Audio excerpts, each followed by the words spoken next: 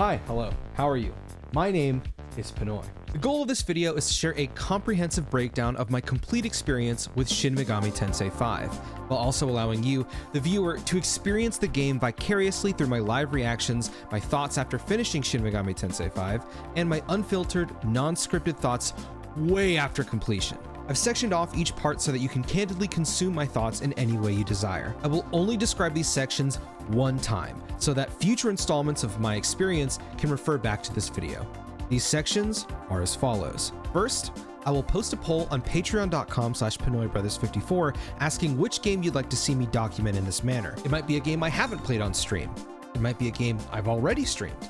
If the winner is one I haven't yet publicly embarrassed myself playing, then I will go live on twitch.tv/PinoyBrothers54 and youtube.com/@Pinoy with a period at the end. I will play the game over many days, weeks, possibly months, hopefully not years, until completion, sharing my thoughts on the game live with you, the viewer. Throughout my playthrough, I will write notes and slowly pen the script after each stream session. Once the game is completed and the script is finished, I will not edit a single word on the document as a way to preserve my initial thoughts and begin to download the entire playthrough, unless I was able to record it in full. The footage will be imported to Adobe Premiere, where I will watch the entire playthrough, cutting out anything unnecessary and marking anything notable I say for the final video. Then, I will narrate most of this playthrough to trim down the length and spruce in the notable moments throughout this section. This segment is called The Experience, a narrated first-time playthrough that also preserves my live reactions and thoughts to various aspects of the video game experience.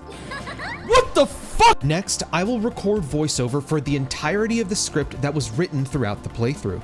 This segment is called The Love Letter, a written review that was done in parallel to playing the game in order to preserve my initial thoughts upon completion, so that I can gauge my positivity or negativity with the video game experience. This experience may or may not tie into my own personal life experiences, as video games are the medium which enrich my soul. This segment will cap off with an AMV style edit as both a thank you to the developers for making something I care about, and to relive my 13-year-old obsession of making anime music videos about Naruto and Bleach. I will not make a video on a game I don't love, excluding Euphoria, because I lost a bet over a Smash DLC character prediction. Nevertheless, here is content I've created in the past that's most comparable to this segment. From here, I will edit the entire video in accordance with the free time available to me. I cannot estimate how long this could take since I work as a freelance video editor who receives said work spontaneously.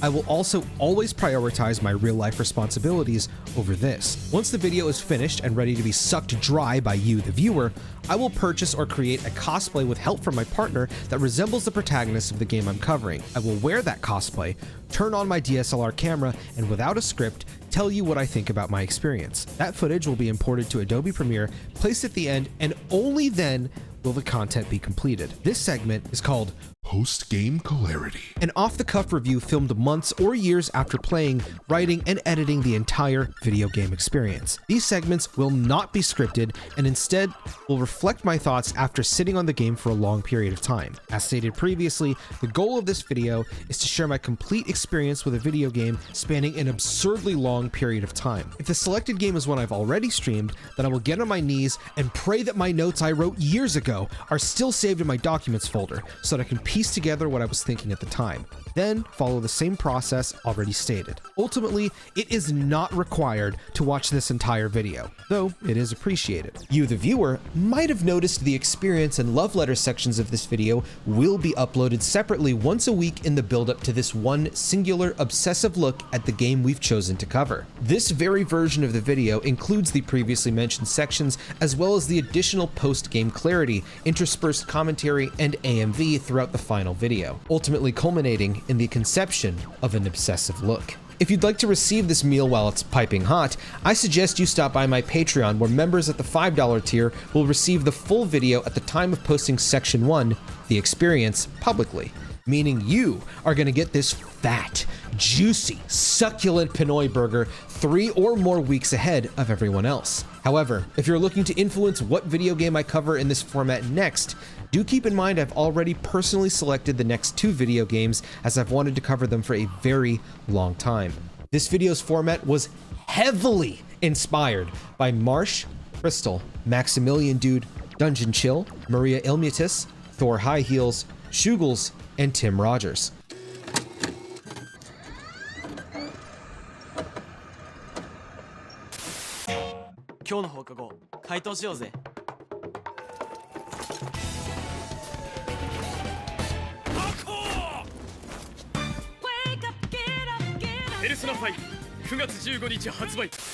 I was a foolish, young and plump Pinoy streaming the original Persona 5 on merciless difficulty, attempting to put Madarame in a chokehold for hours with zero AoE physical skills.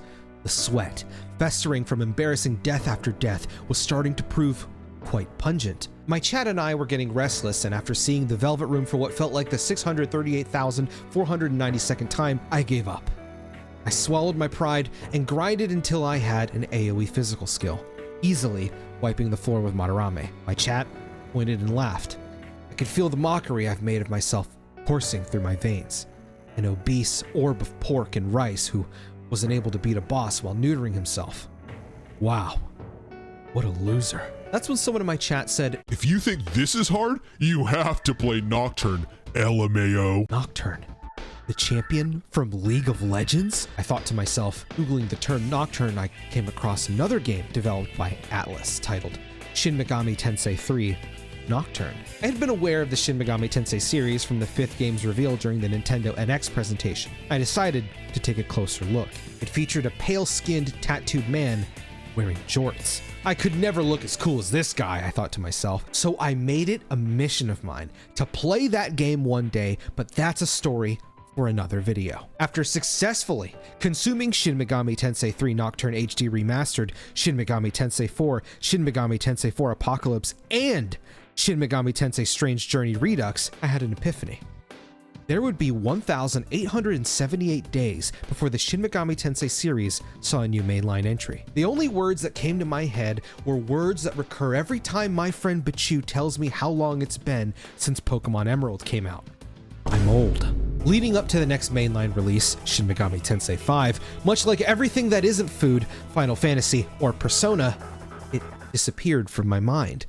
I knew it was coming, but it never really hit me. As the years since the initial reveal went by and each revealed game was eventually released, I noticed an endless sea of memes being made about Shin Megami Tensei 5 never coming out. My own community would enter every single Nintendo Direct reaction stream spamming, SMT5 when? The very idea of Shin Megami Tensei 5's existence became a joke to many of us. On July 20th, 2020, Nintendo uploads their very first Direct Mini Partner Showcase. One of the only Directs I actually skipped reacting to because it's a partner showcase.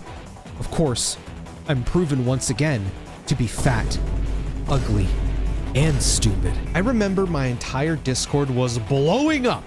Everyone losing their goddamn minds because it exists. It was surreal, like a dream coming true for us Japanese role-playing game enthusiasts. This was it.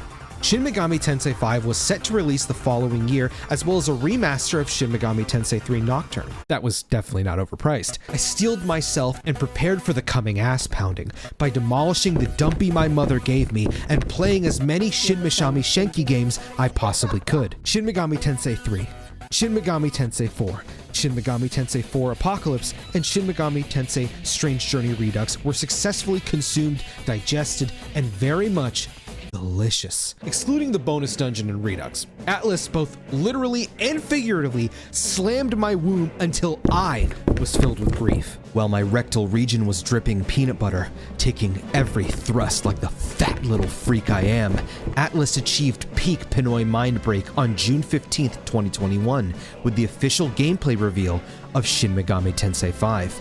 The following 2 minutes and 41 seconds are highlights of my unrestrained reactions to receiving the meal I so very deserved. Let's go! Let's go! Let's go! Living in Tokyo. Your life Holy shit, finally! Finally! The moment I've been waiting for! Yes! Oh shit, it's got a bang. You fuse Holy shit, he's hot. What lies ahead in this Dude, he's alternate realm? literally Demi-Fiend. Dude! Holy shit, someone left their cum rag out too long. Yo! Oh shit, gameplay? Holy fuck. Oh my dude. The main character looks sexy as hell, I'm not gonna lie. Wow, Jack Frost is a new model. Oh shit, Seth is flying in the world? Wait, that's sick. Wait, so demons just run around the map? November 12th, okay? Version begin June 21st. June 21st, I'm about to... Woo! Oh, wait, let me see if the Atlas trailer is any different. Oh my god, I got demonetized. Isn't that Mermaid from Apocalypse? He's Naruto. Yo, he look. What the fuck? What the fuck? Yo, dude, this looks crazy. Holy shit. Whoa, wait, bro, it's folded over like an SMT3, or am I going crazy? It looks like the world is folded over. Or is it Gogeta? Not okay, dude. I didn't want to see that, man. What the fuck? Okay, let me see what this. Let's see what this spell does. Fairy Banquet. All stats are no way he has Heat Riser. What? An all-team Heat Riser. What level is he? I need to know this. He's level 20? There's no way. Oh my god, they put her in here. All right, it's hard to see in this image because it's really blurry. I'm gonna pull this up. So that demon over there, her name is Anahita. When I encountered that demon in Strange Journey, dude, I was like, holy fuck, this demon is sexy as fuck. I gotta show you this demon's design. This is what that demon looks like. God damn, bro. God damn.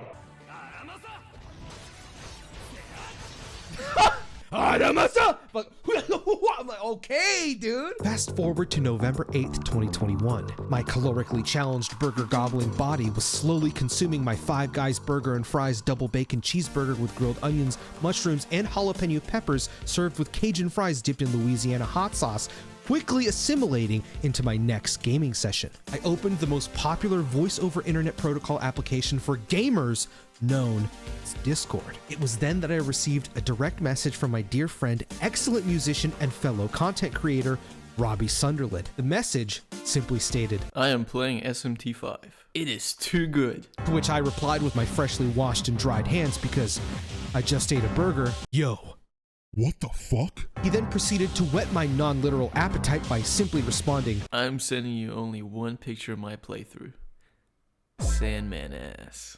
It's actually like 12 in the afternoon. It's my sister's birthday. I have to do fucking shit right now. Why am I doing this? Let me tell you something, friend. That is a high quality ass. Gazing deep into the sphincter of Sandman, that's when it finally hit me. Shin Megami Tensei 5 comes out in 3 days. As time passed, I spent every single waking moment battling my intrusive thoughts, constantly compounding my brain with the desire to search for spoilers. Even as I slept, the only thing creeping into my thoughts and dreams was Shin Megami Tensei 5. So when I awoke on the 10th of November 2021, checking my phone as I usually do, I received an email from Amazon. Hello. We're contacting you about your order for the following item: Shin Megami Tensei 5 Premium Edition, Nintendo Switch. We recently learned that we may miss your delivery promise and apologize for the inconvenience. You'll still receive the item, and you can track the status of... Mr. Bezos, I don't care about your apologies. I want to play my Japanese role-playing games so that I can justify buying more merch. I had exactly 16 hours and 54 minutes from this moment to figure out what the hell I was gonna do. I need to witness Sandman's ass in 144p handheld as I defecate into my gaming chair of choice. Phone call after phone call, support chat after support chat. I realized there was only one option left for myself. Going against my self-imposed rule of owning physical games only, I bought it digitally.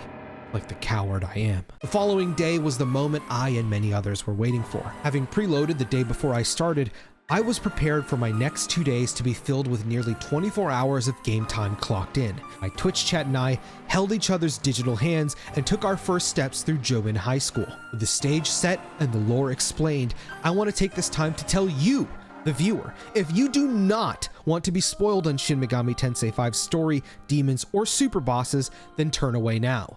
This will be a long one.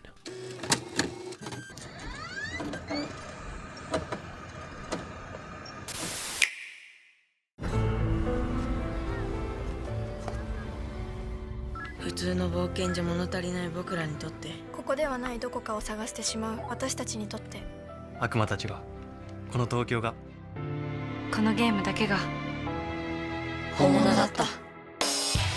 時を超え、僕らはまた東京に出会う。任天堂スイッチ新女神転生5 11月11日発売。 Of course, Mama ain't raised no bitch, so we went straight into hard mode and my build was voted on by chat. That being pure 100% physical. Sitting down at our desk with a high-tech touchscreen device that didn't exist when I was in school, we're prompted by our teacher to type our names into said device. Okay, chat. What are we naming ourselves? Now, I had previously streamed my entire playthrough of Shin Megami Tensei 3 Nocturne HD Remaster, and we decided to make it a tradition that we name ourselves after the obviously superior franchise, Persona. No way it's between you, Amamiya, and Ganesha Gamer. Dude. Okay. In Shin Megami Tensei 3 Nocturne HD Remaster, I was Joker Narukami. For Shin Megami Tensei 5, I shall become you, Amamiya. The teacher advises us to group up with other students for safety on our way home. We sit up to observe our options. There are 3 pairs of students we can talk to. So I can either I can either go home with this dude's girlfriend, that dude's boyfriend, or this girl's girlfriend. After being rejected by a freak with no eyes, we decided to head home by ourselves when another student slaps our back, beckoning me to walk home with 2 women. If this were real life, I would have screamed at the sight of a female and sprinted in the opposite direction as fast as I could. Teenage Pinoy was kind of gay. This boy's name is Yuzuru Atsuta. His friends are Tao Isunokami and Miyazu Atsuta. Miyazu is actually his sister. Oh, they have the same eyes. I just realized that. The game then presents us with our first dialogue choice. We agreed to walk home and get our first look at Shin Megami Tensei 5's take on the classic world map. Oh my god, wow. This is actually like the original games. What the fuck? I was not expecting to see like the map. Okay. Well, this is nice, dude. The NPCs drop some not so subtle hints about what's going on within Tokyo as the party makes their way through Shinagawa Tunnel. During the walk, Tao makes an epic Kingdom Hearts reference before we notice a large crowd blocking the way. Yuzuru decides to check it out while we chat with the NPCs. Someone was saying some kind of wild animal escaped from the zoo across from the station. That's why that does not sound very likely. Is that the yeah, I was about to say, that doesn't sound very likely, man. That's an aquarium. Yeah, like this is all thanks to some fish flopping around. Yeah, dude. We scrutinized that somebody had been killed. Apparently, there's been a string of murders going for quite some time. Some NPCs bust out their cell phones in hopes to get a glimpse of it for their YouTube channel, like I'm doing right now. Afterwards, we head back to check on our friends. Miyazu tells us that Yuzuru and Tao had left, and if we could check on them. Being the protagonist, we leave Shinagawa, and what is apparently a man in suit tells us he spotted a high school kid with glasses who recently ran into the Tanikawa tunnel. That's gotta be our boy. Making our way to the tunnel, Yu spots 2 kids that appear to be filming a YouTube video. I analyzed the situation and am reminded of the time my friends and I filmed our own version of Jackass after school and tried to sell them as DVDs. One of the boys' names is Ichiro Dazai, who sports a fitted yellow cap with the words "sucker" knitted across the front. Dude, I look like I'm gonna kill him, bro. Yuzuru calls out to us, and for some reason the tunnel begins to collapse. As the title prepares to drop, we're told that before humans gained knowledge, the god of law had seized said knowledge from the other gods, which reduced them to demons. The knowledge was then hidden away. Time passes, and a serpent tells the humans to eat the fruit of knowledge and become as gods. Of course, the humans follow suit, playing into the serpent's true goal, reviving the war of the myriad gods. This knowledge melds with the human soul, angering the god of law, who banished all of humanity. Okay. Yu then wakes up and takes his leave of Tanikawa Tunnel. Walking towards the sweltering heat, Dazai appears to be in position for Angel, sporting a new design, to perform Damien Priest's South of Heaven. Instead, the angel notes the presence of a human as a strange occurrence and flies away with Dazai. Yu has no reaction to any of this. An angel just took him? All right, he's gonna be law, dude. He's gonna go be indoctrinated. In an attempt to cool down, Yu steps back inside of Tanikawa Tunnel. Blistering heat slowly weighs them down. Dude, I love the new angel design. I think it perfectly kind of shows, because it looks both feminine and masculine. And that's like the perfect way to show off an angel, in my opinion. It's really cool. I decide to force Yu to step outside of the tunnel. A blinding sun blankets a sea of endless sand. Oh my god, wait, I can walk? Bruh. You know what this reminds me of? Wow, this is so sick. I love how it puts the question marks in the top right. This reminds me of Silent Hill, actually. Like fucking, like the unknown shit. This is, what a shot, bro. This actually looks so sick. I want to take a note of the music here. It's this ethereal, empty, trance-like ambiance that perfectly sets the scene. As I'm rewatching this, I'm remembering something I call on later in my playthrough that I'd like to bring up now. When I was researching psychology during my Persona obsession years ago, I learned about music possibly being the first form of communication or language. Throughout Shin Megami Tensei 5, I want you to pay special attention to the overworld themes used in each major zone. I felt as though the composers wanted to reflect the protagonist's mental state through song. Trudging through the infinite drought, a pack of daimons spawn out of nowhere, catching us off guard. In the same manner as young Pinoy did when facing a man making fun of his mother, he trips on his legs and falls on his ass. The leader of the daimon laughs at me like the fat, ugly loser that I am, and suddenly a Kamehameha wave gives the pack out of existence. A large, muscular, well-endowed man is left in its wake. This is Daddy. Young man, if you wish to live, take my hand. Role-playing as the femboy we appear to be, I quickly heed his words and grab his massive man hands, which grip my fingers tightly, yet lovingly. All of a sudden, as if Dragon Ball and Sailor Moon had a baby, our bodies become one. Oh my god, he looks so fucking sick, dude. Serpent's words ring in our head, calling us Nahobino, and informing us that no matter which alignment we fall under, they will await us in the realm beyond the earth and heavens. Welcome to Shin Megami Tensei 5.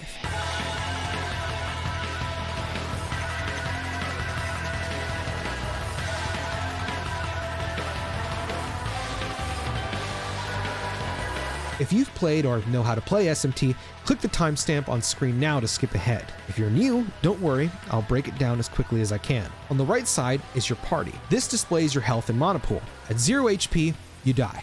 At 0 MP, you can't cast any spells or skills. You'll see any buffs or debuffs applied to your characters here. Unlike previous Shin Megami Tensei games, these effects only stack twice and last up to 3 turns. You can also select your turn order by placing which demon or the protagonist in the slots you want their turn to play out. Just above that is the Magatsuhi gauge. Magatsuhi is akin to a super meter in a fighting game. At max, Nahobino, or another party member, can cast a super. Not all of these do damage, some are meant to be used in a more strategic manner. Just above the Magatsuhi gauge is where your press turns are located. These icons represent how many actions you have during your turn. When you hit a weakness or crit an opponent, this icon begins to glow, granting you an additional action. On the left is pretty self-explanatory. I will highlight the talk and change functions though. Talk allows you to speak to your opponent and grant you an opportunity to negotiate with them. Negotiation with your foe can lead to many different outcomes, like getting an item, a new party member, or killed. The change action allows you to swap or bring in a party member from your stock. Your stock is just a reserve for any extra demons you have in your party. Our first battle begins with both sides performing an attack on one another. After casting Zio, my MP hoarding instincts kick in, and with my extra press turn, go for a regular attack. Look at that. First battle, easy, chat. What? I thought I was gonna die. He's gonna crit me, watch. Okay, we're fine, never mind. Wait, I died? Okay, dude.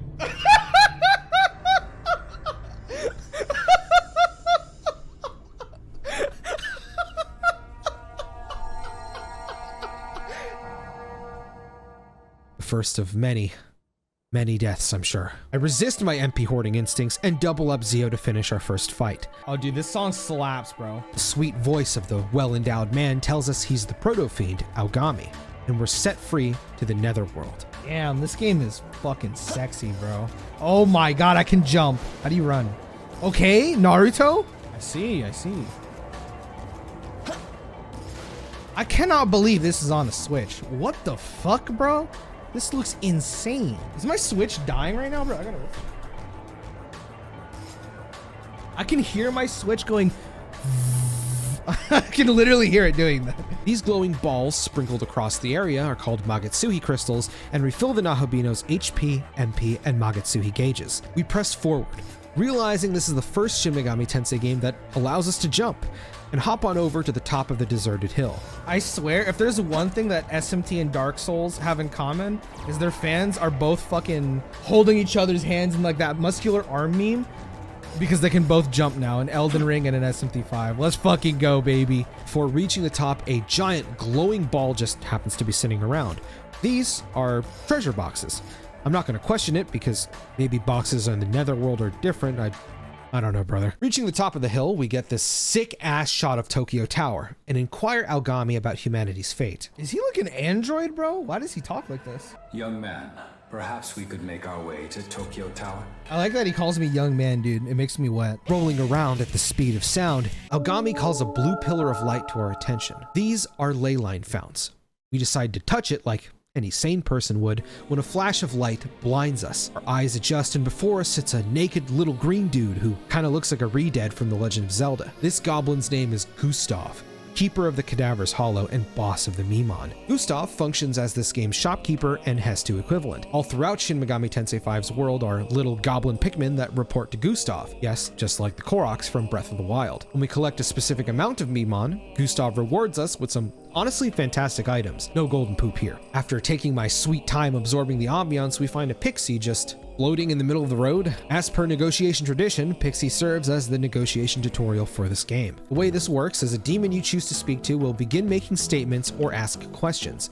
It's then up to you to reply in a way that'll convince the demon to join you. I'm leaving! I don't really care though, because the negotiation theme is an absolute banger. Pixie joins the party, and what better way to learn the overworld controls than to start pressing buttons? I like that after I throw an attack out, my movement isn't like completely stilted. Like I stop for a second, but I go back to full speed immediately. Also, this animation, like I love how his walking animation changes based on like altitude. Like you see that? That's fucking cool. I just really like that I can run and jump.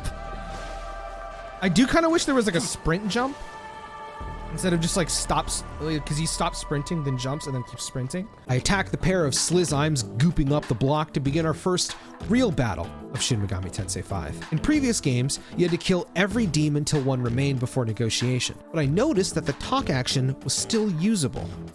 I decided to give it a shot. Let's see if it's like the older S&T games. You look real tasty. Mind if I eat you? Try a bite. Where do you want me to start? Legs aren't for eating. They're for stepping on people. I join you? Will you step on me and tell me I'm a naughty little demon?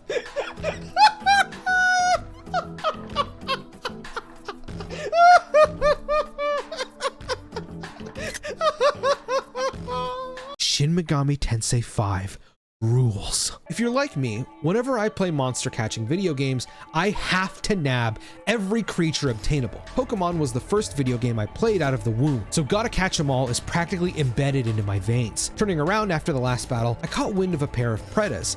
Naturally, I've got to do my thing. Well, both of these are fucked up. One. Man, I've been fighting way too much lately. Could use a break, honestly. Oh, he just left. Mulling over our failed negotiation attempt, I continue to explore the area, picking up items from boxes and soda machines. A disturbing sound shrieks every few minutes. Obtained soda. Oh, okay. Bro, why the fuck did this shit just make that sound? What the hell? A really sick one. I legit don't want to get rid of it because... Bro, what the fuck is that, man? That shit scares me. What the fuck? This sound tells the player that it's full moon. In the Shin Megami Tensei series, moon phases can heavily affect certain aspects of the game. Within Shin Megami Tensei 5, a full moon can cause fusion accidents or outright prevent demons from negotiating with you. Coming across another Preda, I should probably mention why my chat keeps popping up actually. I play a game with my chat during Atlus titles called VIP or Banned. During demon or persona negotiation, I call for someone in my chat to take the interrogation. Whoever decides to join the game is thrown into a 1v1 with said demon. If you succeed in bringing the demon to our party, you get VIP for a day. If you fail, you get banned for a day. Chatters can use channel points to bring back the dead or give up VIP should they already have it. This won't be super relevant for this playthrough or this video, but moments like this, I do want to share. The killing spree begins. 1. Huh, well, you're definitely not one of those new wave bleeding hearts trying to solve things through the power of friendship and shit. Yo, he's calling out Persona, dude. Fork over a big chunk of your HP. 1, 2, or 3. 1 again. Oh my god, I'm gonna die! What the I don't even have 140 Maka! Bruh, what the hell is this shit? Just say 1 again. Wow, you're pathetic. Like hell I'm joining up with you. Well, we're still in it, so Burned, I'll give you another chance. Let's compare strength like real men. I challenge you to arm wrestling. 2? Then get out of here. Okay, Burned, go again. Yes, sir. If they kick me out of the battle or they kill me, then I'm gonna pass it to someone else. Man, you got guts. Maybe I'll chat with you for a while. Say, why is your hair so long? A god must smite heretics. Okay. Oh my god. Must be 3. The hell? Is this is this guy the world's biggest idiot or an actual god? He might be a god. No fucking way. Alright. I don't understand this game. This game doesn't make any sense. Snooping around the area, we find a cave full of starved Preda.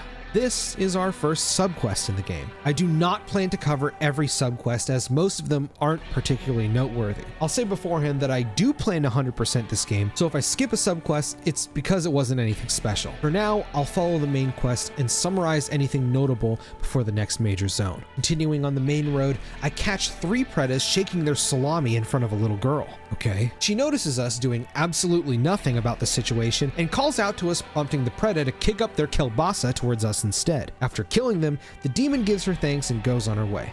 As do I. What the fuck is that, bro? What the Upon reaching the intersection, a seductive voice allures me to the ley line found. The voice states she wants to see my face. If this were real life, I would scream and sprint in the opposite direction out of sheer fear, but this is a video game, so nothing will deter me from rejection. Stepping into the light, our eyes adjust in another realm separate from the netherworld. This is the world of shadows, and this is mommy. Holy shit, she's tall! Bro, she is hella sexy, man. I'm not gonna lie. God damn. The world of shadows is analogous to a bonfire in Dark Souls. It's where you strengthen the Nahobino through fusing demons together, fusing their essence to each other, or to yourself. I'm not going to give an in-depth explanation of fusing, so to break it down as quickly as I can, it's like making a McGangbang at McDonald's. You take 2 demons, squish them together, and receive the better demon in the end. Essence fusion is like adding hot sauce to your burger. You can take one demon's skills or affinities and place them onto another, or yourself. Miracles are a new mechanic introduced in Shin Megami Tensei 5. Spending a new resource called Glory, which can be found in the overworld via giant glowing silver apples, you can acquire augments to the Nahobino that'll make them infinitely more powerful. After grabbing a miracle and setting some new skills, Sophia hands us a menorah. We'll put a pin in that for later. Last thing of note, these leyline founts are linked, so we can fast travel between them should we need it. Running back to the netherworld, I notice a giant red cradle-y shaped flower blooming at the end of the road. Abscesses are like towers in open world games. The difference is instead of just activating it to clear the fog of war, you instead need to prove yourself by defeating a mini-boss. These battles can be combinations of multiple demons or one singular behemoth. Like subquests, I don't think it's necessary to cover every single abscess, but I will highlight a few that were particularly fun or interesting. Unlike the subquests, I did find every abscess to be engaging and fun to go through. At least so far. Shin Megami Tensei 5 isn't an open world game. It's closer to Dragon Quest in its world size, so I was worried that littering too many of them across this area would piss me off. That wasn't the case at all, and while I don't mind the tower system in games like Breath of the Wild or Far Cry, Atlus cracked the code on how to spice this mechanic up. Another benefit to clearing the abscesses across the world is the new miracles you'll unlock back in the world of shadows. The more abscesses you take out, the more power becomes available to you. Back on the road again, the demon girl from earlier hands us a bead, and we catch Yuzuru staring at a train, like some kind of freak who gets off on trains. We nod our heads, somehow explaining to him that this is the netherworld. Yuzuru responds by telling us that makes no sense and leaves. Okay. Following the train tracks leads us to another ley line fount. Close by is another cave-like area. This time, an eerie scene of demons is on their knees begging pleas to their newfound goddess, Apsaris. One of the Preda here happens to be a part of the hungry pack we met earlier. He tells us this is his new path and hands me a sake and dango medley before continuing to pray to his lord and savior. Bit of a weirdo, this guy, but can't say I blame him. The Predas back at the other cave eat the food, attack us, regret attacking us, and get hungry again. This is why I'm not going to cover every subquest. Returning to Apsaris' domain, she tells us of an absolute harlot known as Linan Shi and requests our aid in killing her. What the fuck kind of voice is that, homie? What the fuck? Apparently, Linan Shi deceives weaker demons and then eats them unsuspectingly. Okay, friend, and you want me to kill this person? Brother, where do I sign up? On the quest for Vor.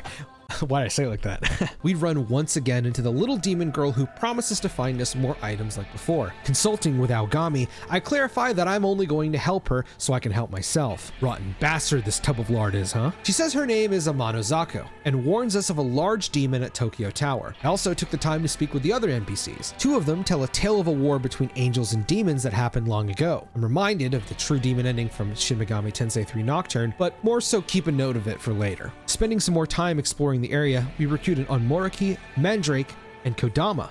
Cool, huh? I don't have time to get it cut. Yeah, yours doesn't even compare. Definitely 3.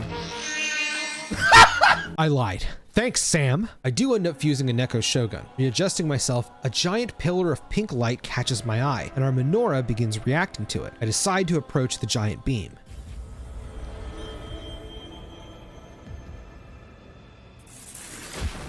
No fucking way! The light of the menorahs has brought us together. Wait, I'm not ready for this! This is Matador, a legendary fiend from the series past, known for being the fastest motherfucker at ending your life. Oh my god, it's just like Nocturne. Wait, this is fucking sick. Despite the predicament I've unknowingly walked into, why not give this a shot?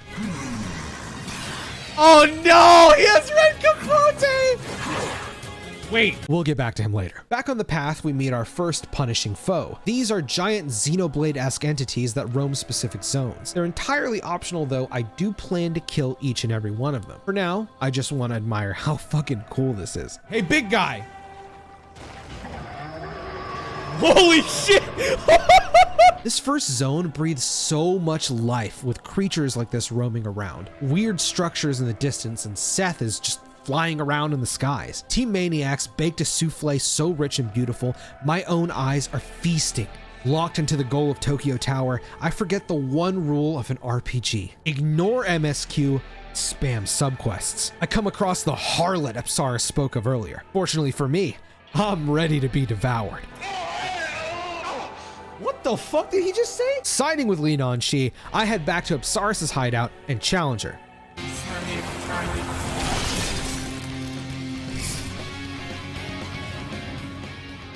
All right, I'll come back and do that later. Making my way to Tokyo Tower, we successfully capture 3 demons: Daimon, Sandman, and Azumi. We also fuse 2 new demons, those being Angel and Agathion. Angel's key here as they have a new unique skill which is essentially an AoE heal. I change up the Nahobino skills and grab a few upgrades before proceeding to the tower. Setting our eyes on it triggers a memory within Aogami's brain. An army of angels led by a very attractive archangel covers the airspace. She rallies the angels as best as she can before they're interrupted by Lucifer, who claims to have achieved his goal of killing God. Wow, this is really feeling like a sequel to the true demon ending of Nocturne right now. Aogami recalls an important mission he was sent here to do and recommends we set our sights for the Tokyo Diet Building. According to him, our friends should be there. Just before setting out, the demon Amano Zako mentioned earlier bursts from the ground. This is Hydra, the first major boss fight of Shin Megami Tensei 5. You know, I don't think this is quite doable yet. As a heads up, I won't be showing every single death in this playthrough, but I will tell you the final death count at the end of this segment. The full unedited playthrough is available on my VODs channel if you're interested. Backtracking away from Hydra, I decide to finish up some subquests and come across a mermaid who needs our help. Their friends have been cursed and she believes the source of the problem to be in the mountains. We'll help her out. But first, I have unfinished business with that bitch Apsaris. On the way to her hideout, I fuse Fortuna and my own mermaid. We even pick up a new unique skill, Say it with me, boys.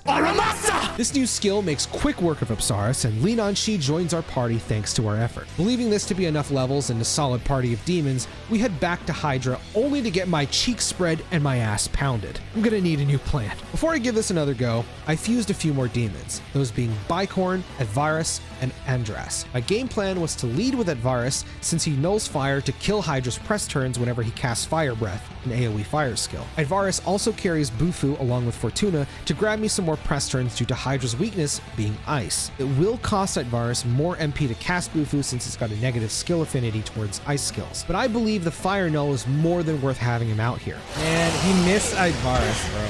Angel's there to spam their AoE heal skill, and Mermaid is in my reserve stock to nuke Hydra with her own unique ice skill. The first few turns go as planned, but I let Advarus die from poison in order to get the extra press turn, bringing in Linan Shi as his replacement to stall with media for now. As our mana pools start to dwindle, I switch out Fortuna for Mermaid, noticing that Hydra just used Fire Breath, Mermaid's weakness. Assuming it wouldn't use that attack twice in a row, Stormcaller's song does exactly what I want it to do, but... Oh my god. He missed! Holy shit, he missed. Let's go. That's GG. You ready?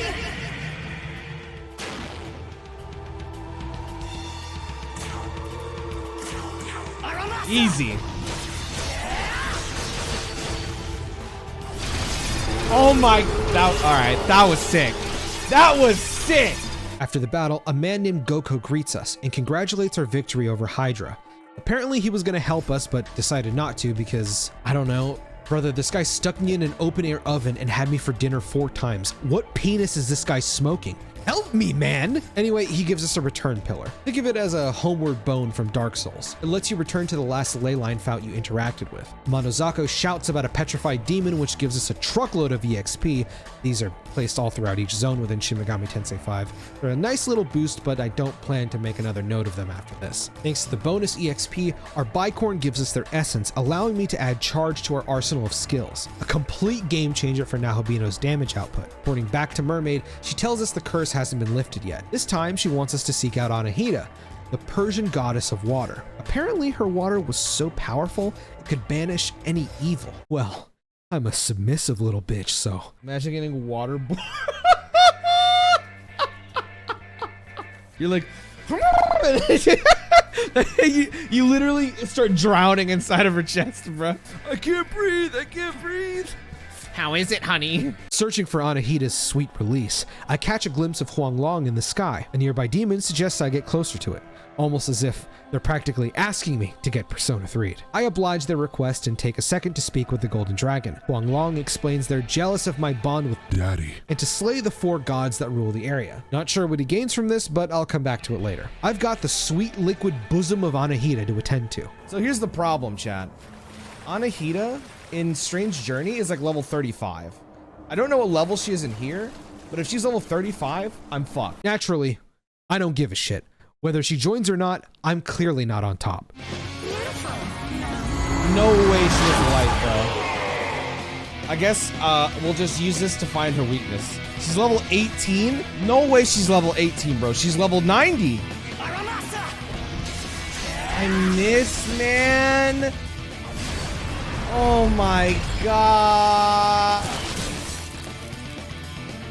Hanging on a thread of belief, I fuse Archangel and Shisa to up my main team's general stat level. Winnable. This is actually winnable. Abandoning my love of Water Woman, I receive a call from Yuzuru while on the way to the diet building, telling us he's on the way. We actually run into a few demons asking for help, one of them showing a strong desire for frying an egg by a giant Jatayu. What the fuck? Oh my god, get away. Oh my god, get away! Can he reach me in here? No, right? Yeah, you stupid. I'm getting that fucking egg, bitch.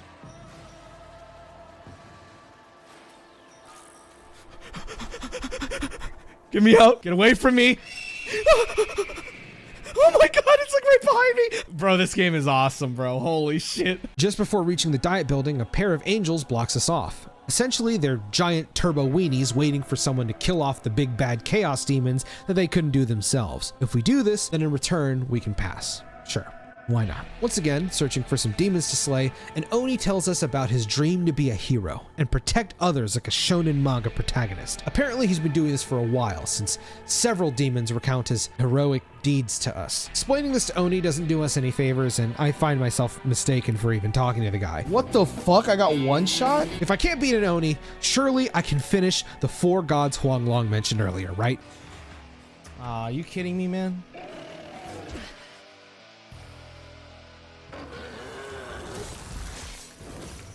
That's literally the worst possible start. What? You okay? All right, don't be enemy turn, dude, please. Nice, let's go. Nice, there we go, there we go. Easy, baby, let's go, let's go. Did I save my pot?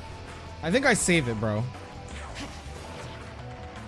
Nah, we ain't killing him. I shouldn't have saved.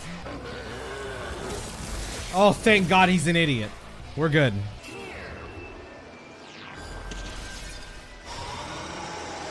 You're damn right.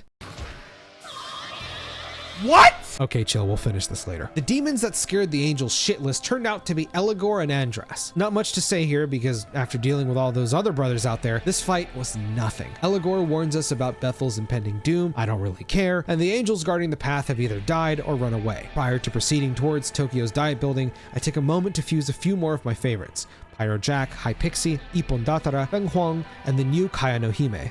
Okay, no more he holding back. Time to let it all he hang out. That's what I say before I have sex. In fact, while we're talking favorites, it was a nice surprise to see Chiranopu from Apocalypse get his 3D debut.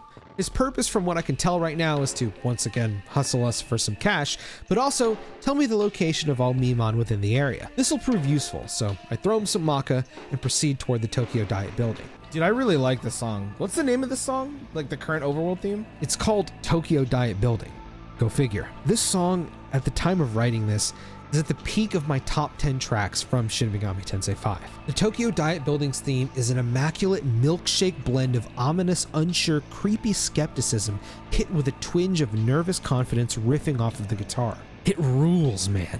Refusing to give in to my pussy bone, we finally enter the Tokyo Diet Building where another beautiful woman awaits us.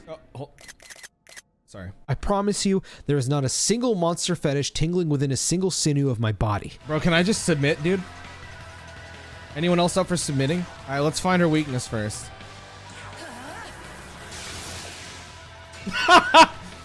It's not electric. Nua, using her giant, gorgeous snake erection, beats me and my team senseless like the obedient little doggies we are before blasting me off with the wind. After discussing strategy with chat and an essence fusing Sudama to Nahobino, we take another shot at Nua. I'm gonna let her kill me.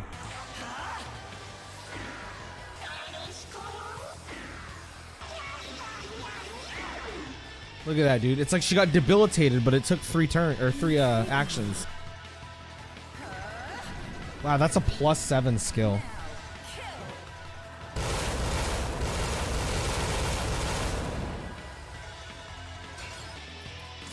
Oh my god, what do I do about the mana issue, dude?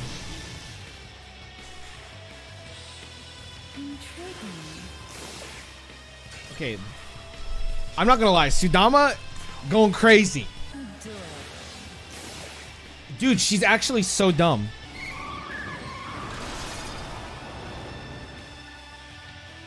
Wait, what? Turns out we weren't far off beating her the first time.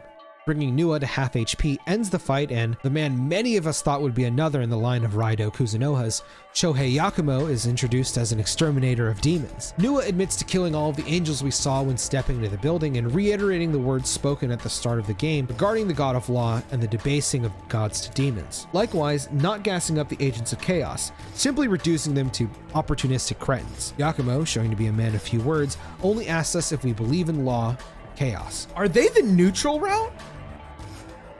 I was expecting them to be chaos. Before their instant transmission, Yakumo mentions a teleportation device that will take us home. We browse the Diet Building's museum-esque showcase of petrified demons and run into Dazai, who mistakes us for being a demon. We somehow convey that we're now a fused being by just staring into his soul, and Yuzuru finally makes it to our location, leaving leadership duties to me.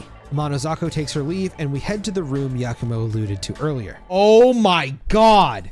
What the fuck? I'm getting PTSD. Abdiel, the voice of the Seraphim, steps forward and accuses us of violating the will of God by becoming Nahubino. Hao diffuses the situation by essentially putting off our trial. Judging by our character's face, I don't think we give a shit. Despite Yu's apathy towards all of this, Hao believes she owes us an explanation. She's had spiritual power since childhood and is called the Saint of Bethel. Moreover, the Tokyo that we've come to understand isn't real. What the fuck? So we're in a fake Tokyo? Is Dot the Tokyo from Nocturne, where True Demon Ending is canon, Demi-Fiend and Lucifer won, because Lucifer won in this universe. So Demi-Fiend and Lucifer won, beat God, world became chaos, that's Dot. How did this Tokyo come to be? Is that the same ward from 18 years ago? Hold up. We gotta do research, chat. Shin Megami Tensei 3 Nocturne release date. This is the real test. Because 18 is too specific. 2003. Okay, 2021 minus 2003. 18! 18! Holy shit! Nocturne Chiyoda. Chiyoda is where the Diet Building is located. Holy fuck! It's a sequel. It's a sequel to Nocturne. Yuzuru, also stun-locked by this information, asks for clarification on the Tokyo they've lived in this entire time. The Tokyo you're referring to is an act of God. Through his miracle, Tokyo and its people were perfectly recreated. No one suspected a thing. Does that mean I'm not real? What follows is a sequence of events that, like the previous revelation, is one I do not want to describe and instead show you. Though we are few, that is what the Bethel Japanese branch fights. Yo, it's Aogami but short. It's Aogami and Aogami's son. My name is Koshimizu. I'm in charge here, in addition to being Japan's prime minister. There's no way we have the prime minister battling demon. What? The prime minister is enlisting children to battle demons. I'm thankful the Proto-Fiend returned safely, though I've never heard of it fusing with a human before. Okay, here's my big brain, my like 10 billion IQ guess, all right? Koshimizu is actually the main villain of the game. The prime minister is evil. The prime minister wanted to create the Demi-Fiend. So, to like take over, you know, fucking Dot or whatever. So in trying to make the Demi-Fiend, he made the Proto-Fiend, which is modeled after himself. And that's who fucking Aogami is. And Aogami, because he sounds like a robot, that's why I believe that that's what he is. I don't know why he's able to fuse with me, but that's what I think Aogami is. I think he is Koshimizu's nuclear weapon. Does that make sense? Tell me not that doesn't sound crazy. That's exactly what a prime minister would do. I played a role in Aogami's creation myself. What did I just say? What did I just say? Wow, this guy is fat, stupid, ugly, and overconfident. Dazai, Yuzuru, and Tao express their opinions on the matter. Yu doesn't care, and we head to bed for school tomorrow. On the way, I take a few minutes to speak with the NPCs. As usual, before entering the school to start the day, I like to glean information from NPCs and check out the environment. Yo, Hee-ho, can you see me, ho? I fell into this dimensional chasm and ended up in this big old city, ho. There are humans everywhere. It's terrifying, ho. I want to go home. No, no, Jack Frost is lost. This is a scam. This is a video game. I cannot walk.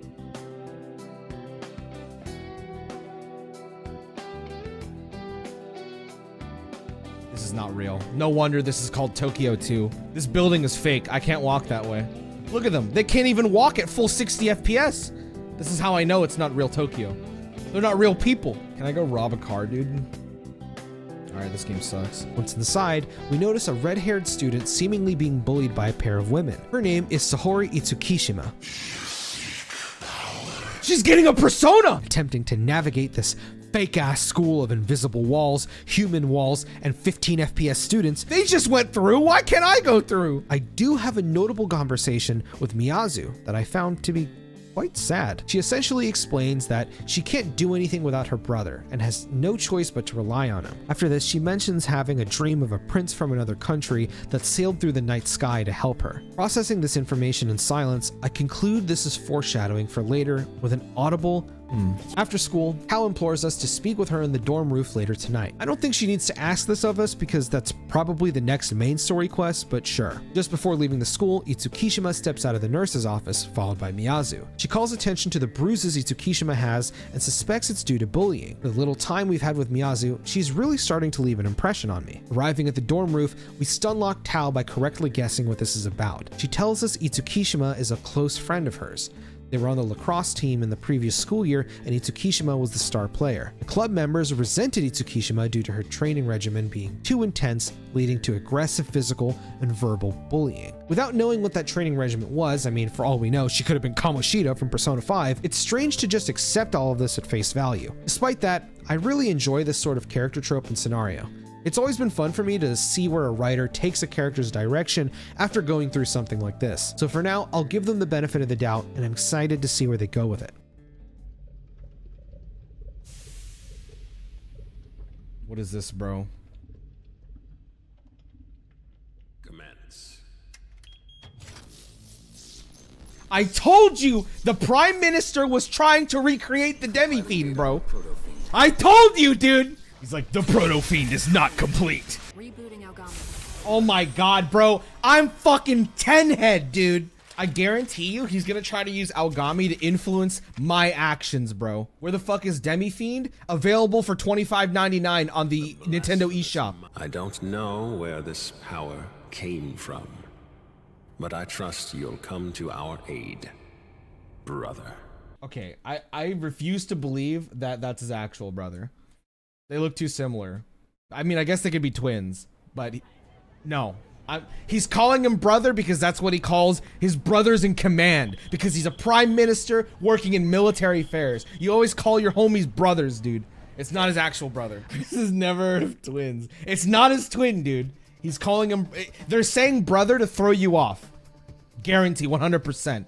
No doubt. One more crazed theory crafting session later, we head to school the next day. Yuzuru calls us explaining that demons have begun to invade fake-ass Tokyo. Yuzuru was put in charge of the school while we were placed in command of Jizoji Temple. Lord knows I'm ready for another boss fight. So we meet up again with Aogami and head to Jizoji Temple. The whole temple is ablaze with countless demons laid out across the temple's entrance. According to Goko, we should be expecting... Okay, well... here we go. Lamu is a picturesque piece of poop, so hairy that he is definitely topping the charts on Shin Megami Tensei 5 Dojin. Looks like poop with a face. The fight is a joke thanks to how many weaknesses we can exploit. And like any new fighting game player, he's got a million excuses before popping a couple instant transmissions in search of his other half. That other half most likely being Itsukishima. Aogami and I receive a call from Yuzuru confirming Lamu's destination being the school, meaning it's time for our first dungeon. You guys want to know the craziest part about all this? The demons caused all of this, but they couldn't get through this barrier. Let's see if they were able to get past the invisible walls over here. Oh my god, they couldn't get through here either. Bro, that's the true safe haven, dude. As if I've searched Shin Megami Tensei 5 on r/dojinshi, Lamu has a high school girl wrapped in a giant, wet, pulsating tentacle. Upon closer inspection, the girl is Itsukishima. I command you, give in to your urges. Accept them, embrace them. Bro, he's mind controlling her? What the fuck? This is literally like the plot to a hentai, dude. Alright, dude, I'm gonna fucking... I was not expecting a song like this to play, but okay. I'm not sure who decided to make the demon-infested school a club, but I'm not complaining. As we wipe the floor with demons, a large wolf ganks us from behind. Yuzuru introduces them as his partner, Hayataro. I don't think I've spoken much on Masayuki Doi's new demon designs, but I think Hayataro is a great example of how incredible they are. I can't think of a single one I've seen and wasn't impressed by so far. That being said, this encounter was just meant to tell us that Yuzuru is actively doing something to help. With a demon like Hayataro watching over him, I'd imagine if we choose to side against Yuzuru, it'll lead to a pretty sick boss fight. Aww. Hey ho, Vine taking care of this Krihipo. All right, canonically, this Jack Frost is the one that was lost in Tokyo. Oh my god, she's fucking sexy, dude. When I heard that a demon from my culture was being added to the game, the rush of pride that flowed through my veins was disturbingly immense. Manananggal is disgusting, depraved, and downright sexy. Wow. She could kill me. Running into Dazai, he admits his pussy bone has gone into full effect. This surprised me because I'm so used to a character hearing encouragement from the protagonist automatically fixing their personal issues. It might not be a huge moment, but I definitely want to pay attention to what happens with Dazai later on. This is legit interesting. Wow, what the fuck? He actually just left? Oh my god, I feel bad for him. Finishing off the last few demons on our trek to the top, the screen fades and we catch Tao calling for Itsukishima. They found the bullies that picked on her. Nahobino tries to approach, but Lamu knocks us back. Tao makes an attempt to calm Itsukishima down, but it's clear that Lamu's indoctrination has already taken hold. I'm going to give them exactly what they deserve. Wow, this song is incredible. Wow, what a bitch! Drop dead. Holy shit!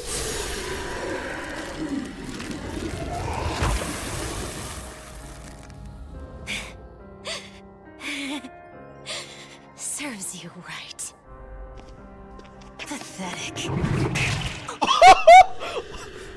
Holy shit! Lamu's control fades for just a moment and she pleads for Tao's help, but Lamu just entangles her and instant transmissions to the real Tokyo. Tao's goal is to join our party and save Itsukishima. Gami and I agree and enter the portal. I gotta mention, man, Erica Lindbeck pulls an excellent performance in this scene. She's been one of my favorite voice actors for a while now, and despite the small presence she has in this game, girl, you're killing it. We land on Tenozu Isle. Yuzuru, for what feels like the 100th time, gets us up to speed on what's happened.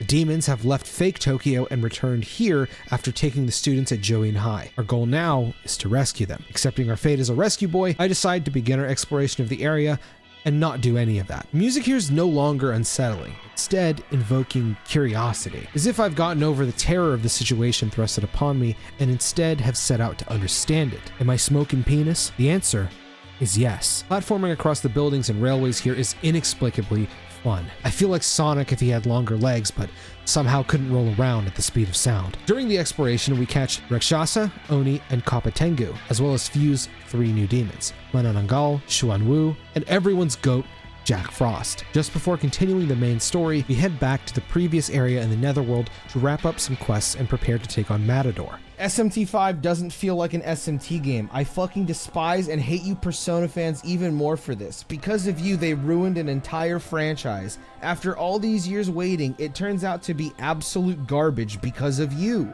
The Persona games always sucked, and now they're mixing Persona and SMT together because they're money hungry and don't care about their franchise anymore. Do not buy SMT5 or any existing and future upcoming Atlus games. They only care about money and not their actual games or franchise. I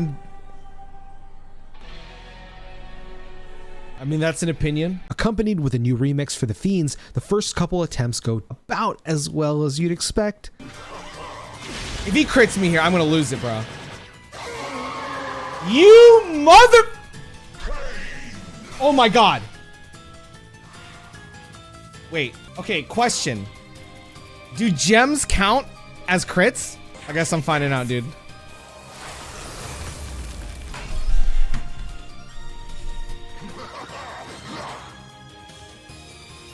I'm so done, bro. I'm so done. I'm so fucking done, bro. Greedy? I'm greedy. What? I had 5 HP and my whole team was dead. Although with the information now downloaded, I come up with a new strategy running both Jacks and Kaya no Hime. The Jacks carry Tarunda and Secunda, which drop attack and accuracy, while Kaya no Hime's unique skill raises defense to max and heals. I failed to mention this earlier, but I also managed to grab Sakanagi for Nahobino. Kaya no Hime's skill proves to be as good as you think it'd be, while the Jacks and I continue to get as much damage in, bringing a few fizz and force dampeners to prevent Matador from completely swinging the momentum. He doesn't even have red capote up. My final attempt went very smoothly, which after what I just went through was more than deserved. Unlocking Matador for fusion. I run out, grab a Turdak to make this happen, and the skeleton is welcomed lovingly into our party. We return to the main story and enter Conan third block. As if right on cue with my emotions, the theme exudes overconfidence. I feel on top of the world. I'm vibing, I'm dancing, and nothing could possibly bring my mood down.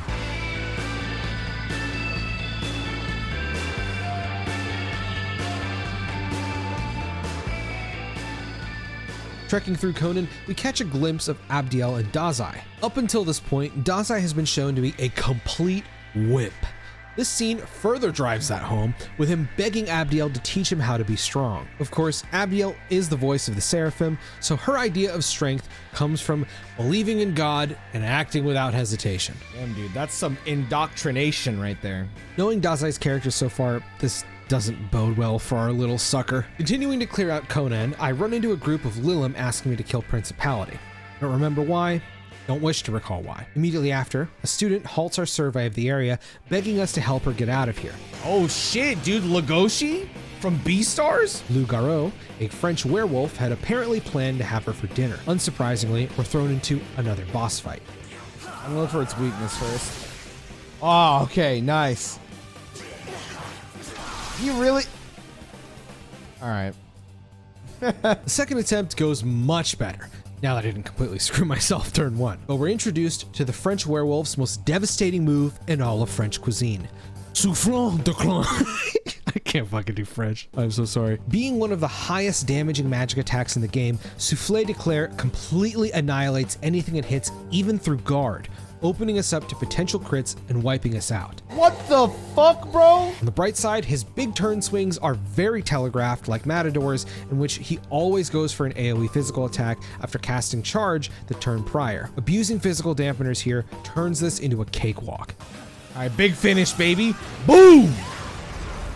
The student who stopped us tells us to head north in order to find Itsukishima. Just when I step outside, I spot a beautiful Nekomata who's craving some salmon. You know I like my salmon. She mentions a warehouse full of them, and I head over to help her out. Now I can't just kill the king, you know what I'm saying? Sparing King Frost nets us a prime chilled salmon and a chance date with Nekomata. I remember hearing about how humans saved a snow fairy from melting a long time ago.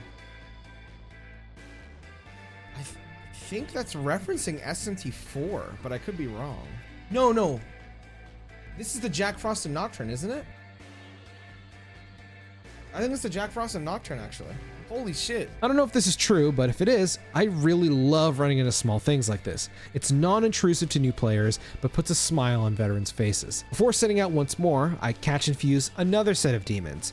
Bugs, Naga, Mothman, Poltergeist, and my boy, Chiranopu. Inching closer towards Lamu's domain, another demon dares to backshot me. Using our finger sabers, we deflect his rod. The demon, who sounds eerily similar to Dimitri Fire Emblem, announces himself to be Fion McCool. He wishes to test our strength. I say, let's do this shit, baby.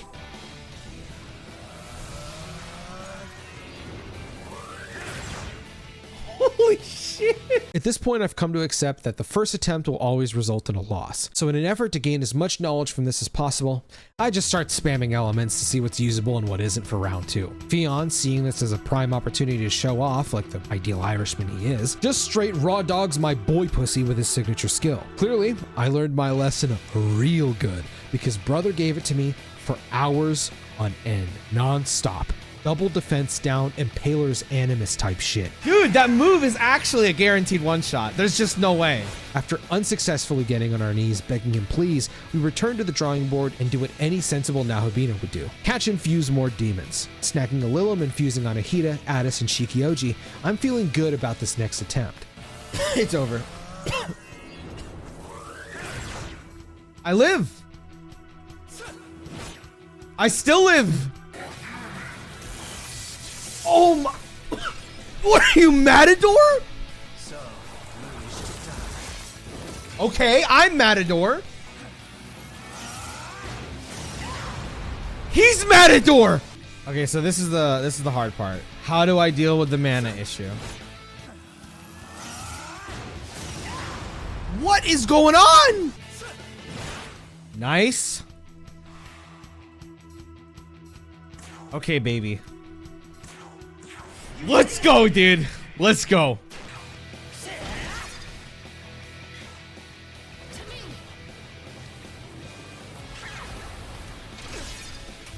Oh no, dude. I don't know if we're doing enough damage. Oh my god, no, we're good, we're good, we're good.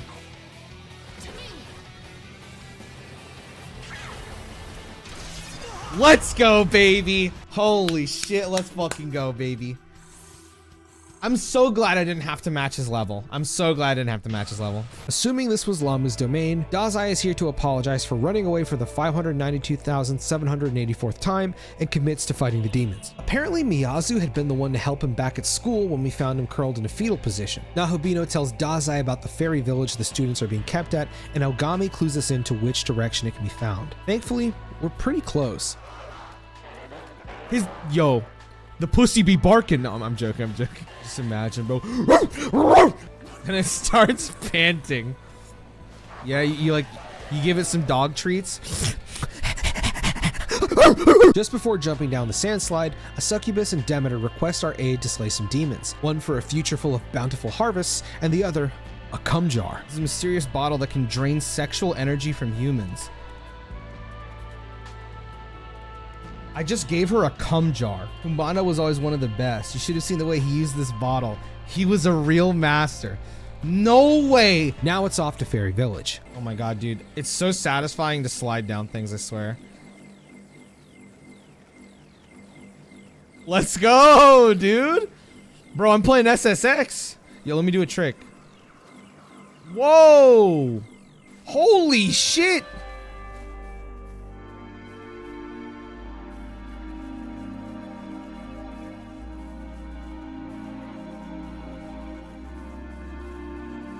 Wow, I love the vibe of this. Holy shit.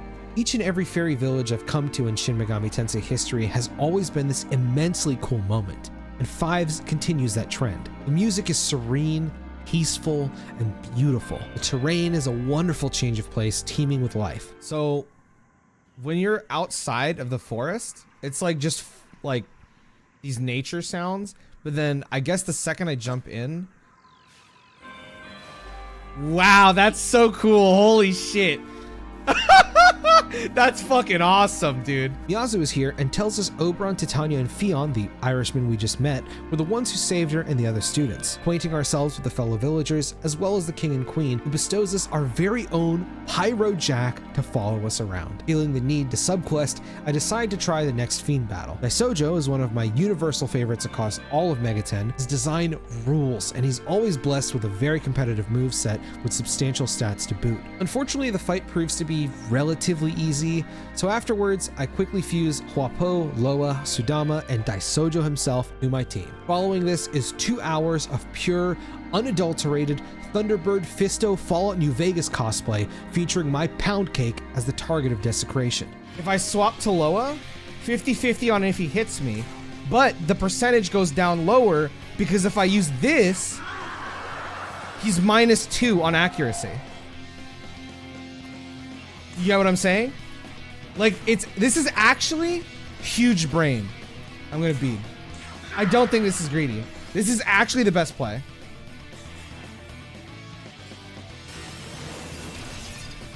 No fucking way he crit me!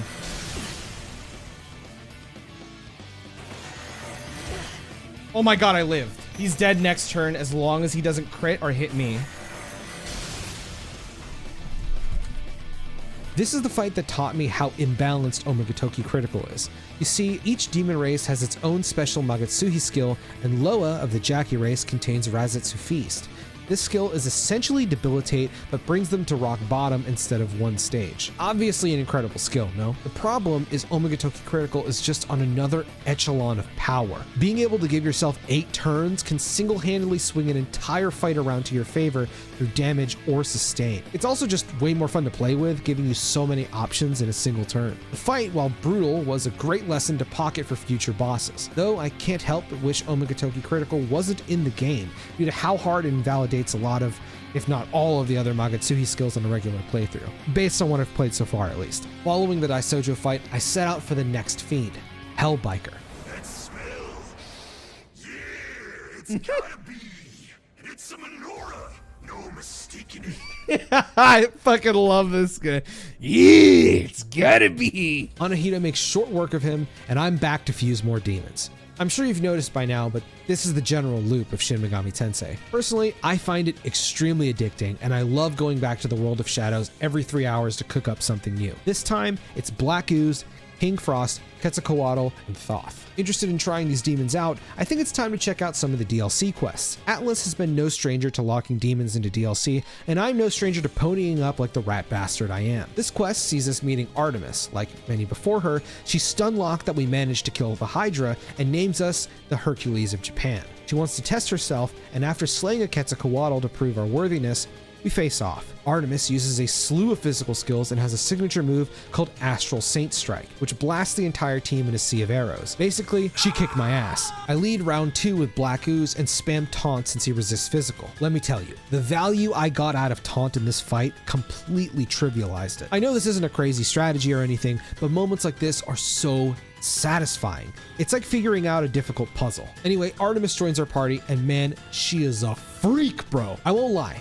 I detest Atlus's DLC practices, but I have to admit, I really enjoyed this one. The fight was very challenging, and I could feel the reward of adding Artemis to my team immediately. Granted, I still think this could have just been a sub-quest in the base game. Returning to Fairy Village, I decide to help our little friend, Pyro Jack. He's looking for the goddess Eden, who's capable of making golden apples, the cure for any situation. These apples are to be used on the students resting at the Fairy Village to ensure a speedy recovery. The problem is that Loki has stolen the apples.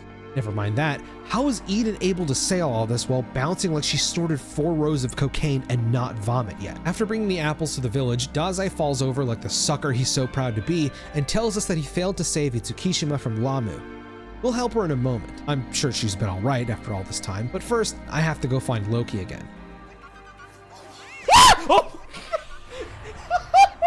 Bro, I didn't see the Nekomata behind me.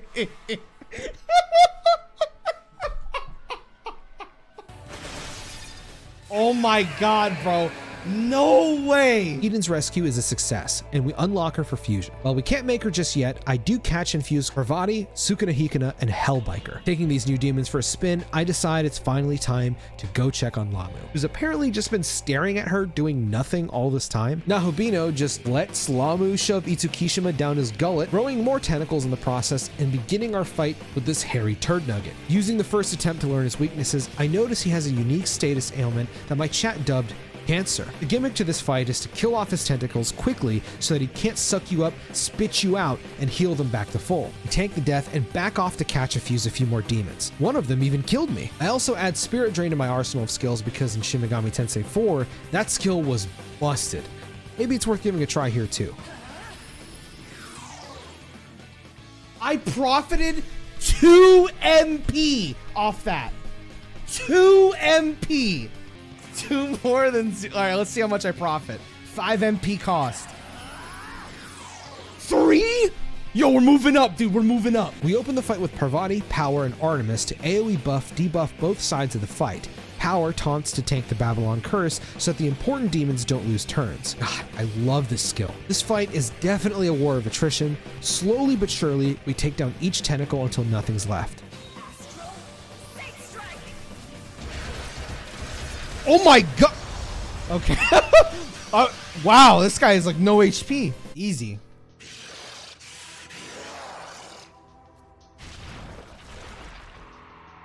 What the fuck is that, bro? I'm gonna be honest, that looks like a penis.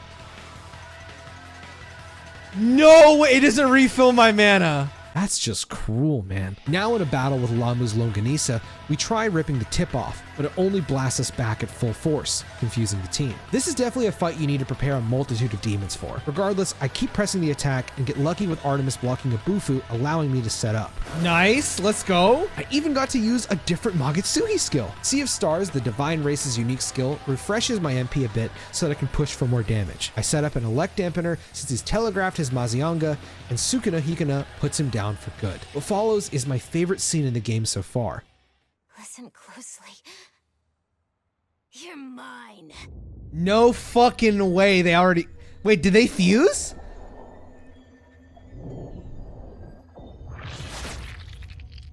What? What the fuck, bro?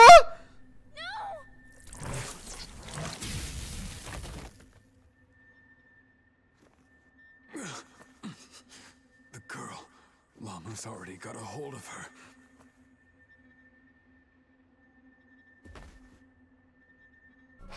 You too will make an excellent sacrifice.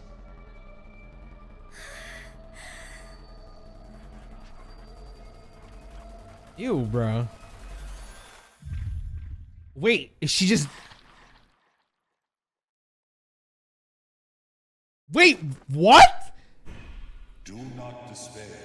You have your own role to play. Persona? I offer you my life. Now accept it. Wait, is she fusing with us?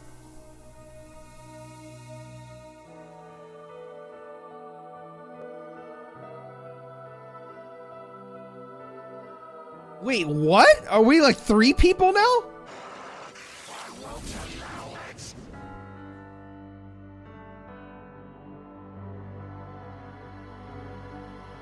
Is Sahori fighting back?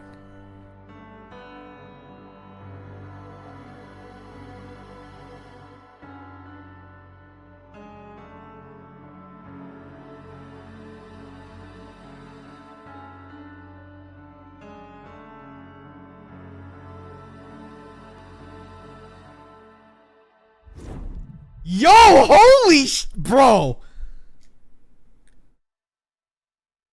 Thank you. Everyone's just getting stabbed, bro. I do wonder why Goko is able to speak with Tao in her near-death state, or what that implies for him as a character, but I've got to say, both Sahori and Tao went out with a bang.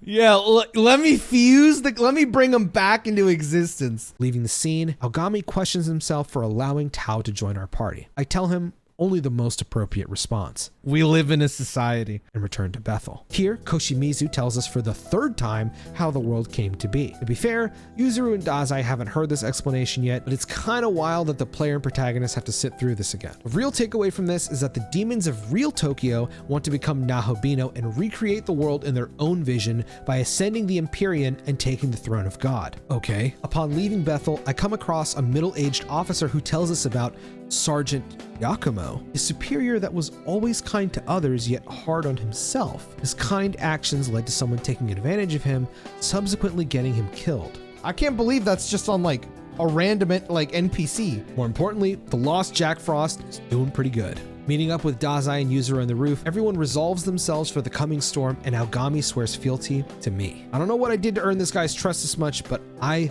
love this dude. The next day, Koshimizu informs us of Bethel's plan to launch a full assault on the forces of chaos. Although, Bethel, Japan has been excluded from this mission since the Prime Minister of Japan has enlisted literal children to defend his country.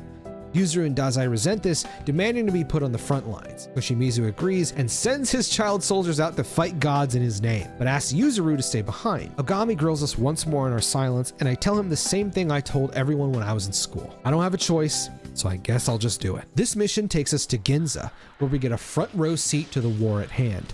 A power falls from the sky and warns us of Abdiel's objection to our joining in this battle. Nahobino responds with an ellipses so powerful, power dies. The music here once again perfectly lays the groundwork for what's happened, what's happening, and what's going to happen. An all-out bombastic blast of percussion full of chaos every time that drum kit is hit. My cervical spine may wear out by the end of this area, but I can confidently say it's worth every bop of my head. The underbelly of Ginza shares another version of the theme that's less chaotic, and I'm not really a composer or a musical artist, so I don't know how else to describe this other than submerged. It sounds like I'm hiding from the conflict just above. Oh my... Bro, what the fuck? My exploration commences and I run into another one of my top 5 best demons of all time, Black Frost. Bro, I could fit in his mouth. This would be the Emperor of Kabuki. Wait, isn't that where he was in fucking Nocturne? But then this demon, he had to come and bust up my... No way! It's the same Black Frost! Want to hear the plan? To become an emperor, you need wealth, ho. First, you loan money to the poor demons, then you cash in on super... What the okay. All that is so far so good in Black Frost, the Lone Shark's master plan. A Heian club needs Heian alcohol, but this guy Dionysus controls the whole circulation of alcohol in Ginza. Please, ho, you have to get rid of Dionysus so I can get what I need. Is this gonna be one where I choose between them? There is no person in the universe that is picking Dionysus over Black Frost. There's no universe where that happened. We'll help our boy out sooner than later, but for now, I really want to get a good look at this area and soak in the... Huh? Abdiel backs down completely like the spineless harlot she is and has no choice but to let me continue my operation. She then gives Dazai a trio of angels and runs away. Beginning to show signs of what I think is admiration, Dazai happily fucks off with his new party, which leads me to lead the charge against the Demon King and end the war between law chaos. First, I've got to help our boy take over this town. I catch and fuse another set of demons before marching over to Dionysus' domain. This time, I've added Eligor, Rajanaga, Valkyrie, and another one of my favorites, the spoiled rotten fiend, Atlus. Witnessing die for me is one of many things I look forward to every time I play a new Atlus game. They tend to get pretty creative with her signature skill. Black Frost changes his mind to becoming Emperor of Ginza, joins us instead. Hey, thank you, buddy. Just at that moment, an AC-130 of Angels zips through the air before being burnt to a crisp. An abundance of Orthrus and Valkyrie charged at what caused the attack. Supersized Slurt, slamming his salami in every direction before going back to sleep. Kind of like every day I spent in high school. Obviously, I'm gonna check this out. A wall of flames blocks the area off, and a pair of power tells us to head towards Akihabara and find the shrine that dispels fire. Another power on the way to the shrine warns us of a human officer that beat the belief out of him. I begin to suck my straw in hopes that the cold drink prevents me from secreting liquid from my tear ducts, as Sergeant Yakumo will surely rampage my rump in the coming moments. Just as we guessed, Yakumo and Nua appear and have no desire to talk like before. Yakumo is frustrated that we continue to help Bethel, as do I, and Nua believes in us for some reason. In hopes of pleasing her, I promise to smite this officer down.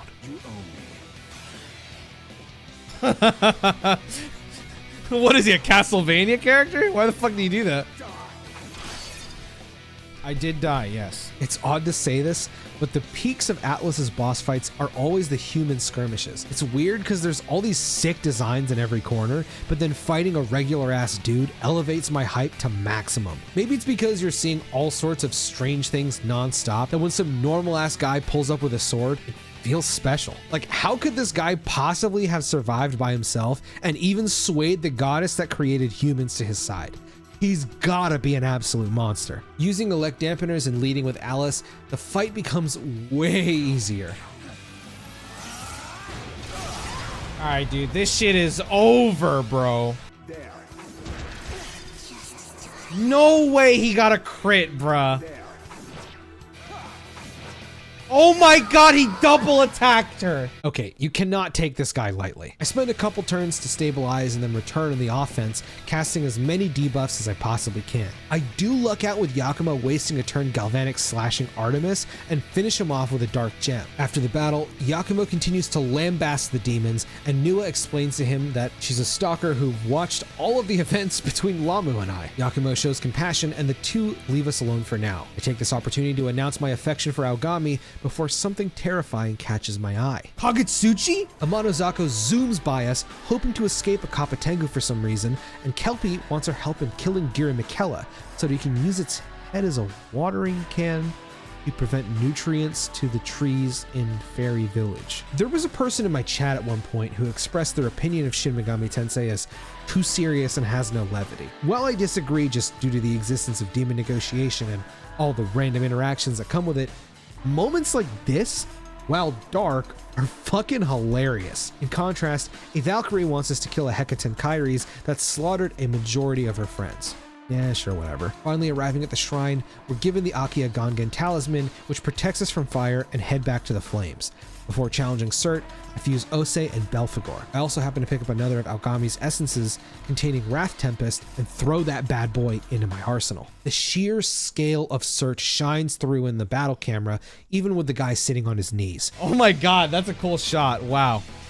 That's dope. Unsurprisingly, Cert casts a lot of fire spells, quickly bringing down Eden. At this point, she's my main healer, so after she's slain, I bring out Hellbiker to absorb his fire damage while doing a serviceable amount of healing. Cert also has counter, and my two main damage dealers are physical, which is a bit of a problem. I resurrect Eden and bring out Belphegor, who resists fire. The plan now is to use fire dampeners when an AoE skill is telegraphed, protect Eden, and just use her to support Nahobino best she can till Cert's been dealt with. This works out well for about half the fight, but since I can't lower his attack with this setup, Wow. Wow. yeah, I did consider restarting here, but decided to keep it going. Chirinopu, while underleveled at this point, helps us go for a few more turns thanks to his signature buff skill, but like Eden, gets soloed out. Oh my god, man. Come on, bruh. From here, I bring out Valkyrie, who does carry Tarunda, and while she did get killed, allowed us to live long enough to go for one more Omagatoki critical. Please don't miss. Okay, please kill. Please kill.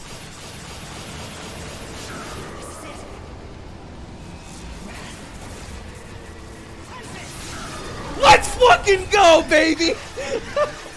Oh my god, dude. Jesus. Motherfucker to 6 million damage. Look at that. Dude wiped out my entire party, bro. Oh my god.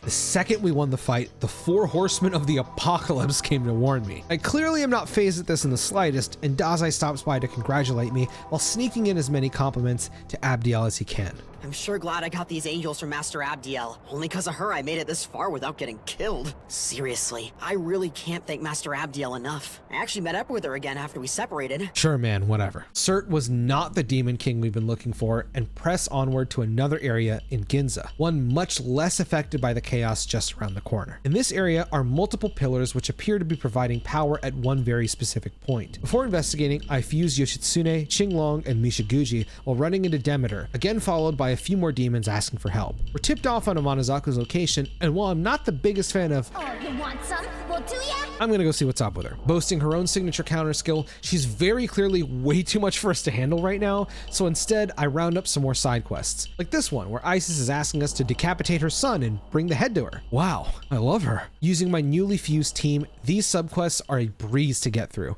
We even managed to first try White Rider without too much trouble. Red Rider though, he's a bit tougher, so I fuse an Isis with Marakunda to deal with his minions quickly, and White Rider happens to carry both Matarikaja and Matarunda while boasting the first Dying skill in my pool of demons. Red Rider thankfully happens to be weak to it, and flips the odds in our favor to an easy victory.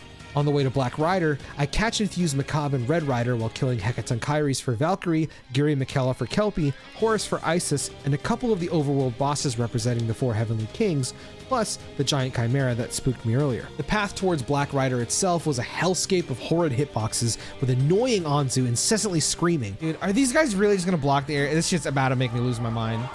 Get the fuck out of the way! Dude, I'm gonna lose it. I'm gonna lose it. Please get away from me, bro. Such a dumb encounter, bro. If this game ever gets the royal treatment, this is at the top of my list for fixing. Just an awful experience. Fighting Black Rider proves to be the toughest of the initial 3. His minions spam Matarukaja plus Heatwave very often, and my current team isn't equipped to easily get rid of them. I did catch and fuse Fornius into Lamu, as well as modify Eden's current skill set, but it didn't really help all that much. Back to checking out the Ginza area, I run into Demeter again, who is still asking questions that will probably affect my alignment, in addition to the location of another tyrant that needs to be slain. Holding every fiber in my body back from referencing the first enemy of Persona 5, I quickly take him out and return to the shrine where we got the fire talisman. I didn't talk about it earlier, but they needed my help to bring Uyamatsumi back to their senses. This time, Okuninushi, leader of the Kunitsukami, requests a deal with his party. The fight is super easy. I've got some confidence now, so I think we're gonna go take on Amanazaku again. Confirming my suspicions, the fight was a lot easier. Okay, I don't want to see that, man. That was literally like POV, the penis is jumping on you. At this point, I have mixed feelings on being so overpowered. On one hand, I think it's great to be rewarded for all the work I've put in so far, but I've been gaslit into masochism already. I want the pain. I want to suffer. So let's give Black Rider another go. Why not? No need to worry, the game is still kicking my ass. Thinking my general strategy of AoE buffs and debuffs is fine, I fuse a few more demons to raise my team's general stats before giving it another go. I also make sure that any demon I bring nulls ice to block Black Rider's Glacial Blast, Sarasvati and Chikokuten being perfect additions. Per usual, my genius strategy shines through and makes light of the fight. Losing turns consistently, the only path to victory for Black Rider is if I had a sudden lobotomy. I'm just gonna sock an Agi, honestly. Yo, wait, what? Did I hit Ice Gem and not Fire Gem? I'll still win, dude. I'll still win. Dude, I misclicked. I've got the fight downloaded at this point, so it's just a matter of repeating the strategy and not committing self-lobotomy. Using Dakini afterwards, I sprint towards the final horseman of the apocalypse, Pale Rider. I'm not gonna front, this wasn't even close. It's like the game is begging me to stop side questing and return to the main quest. Fine, let's see where those pillars we found earlier were pointing towards. I did accidentally turn one of them off, not knowing the repercussions because I tend to spam the action button pretty frequently. But hey, maybe it's not gonna be so bad. Arriving at the focal point of this is a gorgeous Ishtar yapping about blind acceptance or something. I don't know, who cares? I think she's assuming we're part of Lucifer's army and attacks me. Listen, I'm all for wonderful ladies bossing me around, but I'm not sure what was so special that Atlus needed to pull me away from killing Pale Rider. Okay. Oh, I lack Magatsuhi. How brazen of you. We did actually club music. Oh, well, Eden's dead. Wow, that did a lot of fucking damage.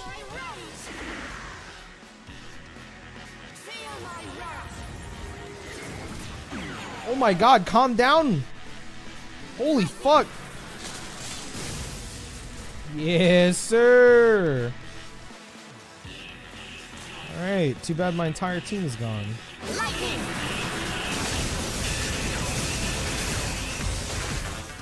Holy shit. What the fuck? Okay, the gimmick to this boss is pretty cool, and it's got awesome music to boot. Based on Ishtar's reaction earlier, the pillars are what dictate her power level. I don't want her to just roll over and die, so before I take more down, I try the fight again with a new set of demons. I catch an Anzu and fuse Clotho, Moloch, Kinky, and Black Rider. Clotho will support us, Kinky will draw her attention to break turns by nulling electricity, and Moloch is just a meat shield for now. Is he dead? All right.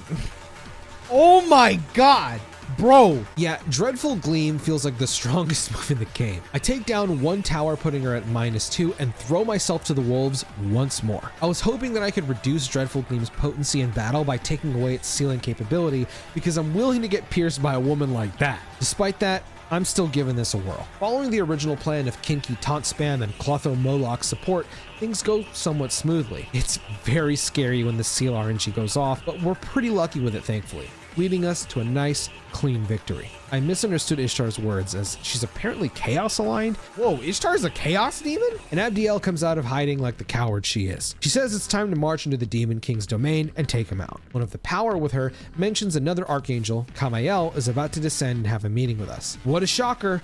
Kamael thinks we should die in the name of the Lord.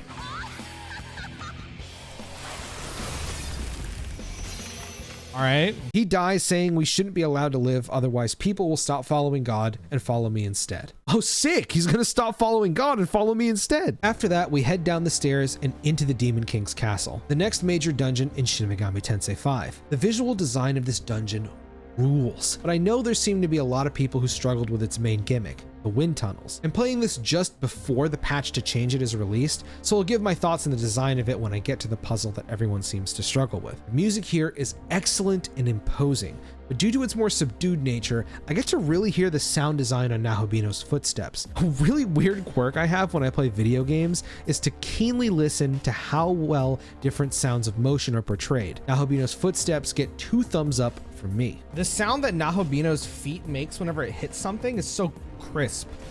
It's like a really good footstep sound. Sprinting through the dungeon without too much thought, Aogami warns us of one boss, Chernobog. Always loved his design, by the way. Didn't really do much though. We bump into Dazai. He's busy praising Abdiel for existing and still calling himself weak and pathetic. Abdiel orders him to go full anti-bravery and run back to the entrance to hold off reinforcements. Dazai once again listens to his mommy, despite being told he's nothing but fodder for foot soldiers.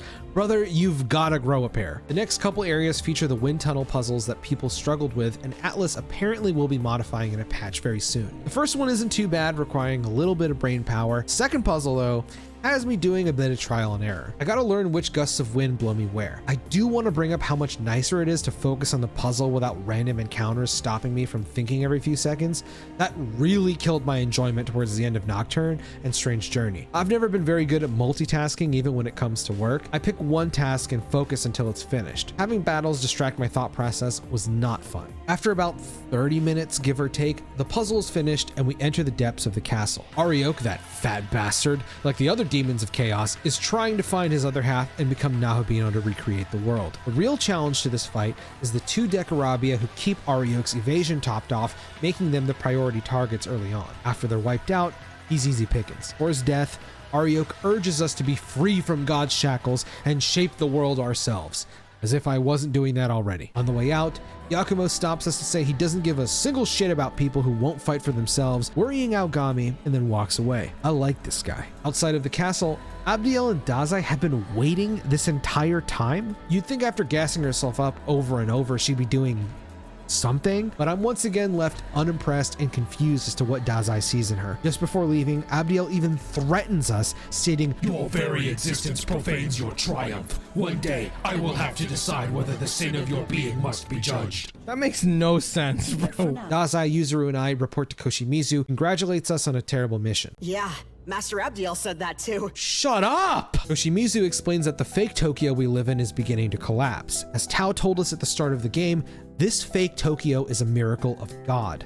That same God was killed by Lucifer. Naturally, the miracles this God brought on are starting to fade. Koshimizu informs us Japan will be declaring independence from Bethel, and like everyone else, become a Nahobino to recreate the world. Of course, this is heresy to Bethel, turning them into our enemy. But Master Abdiel was good to me. Nah, this character is unreal.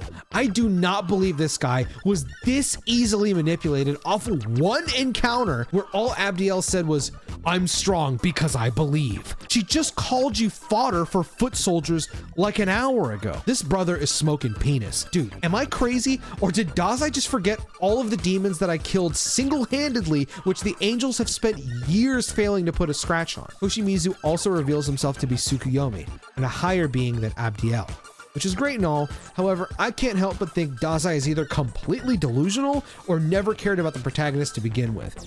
Either way, I do not like this guy one bit. Tsukuyomi says a summit will be held at Bethel HQ soon and is requesting 3 high schoolers to be his bodyguards. Here we go again. Everyone agrees, and Dazai wonders what he could possibly do to help in this situation.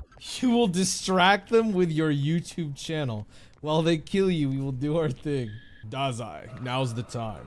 Show them your YouTube channel. Odin's like, "Where's the dislike button?" Yuzuru wants to, once again, meet at the dorm rooftop. 3 of us head there, and what looks to be the conception from Nocturne begins in the distance. This isn't actually the conception, it's just God's miracle waning, meaning fake Tokyo is disappearing. Aogami receives intel that the summit will be held tomorrow, and the 3 of us prepare for the meeting by getting a good night's rest. The meeting is to be held at the Tokyo Diet Building's conference hall. Aogami and I enter the angel-filled area, and Tsukuyomi greets us. About a minute later, Abdiel shows up, attempting to intimidate Tsukuyomi by insinuating her doubt on our faith to uphold God's order. Here we finally meet the heads of Bethel. Khonsu, head of Egypt, Zeus, head of Greece, Odin, head of the Nordic branch, and Vasuki, who's filling in for Shiva, representing India. Abdiel fills everyone in on the deeds we've done, killing off Surt, Ishtar, and Arioch. No one here gives a single shit about this, and instead immediately question Abdiel on whether the god of creation was truly killed by Lucifer. Abdiel just kind of dodges the question, and Vasuki claims that Shiva is already planning to defect from Bethel and begin a new directive. Khonsu suggests we talk things over first, so Tsukuyomi suggests we speak with the others. I'm not sure why the head of Japan would rather have a security guard do the negotiating, but sure, why not? Everyone here just expressed some random selfish desire besides Khonsu, who claims they would create a world of happiness and equality. Okay, I'm gonna be honest, nobody here really made an actual statement. Like, Khonsu did, but that was like the most PR bullshit I ever heard in my life. Zeus was just like, yeah, I want to kill somebody and like take the throne. Odin just gave me like a lore dump and like showed jealousy towards me.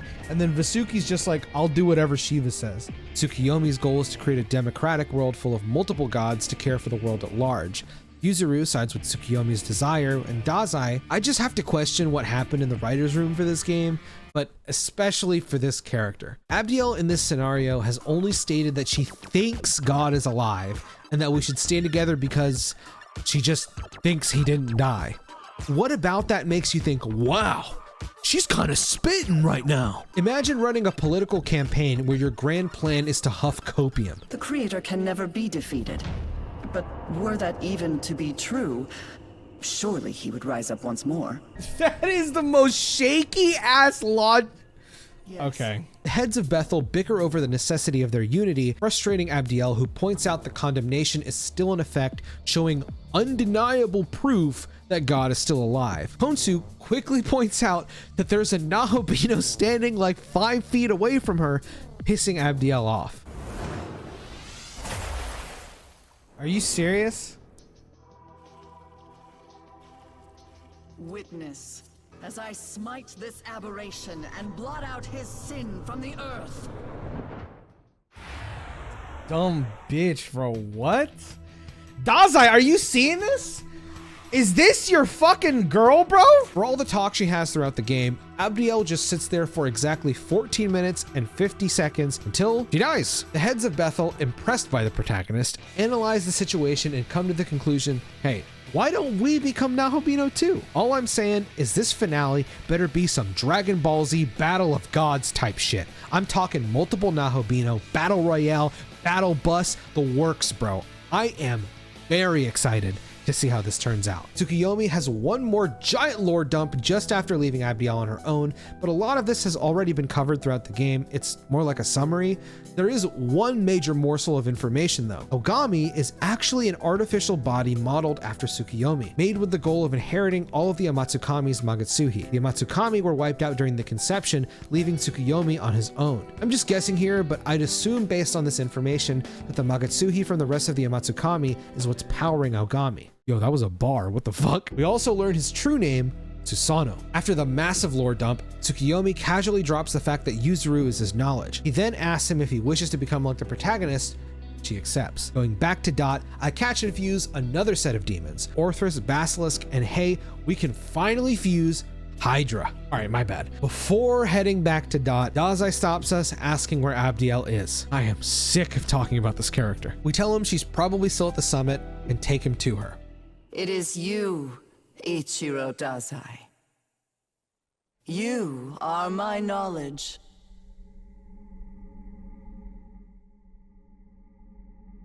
Lucifer appears suddenly, being the snake in the garden, to tempt Abdiel to take matters into her own hands. This is fantastic cinematography, by the way. The way Lucifer's shadow towers over the pool of water looks incredible. When the camera returns to us, a voice appears in the protagonist's head.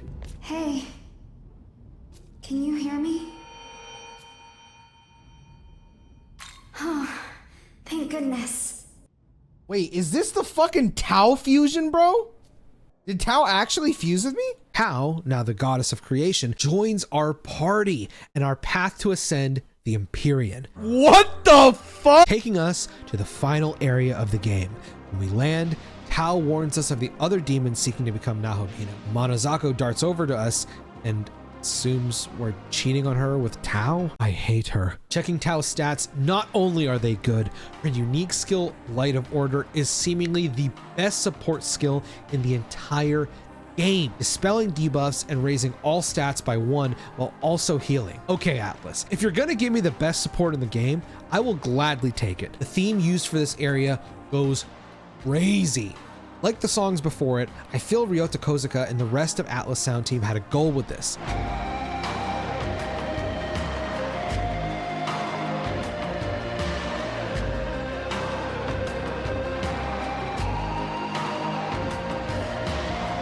You know what's really cool about the way they handle the overworld themes is the first song in the first area of Dot is so desolate and like empty. kind of like, because, you know, that's where you start, obviously. Like, the character is new to the world. Like, he's not used to anything. But then as you, like, play through the game, the music gets progressively, like, more normal. It's almost like the character is adjusting to the world through music, if that makes sense. That sounds really crazy and stupid, but, like, that's something that I kind of noticed playing this game that I really appreciate. Because it's like, by the time you get to the third and fourth area, like, it really does feel like you're completely adjusted to the game, and you're like, almost like rewarded with this music as like familiarity in a way. It's pretty cool. Dude, I should put that in my script. That was fucking huge, brain. The final area of Shin Megami Tensei 5 is a mouth-watering jambalaya of so many different spices that I just love gobbling myself all the way through. Every second I'm spending here far exceeds the previous locations. Each of the ex-Bethel heads have their own section featuring demons aligned to their race or culture, leading to the big boss at the end. I really like this feeling that I'm in like a domain of gods, and that like each god kind of rules over each area. It feels like I'm on like a fucking mission right now. Beginning my exploration of this area, I quickly run into Nuwa, who provides us a deeper insight into Yakumo's modus operandi. He doesn't hate other humans, he believes in humanity's potential for strength. Apparently, one of his mother's clients was seduced by a demon, leading to his family being slaughtered. I'm glad this was explored in the main story, and makes that passerby NPC's dialogue pretty cool to think back on. Of course, Amano Zako feels the need to state the obvious regarding Nuwa and her love for humanity. I hate her. Nuwa leaves with Yakumo, and I'm back to exploring. Lots of late game favorites are littered all throughout. That's so cool. Yo, wait. Yo. And the abscesses are particularly fun to deal with here. What the? During our survey, I spot Dazai in the distance, sucker hat and all. That's right. I've got this. I've had this. My knowledge alone will serve the greater good! I have to stand up strong.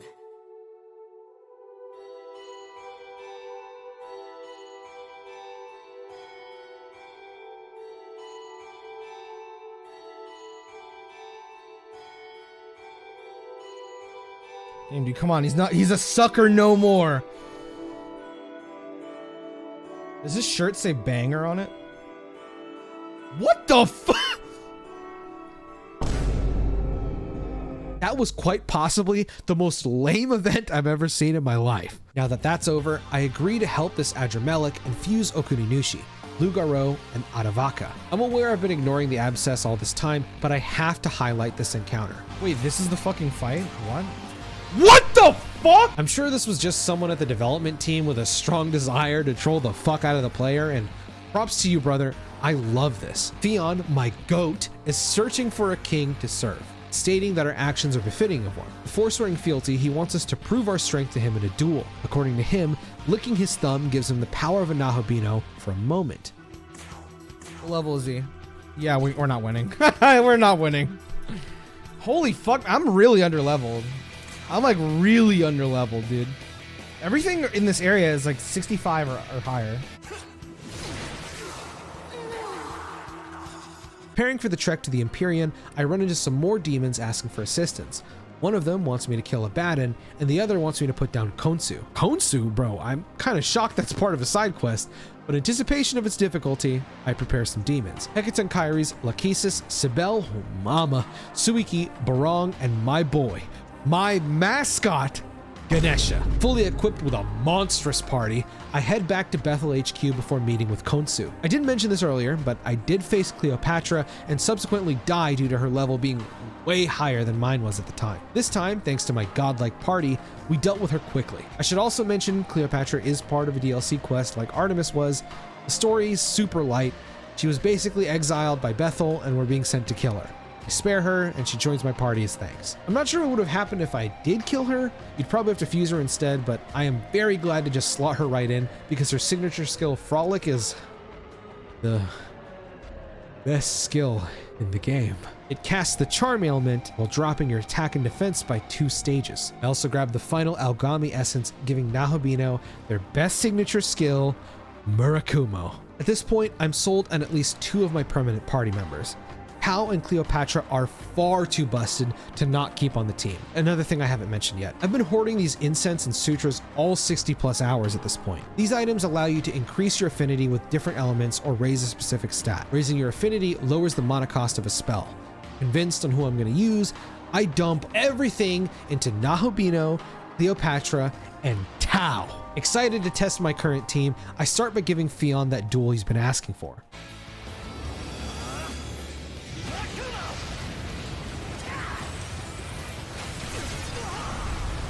3,200! 3,200!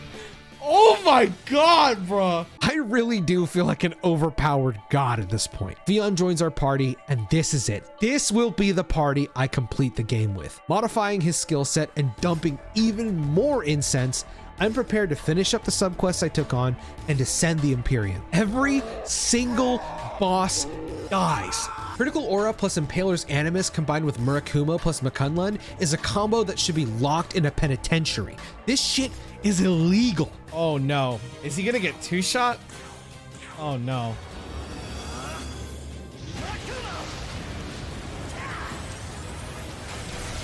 Oh my god, he got two-shot. Speeding through these bosses, I think it's time to KO Khonsu.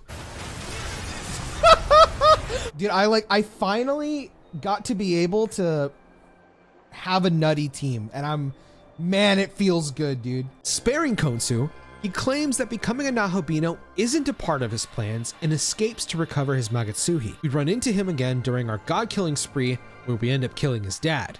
During this questline, Amon, who is Khonsu's father, had asked us to obtain the winged sun crest from Asura and Mithras. This key item allows the Egyptian deities to obtain the power of Ra. Amon, now a tyrant, can no longer obtain this power, passing it on to his son, Khonsu, who then leaves. Isis, the one who wanted her son's decapitated head, calls for a meeting with us. Before I really get into this, I failed to mention earlier, since I didn't think it'd be relevant, Isis's son is Horus, an Egyptian god whose eyes are the sun and moon. Keep that in mind. Okay, Isis pleads for us to stop Khonsu, who's on a mission to save Miyazu. She hasn't been relevant this entire time, and after 80 plus hours, pops back up relegated to a subquest. Damn shame. According to Isis, Miyazu is Khonsu's knowledge. When he discovered this, he found she was afflicted with an incurable terminal disease. He's been extending her lifespan by giving her his Magatsuhi, but her body can't take much of it anymore. If they were to fuse and become a Nahobino, Miyazu's individuality would disappear. All choices lead to death. Khonsu believes there's still a way to save her. This is where the winged sun crest and Horus's head come into play. He wants to become Ra and transform her into a god, meaning Miyazu would lose her humanity. That's all well and good, but it should also be said, Khonsu has been forcing all of this onto Miyazu without her consent. She's actually completely unaware of any of this happening. Isis, who is the only other demon aware of what's going on, believes that Miyazu deserves the right to know before going through with all of this. Racing back to Fairy Village, we catch Miyazu and Khonsu. Miyazu has realized what's been going on and asks Khonsu to stop. He tells both Miyazu and I what Isis mentioned previously and combines Horus's head with the winged sun crest to become Ra. Oh my god, it's the other two people from the place. That's cool. Wait, that did so much damage to me. What the fuck? What level is he? What the fuck? The level was just for show because I swear there is nothing that can stop this almighty strength build. It's too good. Isis instant transmissions to the scene and explains that this was Khonsu's plan all along. In order for him to transform Miyazu into a god, he needs to die. Only then will the power pass on to her. Khonsu asked me to finish him, warning us if we don't do it, he'll do it himself. Miyazu stops both of us, saying she's fine with the way things are and doesn't want Khonsu to die. Instead, she'd like to spend the last few moments of her life with him. Khonsu promises to make the most of her last days together. He then turns to me and swears to help us should we need it. Miyazu tells us she's now resolved to become a nurse, and despite not knowing how things will turn out, she's just happy to have a goal to work towards. This quest wasn't perfectly written by any means, but I think it captures the potential that was set up in previous sections of the game excellently. Honestly, I don't believe the main quest is half as good as this subquest turned out to be. My only gripe is having all of it stripped from the main story, meaning no voice acting, generic cutscene direction, and worst of all, proof that Shin Megami Tensei 5 has interesting characters. Seeing Miyazu handled like this, I can only crawl into a fetal position and pray that should a Shin Megami Tensei 5 apocalypse does come to existence, Atlus can take a step back and really look at all the different subject matter presented. There's an abundance of great stuff here that just needs more time in the kitchen. From here, I finish off the last 2 fiends with 0 effort and collect the last of the menorahs. Trumpeter tells us we're finally worthy enough to fight the Demi-Fiend, protagonist of Shin Megami Tensei 3 Nocturne. Supposedly, he's waiting for us in the Hall of Chaos. Now, I know fighting him now is tempting, especially with how powerful we are currently, but I've been away from the main quest for a long time now. Let's start this god battle royale thing. First up is Zeus, who hasn't become a Nahobino. Searching for his knowledge, he found out that demons already killed the human containing it. Okay, that's disappointing. Hell of a fight, boy. You're a feisty one. If I'd found my Nahobino form, we would have seen some real fireworks. Yeah, that's kind of what I was hoping for. Zeus gives his key to the Empyrean, the first of 3. I can't really remember when these became a part of the narrative, but I think Tao had told us to get them when we first arrived here. I just skimmed over it. Receiving the key prompts Amanozako to shift personalities. The next of the 3 is Shiva, who has no desire to take the throne. We're not really sure what he's doing, but we're stuck fighting his pet snake instead. Just before leaving, a giant pink ley line fount appears where Vasuki stood. When I try to activate it, we're pushed back and told we can't enter at our current level. This was spoiled to me beforehand to be the super boss of the game. I do know who it is, but I don't know what they do yet. We'll come back here later. Lastly, on top of all the weird glowing boxes is Odin. Man, that's badass. Holy shit. That scenery? Holy fuck. He sent his Valkyries to scour the world for his other half, but has been unsuccessful so far. With Nahobino being right in front of him, he swears to kill him and pry the secret of our power from our corpse. Odin hands us the key of harmony, and I ease his death by telling him I'll be recreating the world from scratch. As he dies, a Kurama Tengu flies by to stop Amanazaku's speech she's been repeating every time we obtain a key and chases her off. I dump some more incense and fuse as many demons as possible to increase my Demon Compendium completion rate. Naming them all would be like doing my own version of the Poke-Rap, and I'm not talented enough to do that. Instead, I'll try naming them as fast as I can. Atropos Adramelic Nebor... Okay, this is hard. Atropos Adramelic Neberos, Cerberus Fafnir, Norn, Chernobog, Anubis, Ananta, Konsu, Queen Mob, Ishtar, Pasaka Pale Harlot, Mother Harlot, oh my god. Pasaka Pale Rider, Mother Harlot, Cert, Abaddon, Kamael, Trumpeter, Seth, Ariok, Vasuki, Rangda, Lilith, Kali, Scotty, Thor, Narcissus, Flamus, Futsunushi, Lakshmi, Mara, Giri, Mikala, Garuda, Earthus, Eros, Obarian, Aquan, Zipsaris, Mokoi, Take Menakana, Incubus, Principality, Mikami, Kikurahime, Yaksini, Jatayu, Baphomet, Succubusu, Yamatsumi, Harati, Zochoten, Satanta, Thunderbird, Kurama Tengu, Silky, Kumbanda, Horus, Zuchue, Baihu, Dionysus. Okay. Doing this nets you the Seed of Life from Sophia. I'm not really sure what it's used for right now, but my chat tells me it's important for 100% completion. There's only a few subquests left. A Melchizedek who wants to rally the forces of Bethel by freeing the Seraph Michael. Melchizedek believes Abdiel is no longer fit to lead, as do I, but doesn't have the power required to bring back Michael. The process would require someone to defeat the Seraphim Gabriel, Uriel, and Raphael. The other subquest comes from the Kurama Tengu we saw chasing Amanozaku earlier. He wants us to bring Amanozaku to the Tengu. Going off my experience, this has got to be the easier quest, so let's tackle this one first. So, you refuse to part with her? Then I suppose we'll just have to take her by force. I suspected this might happen. As such, I appealed to Ishizuchi's Hokubo to summon...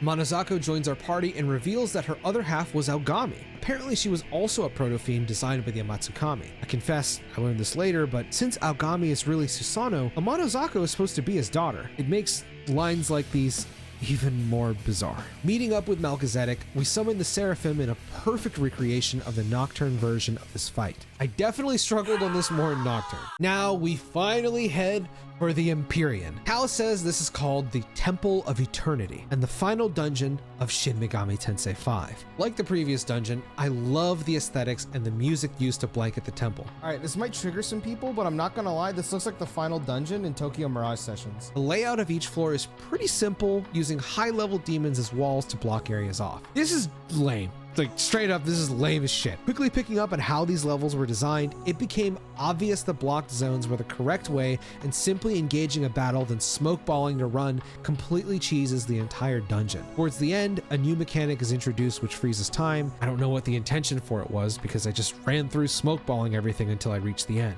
Yeah, dude, it's kind of weird, like... It's pretty easy to trivialize this. Metatron ends up being the final trial of the temple, and I couldn't be more excited. I love this guy. Look at him. He's so sick. Oh, at long last, we've reached the top of the temple. Offering the keys to open the gate towards the throne, an ascended version of Tao encourages us to take it. Around us are Yuzuru, Dazai, and Yakumo, representing chaos, law, and neutral.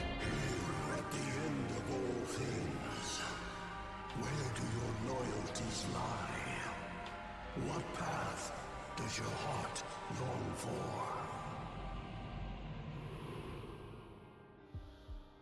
I'll destroy the thing. Oh, I get to hear like their opinions? That's kind of sick. The Amatsukami's time to rule and reign is nigh.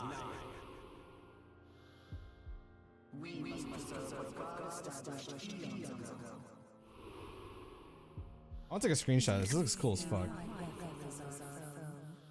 Oh, they have more dialogue? No. We will protect Tokyo. Just leave it to the big man upstairs.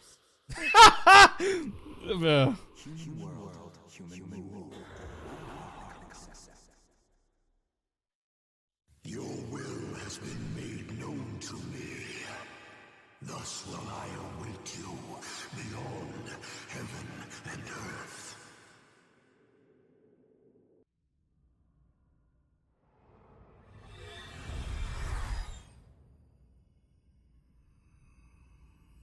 What the fuck?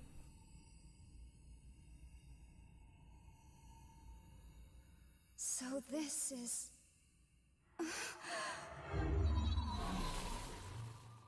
That was Tao. Wow, what the fuck? She looks crazy. It has been a long journey. You have done well in coming this far. We stand before the Pillar Imperial, a path of light that leads Nahobino to the highest heaven. And yet, it appears your heart does not seek creation. But that very creation is the will of the universe itself. And I cannot aid one who denies that vision.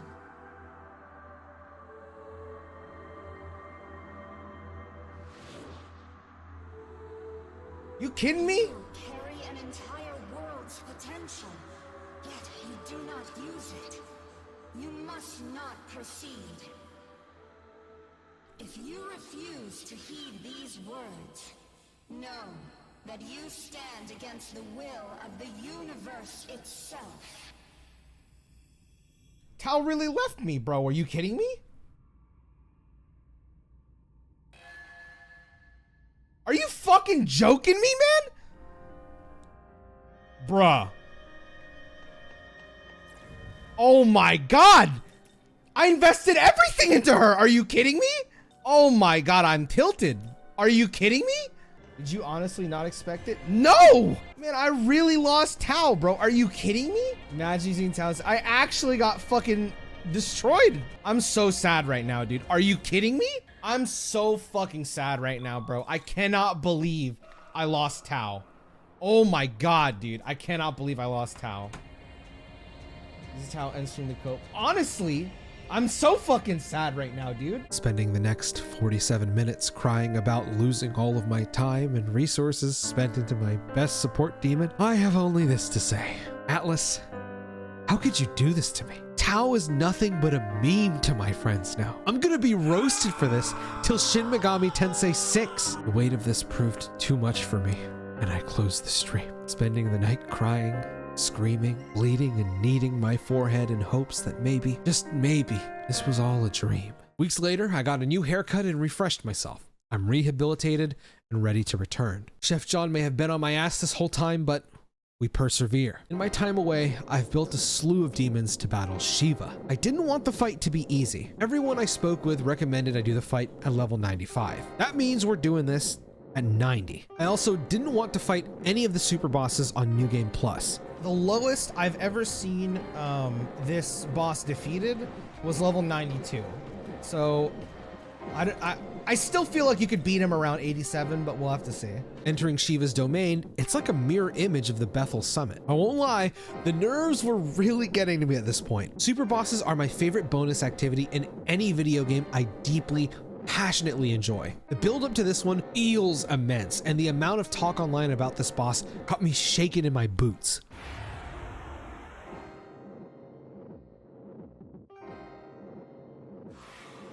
This song is such a banger. Oh my god, I haven't played like an actual fight in so long, dude. I'm gonna get fucked. I'm nervous, I'm not gonna lie. After a lucky charm, Shiva casts Tendava, dropping our defenses to rock bottom while hitting pretty hard. He also summons Kali and Ganesha. This is Shiva's main gimmick. He'll call 2 to 3 demons from a pool of 5. I'm not sure if there's a specific order to this, but I know he does summon them after Tendava. My game plan is to have Tao focus on raising our team's stats while Cleopatra lowers theirs. Beyond and Nahabino will handle the damage for this fight. Cleopatra's Frolic pulls a lucky free turn, so I pop Magatsuhi and start the assault while slowly whittling down Kali. Hopefully one of those two doesn't block ice. Oh, okay. An ice shard tells me Shiva's weakness, and I write this down for later, despite the game clearly showing it to me. I'll only go for Shiva's buddies if I'm under Omegatoki critical. Otherwise, I'm pouring all of my damage into Shiva in hopes he dies quickly. Okay, so far, not that bad at all, to be honest with you. I wasn't aware that Shiva's minions could also call for allies, so Dakini and Ananta spawn in. Change up my plan and instead focus on killing Shiva as quickly as possible. Popping another Magatsuhi, I unload everything into Shiva, putting him into red. I do make one mistake casting an ice shard and losing most of my turns, but I did have one press turn left, finishing Shiva with one last Makunlan. Easy. You know, Chef John, this wasn't as bad as you were making it out to be. At least Tao didn't leave me, you fat fuck. No, not again! Before relapsing into another month-long depression of losing Tao, I decide to pay Demi-Fiend a visit. Oh my god, this is so sick. Holy shit! Okay. Yo, Geary in the background? No way that seals, bro. Are you serious? Alright, we have a chance. We have a chance. Joker versus you. True, true. This is the only time I've ever used Spyglass on a boss. 99 on everything. No way he is Meteora Han, bro. What? What is Chaotic Will? Chance of insta-kill to all foes. Foes press turns? What? What follows is honestly not that bad of a run. Like, sure, he wiped out most of my team, but I lived way longer than I thought it would. I'll take that as a win. Alright, I'm not gonna lie, that's the most fitting way to get killed by Demi-Fiend. Frey Kugel, Frey Kugel, Frey Kugel. Oh, I don't want to lose Tao, man. I don't want to lose Tao.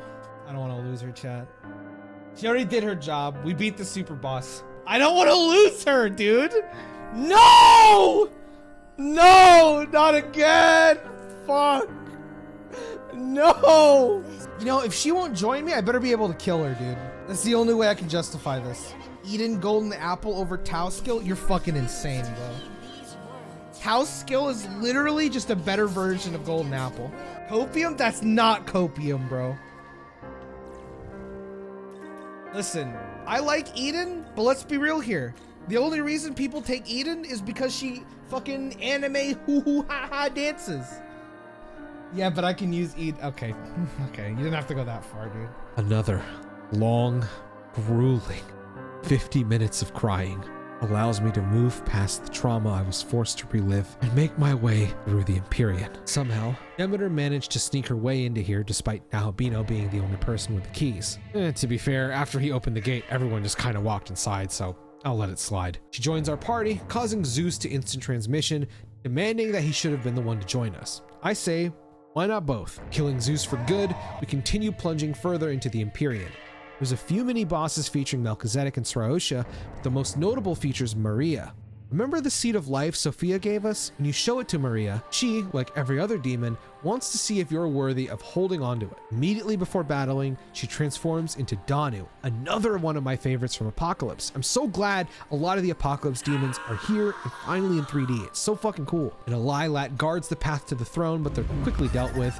Just ahead, we find Yakumo and Nua facing off against Dazai and Abdiel. I don't really buy what I'm seeing, but the Law duo wipes the floor with the neutral reps. Nah, you can't do them like this.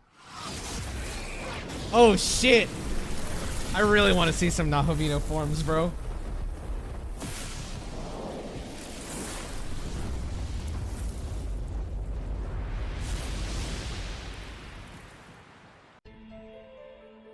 Oh shit. I don't understand, bro. This is like a cow. Abdiel. No way. You're telling me Dazai turned into a cow, bro? So here we are. All that talk of God and the blonde boy is reduced to a demon cow. I've been waiting all this time for some Nahobino fights, and I'm fighting a demon cow. This game rules. Nahobino Abdiel has some cool signature skills, but I'm far too leveled after killing Shiva. You know all too well that Yakumo and I sought to destroy the throne. However, that was far from our ultimate plan. Our true cause for fighting was to claim the throne and use it to create a world void of both gods and demons. A clean slate, so to speak. I see.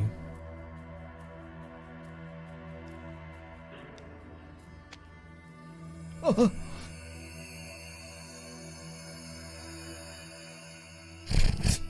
Do keep that in mind. I'm really happy this choice came up. From what I currently understand of each alignment's goals, all of them sound like a pretty piss poor ending. It's kind of ridiculous that this new out of nowhere Nua route seems like a pretty clear-cut best ending considering what Shin Megami Tensei has succeeded in doing with previous titles. But I'm just happy that the ending might actually be pretty good. Proceeding to the throne room, we run into Goko. I won't lie to you, I don't really know what his purpose in this game was, but he's here now and he doesn't care who wins. Oh shit. Wait, they didn't become a Nahobino. They fucking lied to me. Oh, we're gonna see what he really looks like? Oh shit, they fuse? Okay. Goku's like, fuck this, I'm out.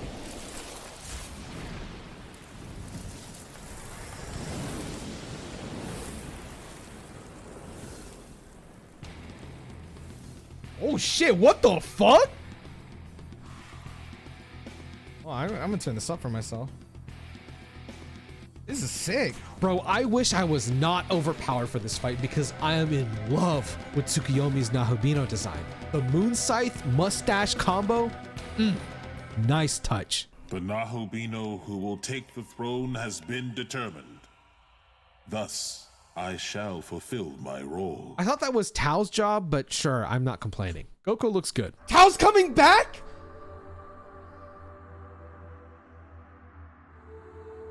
Yo, let's go, dude! If you don't come back, bitch, you're gonna spit out every fucking stamina and health bomb I shoved into your fucking throat.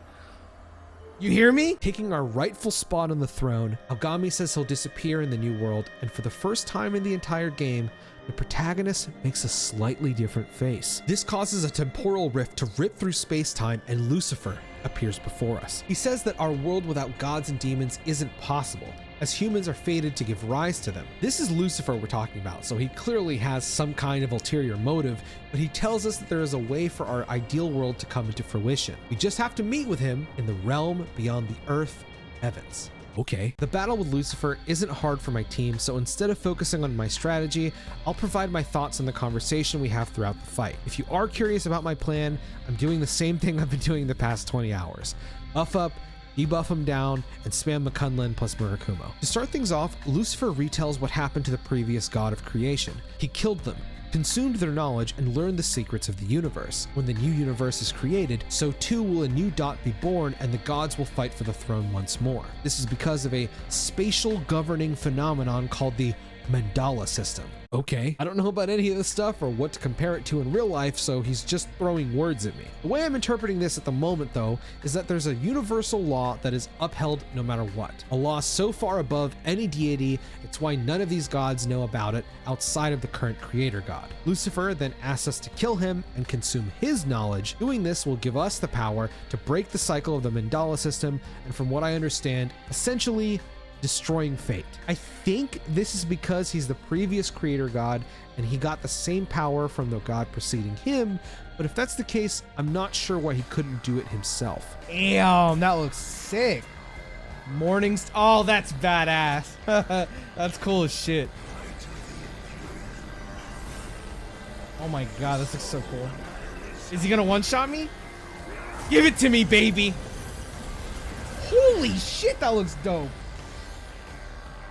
All right, that must have been the biggest bruh moment for Lucifer. Imagine, the poor guy. And now I kill him.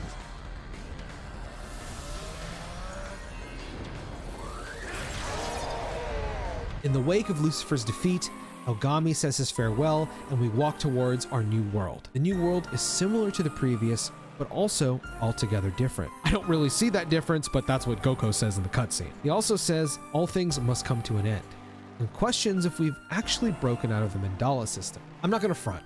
I usually like ambiguous endings, but all of this went over my head, and I don't understand any of it or what to extrapolate from it. I guess it was cool. Late.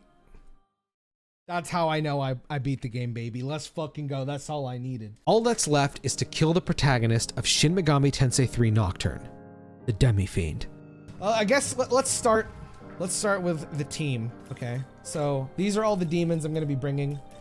I'm bringing a fucking army to this fight. I have more slots, but I think this is enough demons. We'll start with Shiva. Shiva I built to be pretty much a support. I'm gonna spam Donum Gladi on myself to do as much damage as I can. Tendava is there for pretty much to keep them at -2 at all times. It's specifically for Magatsuhi turns. I'm keeping him first on the team to make sure that, you know, every time I do a Magatsuhi turn, he is -2 no matter what. Next up is Eden. She's not as strong as I would like her to be because I dumped all my resources into Tau and it depresses me. But for the build, you guys are probably, I was expecting, asking why am I not running Bowl of Hygia? The reason I'm not running Bowl of Hygia is, the biggest reason is it takes 2 turns to get the heal off. I'm just kind of respecting Demi-Fiend. There's really no other way to explain it than respect. Like, I feel like if I give up a turn to buff my heal versus Demi-Fiend, he's gonna punish me for it. That's how I feel. My way around that is using high heal Pleroma and hoping that Golden Apple just heals enough. Now I'm also bringing Zanbarian, but I might have to change this to Killing Wind. If you don't know what Killing Wind is, it's a weaker version of Zanbarian, but it pierces. Next up is Cleopatra. I changed her skill set almost entirely for this fight. So she's gonna be running Donum Gladi to buff me. Basically all of my damage is gonna come from me. Frolic because it's the best skill in the game.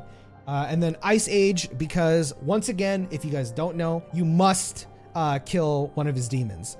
Otherwise, you just get insta-gibbed. Everyone has Enduring Soul. Everyone has Abyssal Mask. You might be wondering, why am I running Abyssal Mask? If you can see, it says right there, greatly decreases chance of insta-kill and being afflicted with ailments. So he has a chance to use Titanomakia, I think it's Javelin Rain, and Javelin Rain can seal you. And I don't want that to happen. So this is there to prevent being sealed. It's also there because he has a move called Chaotic Will, which halves your press turns and has a chance to instantly kill you. So Abyssal Mask is there to lower the chance of that happening, as well as Enduring Soul in case that does happen. And then myself, I removed Critical Aura. The reason I did that was because I need Abyssal Mask. Basically, I'm going to be relying on crit gems to get the Murakumos off with, 100% chance crit. If it turns out that Critical Zealot is just hurting me more than it's helping me, then I'm going to have to change to Murderous Glee. But I think I'll be okay because I have crit gems. Amon is just here to do piercing fire damage. He has an amazing unique skill. I send him out, he's going to hit everything. This dude is fucking awesome. Odin, same deal. He's just here kind of like as a backup for DPS if I need it. His Gungnir pierces. That's something I should say. Theon fans, I'm sorry, but he's just not going to cut it in this fight. He has no way to pierce without using up a turn to buff himself. Odin will be filling in that role if I need a physical DPS to swap in. Gabriel is DPS. She's going to be doing ice damage if I need it. I went with Ice Age instead of Bufubarian because of Pierce. I think Pierce is just too good. Amano Zako, I might not end up using in the fight because she nulls like everything. And I think that's going to make him do Frey Kugel, but she does a lot of force damage. Maybe if I can bring her in to like kill one creature and then swap out, then it's worth it. But I might not use Amano Zako just because of, you know, how much null she has. I'm not stalling, man. I'm talking about my my build and like how my thought process going into this. Mephisto is going to be the same deal as Theon. I don't think I can use Mephisto. He's just so like, he's really good, but I can't use up a turn to pierce. I just don't think I can. Zeus, this is another major DPS for the team. He, just like Odin and Aemon, his signature move, Kerianus, this pierces and it's severe. Really, really strong skill. Basically, my DPSs, if I need one other than myself, it'll be between Zeus, Odin, and Aemon. Plus, this shit costs like no mana, so amazing. Next up is my healer backups. Kind of like backups, but also like just in case, because Eden is more of like a buffer, you know? Danu and Demeter kind of serve different roles in that aspect, at least like my thought process going into it. Demeter, her heal is more like just straight healing. You can see in the bottom left, full HP recovery to all allies and heals above max HP. So she has Bowl built into her kit. Danu, my fucking girl Danu, she's here because she works very similar to Eden, but instead of buffing us, she actually has Dekunda and Amrita Shower built into her kit. Beelzebub, to be honest, I don't like the setup I have for him. I kind of want to change out Death Flies and give him something else because I don't know what I'm gonna do with this Beelzebub. He can't pierce. He's just kind of there, you know. The nice thing is that his attack hits all. So even though it'll do nothing to Demi-Fiend, it'll do like pretty good shit to the rest of the team. But this isn't really like something super good, I think. Metatron is fantastic. This dude will be a monster. He kind of works a bit like a DPS, but he's kind of there for extra press turns with Frey Kugel. Fire of Sinai is just going to be straight up worthless in this fight. It hits random foes. We're going to have 4 targets. Fire of Sinai is going to be useless. He's mostly here for Frey Kugel. Ball, electric DPS. No need to really explain that. Khonsu Ra, same deal. This is fire DPS. The difference between him and Aemon, I'm able to bring Luster Candy. The only thing that's bad about my Khonsu is I opted for Luster Candy over Null Ice. That could be really bad for me, but we'll see. The last support that I have, this is a very experimental demon that I decided on. Alilat, if you look, at first I was like, why would I want to run an Alilat? Because her resistances aren't amazing.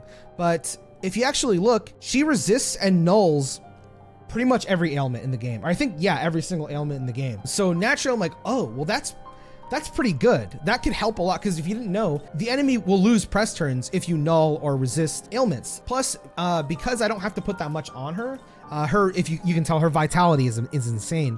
I can run Donum Gladi, I can run Midiara Han, but on top of that, I can run Fierce Roar. Now, I'm a big believer that Fierce Roar is one of the best skills in the game. I think it's honestly pretty fucking broken. It's like a self Rakukaja with taunt put together. Considering how much ailments it can like deal with, how much vitality it has, the likeliness that a Lilat dies is pretty low. So I'm thinking there might be a time either during the fight, probably during the fight, maybe like towards the end or in the middle, I might have to bring out a Lilat to taunt and hold the Demi-Fiend's attention so that I can, do everything to the rest of the team. So the reason you don't use Talos because it's a 2-turn heal, it's because she's not in my party anymore, man. It's because she left me, dude. It's because my girl fucking left me, man. Is that what you wanted to hear? Is that what you want? You know, I'm really scared. I'll be honest. I'm very scared. This fight is really hard. I have to admit, this was a journey by itself. I spent many hours fusing new demons, believing I'd need several strategies at the ready. I have been spoiled on how he generally functions, but I don't know how everything works in practice. Fully expecting to die the first couple times, I'm going into this with the mindset of learning the fight first. To start off, my plan is have Shiva go first, and utility demons will always follow. I'm keeping Nahobino last so that he benefits from all the buffs and debuffs while he does damage. I lead with Shiva, Eden, and Cleopatra, believing this is my strongest lineup to deal with Demifiend's party while strengthening my own. The Demifiend always starts with Kukulin, Pixie, and Giri Mikella. Ideally, we're dealing damage to Demifiend every turn, but I also need to be killing a demon every few turns. Otherwise, he'll cast Gaia Rage, which is a guaranteed KO. For now, I play it safe by finishing Giri quickly. From here, I continue the general game plan of keeping all stats up on my side and down on his, using items when needed. I'm not entirely sure what prompts Demifiend to use Chaotic Will yet, but I do know that it has a solid chance of insta-killing your team, as well as having your press turns for one turn. These turns are always the hardest, because you want to maximize and get the most value possible with what you have. For this turn, I decided to get my stats up and force a Dekunda on his side by casting Frolic with Cleopatra. His demons tend to wipe debuffs very often, so you can manipulate his actions and save yourself from taking damage. I hit the threshold for Gaia Rage? No way. What? Oh my god, no fucking way. Okay, I'll definitely need to adjust some skills, but right now, it's still winnable. I'm sold on keeping Shiva alive through the whole fight, so I bring out a Lilac to pull aggro and stall while I resurrect Shiva. Once he's back on the field, I pop Magatsuhi to swing momentum back in my favor. At this point, I'm pretty spooked by Gaia Rage, so I kill Pixie maybe a little early, but I haven't figured out how many turns it takes yet. Another thing I've been doing is keeping track of what demon he summons and writing them down to see if he's got a specific summoning order. Now that we've stabilized, I return to the general game plan. But I've noticed that Dekunda and Dekaja are used almost 100% of the time when my stats are completely raised or his stats are completely lowered. To counteract this, I'm keeping myself at one stage of buffs and only going to 2 during Magatsuhi turns. Don't crit. Oh my god, he crit. Fuck me, dude. Losing Eden is really bad for how important she is to my team. I'll bring her back using items. Question, chat. If I swap during a critical turn, does the swapped demon, do they still get the buff for the crit? I'm doing this because I'm assuming you can do that, but I'm not sure. No? I'm gonna cry. This could be good or bad, it's hard to tell right now, but Eden is the overall most useful demon for my team. It ends up being totally fine because I maxed out on press turns anyway and pop a Soma on Shiva to restabilize. You can only get comfortable for so long and it's time to kill one of his demons. I know Parvati and Jack Frost are weak to fire, I just want to maximize the damage we can do, and Amon's unique skill pierces resistances. For a first try, I'm really happy with how this is going. Let's go! We're not in that bad of a position, thankfully, and we've just reset his Gaia Rage counter. I spent the next few turns keeping the pressure and sticking to the original plan. Dude, I hit Demifiend there, saw his full HP bar, and was like, what the fuck? I thought I did way more damage than that, and then I realized, oh yeah, he Meteor I do notice that his demons seem to be debuffing me more often than before. I'm thinking that after he heals to full, they pressure your stats harder, so I'll just have to cast buffs more than I originally intended to. No!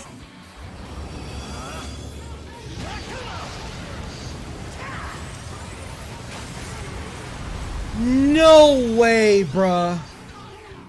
No way.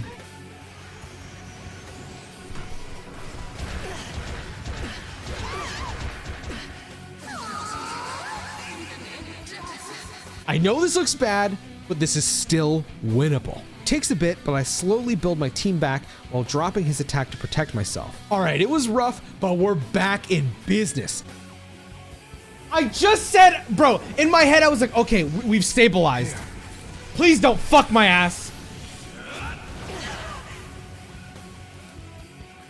Okay. Danu is put to sleep, which does suck, but it's not a major issue. There have been a few turns without killing one of his demons though, so we need to rectify that. Zeus finishes off Kukulin, and Danu brings us back to full. By this point, focusing on bringing the original team back doesn't feel worth it, so I'm sticking with this for now. Don't crit. We don't need Zeus since Kukulin's gone. We're bringing Shiva back and resurrecting Cleopatra. I know I just said I won't do that, and maybe I'm coping, but Cleopatra feels key to winning this. Holy shit, it took like 10 turns, but I finally have my preferred fucking team out. Jesus Christ. All right, now don't chaotic will and fucking kill me, please. Fuck, bro. I think it's over. Right? I lost. Yeah. Fuck, dude. I'm really happy with this first attempt.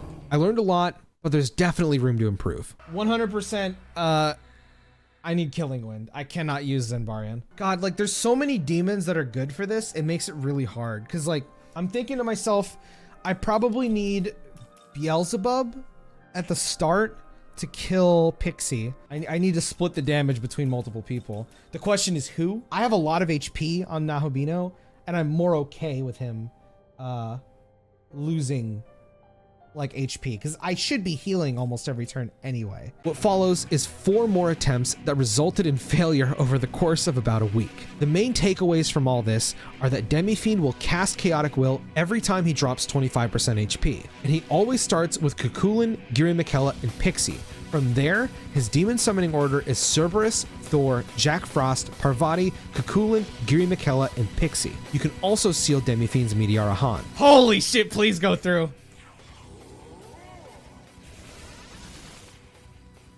Do I try it one more time, chat? Oh! Come on, baby! This is a lie, bro. It does not work, I swear. It does not work, I swear. I legit spent, I think, 15 or 16 hours preparing for this boss fight, and I'm still getting my ass kicked. That's crazy. Crazy. Around 6 months later, I came back to Shin Megami Tensei 5. I'm a freelance video editor and took a ton of commissions, so I'd been away from streaming for a while. My plays might be a bit rusty, but I've got all the know-how needed to win. The first attempt resulted in another loss, but it was damn close. Please don't kill me! Ah! I can't look! Fuck! Oh my god, bro! Come on! That was actually a really good run. That was actually a really good run. Good try, bud. This is the one. This is the one. I found the best starting lineup to be Shiva, Eden, and Beelzebub. AoE attacks help so much in whittling down the Demi-Fiend's lineup, so you're not panicking to prevent Gaia Rage. From what I've tested, you want to keep at least 2 demons around 50% HP. I've also added Resist Fizz to most of my demons in order to prevent as many Freykugels as possible. On top of that, I've changed out every severe elemental spell for the Piercing Heavy variant to maximize damage towards Demi-Fiend. The other habit I got rid of during my time in the Hyperbolic Time Chamber is to change demons frequently. Before, I was playing way too defensively. It's a super boss fight that's meant to utilize every mechanic in the game and test your ability to execute the battle system to its fullest. You best believe I'm abusing all these demons figuratively and literally. All right, this is like, wow. I'm going off right now. This is actually going so well. Okay, next Omega Toki, he's gonna cast Meteora Han. Why is Eden just dancing? All right, don't hit. Don't hit. Please, don't hit. Please. Oh, it hit me. Oh, no, it didn't. Why did I go, ugh? I do get a little lucky with Tendava missing, but I want to call out this moment right here. I can't believe that shit missed, bro. I hit Thor? I misclicked. Whatever, that's fine. Nobody on stream, nor did I catch this, but I cast Elect Gem to kill Cuchulainn, and instead of killing him, Thor is selected, destroying my press turns. On stream, I had thought I misclicked, but watching this back right now, yo, Atlus, I'm gonna need a word with Team Maniacs after this, brother. This bug cost me 2 demons and 2 enduring souls due to Gaia Rage coming out the very next turn. This went from like one of the best runs I've ever had to like pure copium, bruh. In order to stabilize, I bring out a Lilat and abuse Fierce Roar to get Shiva back. This isn't gonna put him to half HP, right? We're approaching the 50% HP threshold for Meteora Han to come out, and I don't feel ready to do that since it took a couple turns to stabilize. It isn't obvious, Meteora Han will full heal his whole team, not just himself. I've put a lot of work into keeping Cerberus low, so I could completely screw myself by proccing the heal now. Yeah, I think he's at half. Come on, baby! I mean, he sealed 2 of them, so that's something.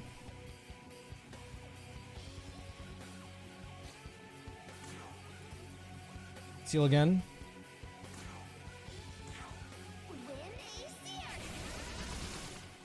I am just never lucky, am I? I want to stress that even though I'm the unluckiest guy on Earth, I still recommend throwing a seal gem or 2 on the off chance you can prevent Meteora Han being cast. 1, it'll save you so much time, and 2, you'll get hyped as fuck.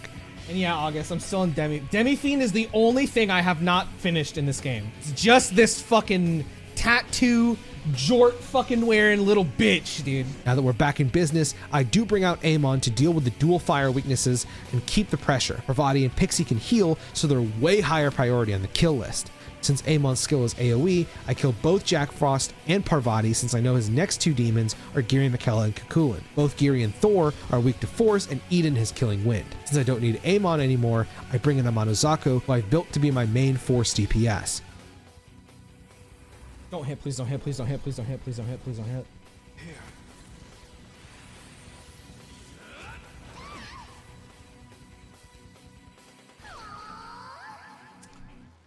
Yikes.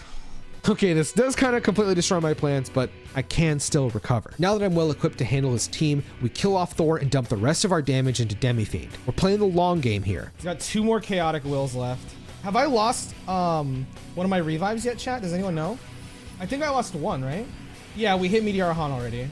This is looking pretty good. Pixie is up next in the rotation, so I'm okay with Amano-Zaku being killed here. It just frees up a slot for Beelzebub to come in and do work.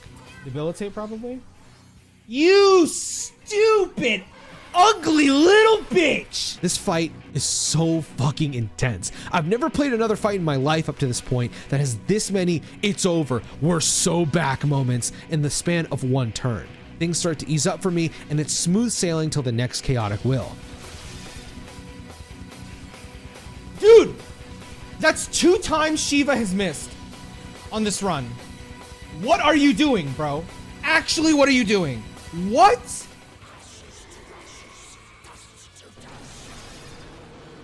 Of course she didn't die. This feels like such a waste of a fucking... Oh my god, I have to Murakumo her, and this makes me so fucking sad. Okay, Freykugel. Dude, he always hits me, bro. Okay, well, I have no more revives now. I have to survive 2 chaotic wills. Yikes. This is not good. This is not good, King. Any reason why you're not using Cleo? I'm waiting until I can like... I'm gonna pull her out. I'm planning to pull her out very soon. I feel like it's better right now because you're at worry of dying. Am I at worry of dying? I'm not really thinking about that right now, to be honest. One shot by Demi-Fiend if he crits? That's assuming he hits me. I'm thinking ahead, Tyler. Okay. I might... Okay, please, God!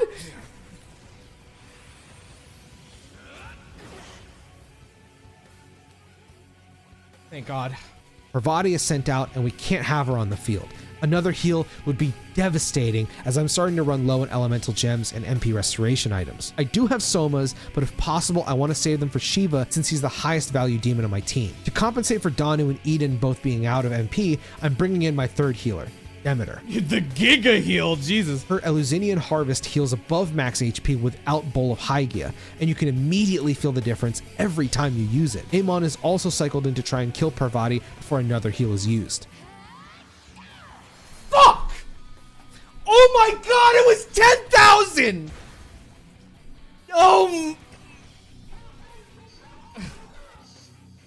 I'm in pain. I hate her. Healing Demi-Fiend is obviously very frustrating, but we've still got the momentum in the fight. Some turns are going to be harder than others, but we've got the pattern down. Pixie comes out, and we rotate Amon for Beelzebub to stop another massive heal from happening. After 1 hour, 20 minutes, and 38 seconds, Demi-Fiend's HP is now red. Pixie thankfully hasn't cast Dia yet, but his demons spam Megidolan, using up Beelzebub's Enduring Soul, and Demi-Fiend takes out Shiva. This isn't the worst position, but I've got to stabilize and bring Shiva back safely. Dude, I'm so fucking scared right now.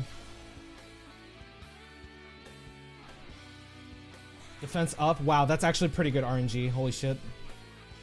Wait, he didn't defense up. I got lied to.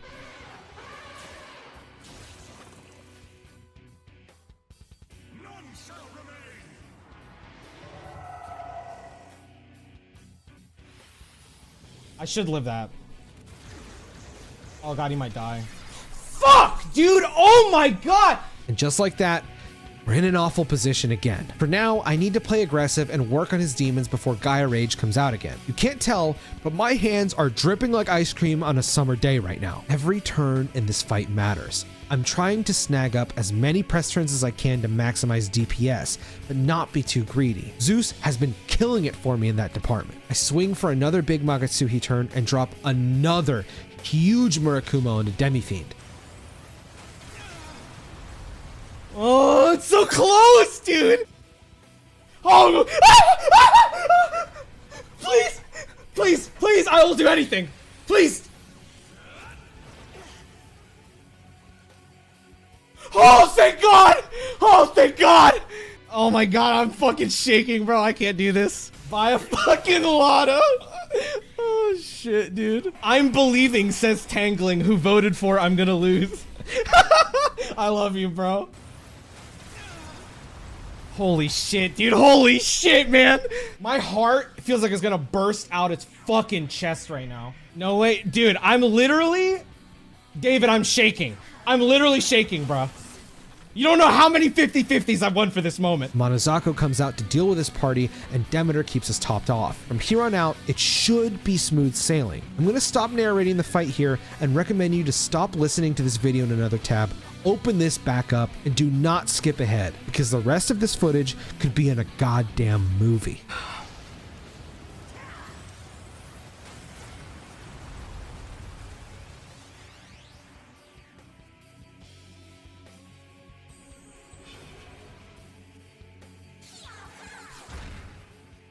I think I won.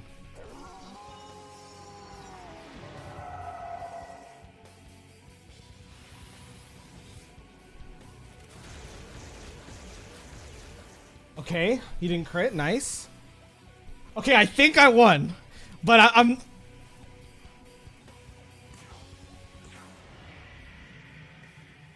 Listen, I gotta wait until I see he's dead. I'm gonna play this as safe as I possibly can.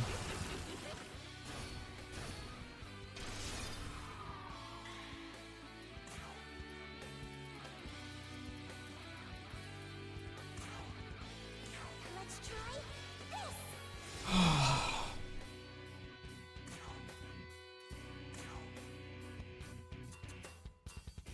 All you want, son, will do ya?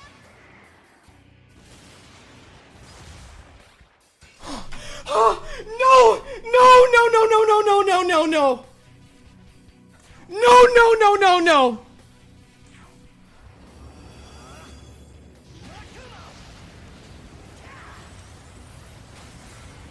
Ah! Ah! No! No!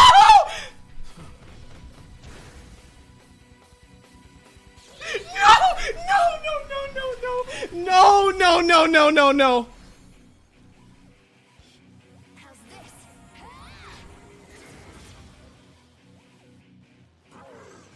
I can't take this. I can't take this. Okay.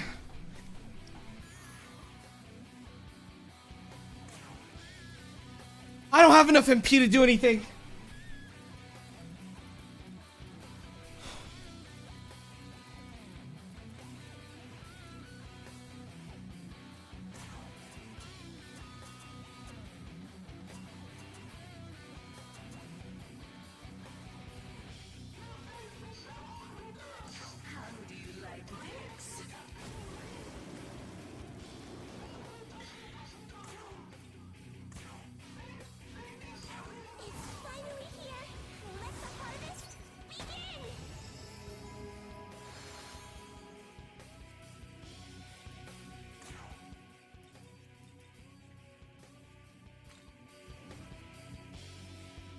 Your turn. Go!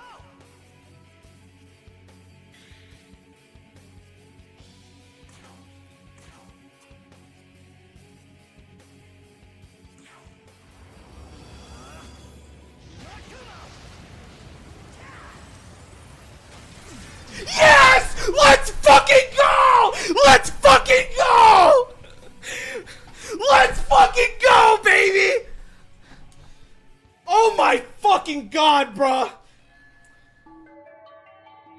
half a year after finishing the main game, I've slain the Demi-Fiend and completed everything there is to do in a single playthrough. Atlus ravaged the back of my throat, dropped me on the floor, and left me to gag. Used, abused, and I kept coming back. During my playthrough of Shin Megami Tensei 5, I died 69 times. I defeated Shiva in 1 attempt. I defeated the Demi-Fiend in 6 attempts. There was not a single second I did not regret going in raw. This concludes my first playthrough of Shin Megami Tensei 5. Yet with every ending is a new beginning.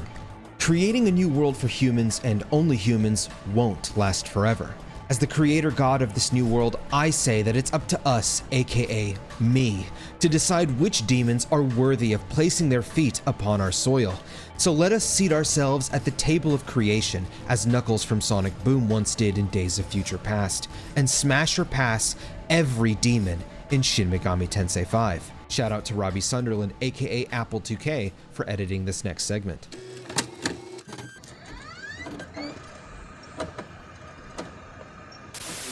地上界を炎と熱の灼熱非道の世界に帰るでござる。ヒーホー。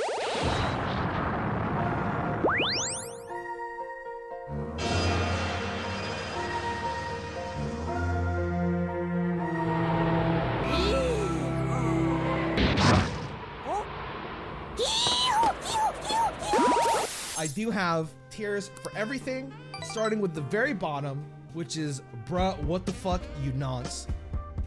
Hell no. Give Lifestone, and I'll explain. Give Lifestone is like, you know when you're like hanging out with a girl, and you're like, hey, nah, and so you just give her something nice and then you leave. That's what Give Lifestone is, because in the game, giving a Lifestone is like whatever, you know, they don't fucking care. Next one is Will Not Kill Me, So Worth. There's a lot of Will Not Kill Me, So Worth, I'm not gonna lie. And to match with that, there's a lot that's gonna fucking kill me. Like, let's be real, these are fucking demons, bro. Like, it's not worth it. And I will be going through the lore of some of these demons if I'm not into how they look, just to like see if they're worth it based off of their lore. After that, we have Will Kill Me, But Worth. I think there's a lot that also apply to this, specifically looking at this one. Then we have Give Soma, which is like Fuck, Marry, Kill. It's like that, but instead of Fuck, Marry, Kill, it's like, Give Soma. I don't know how to explain it. You know, Soma is like the life water, bro. It's like the best possible thing you could give them. Is it gonna take 20 hours? It is. Then we have Hell Yeah, and on top of that, not even the Great Will could stop me from committing this act of sin. Very few demons apply to this tier, because this is like the sacred tier, bro. Not that many demons will ever make it into there, if any at all. And of course at the top, we have Mara, because no one's gonna top Mara. Literally nobody is gonna top Mara. Let's start this giant fucking list with the first one, which is Kappa Tengu.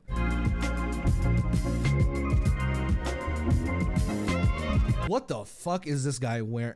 You know what? I'm not gonna judge the drip, because this guy's mask, holy shit. He might not be able to see, but I don't think he needs to see with where he's putting that thing. So immediately, I'm just gonna say, nonce, dude. This guy's fucking packing, dude. Oh my god, his muscles are massive, bro. He's got a little lump in his knees, but that's okay. I'm not sure about the shoe. Yeah, no, that's 100%. I don't even have to think about that one. Negative drip. You can't expect much from, what's his lore, bro? Sigurd was requested to slay Fafnir by rain? Oh, hell no. I'm sorry, brother, but no. You can't do my boy like that. Hell no, dude. Hell no.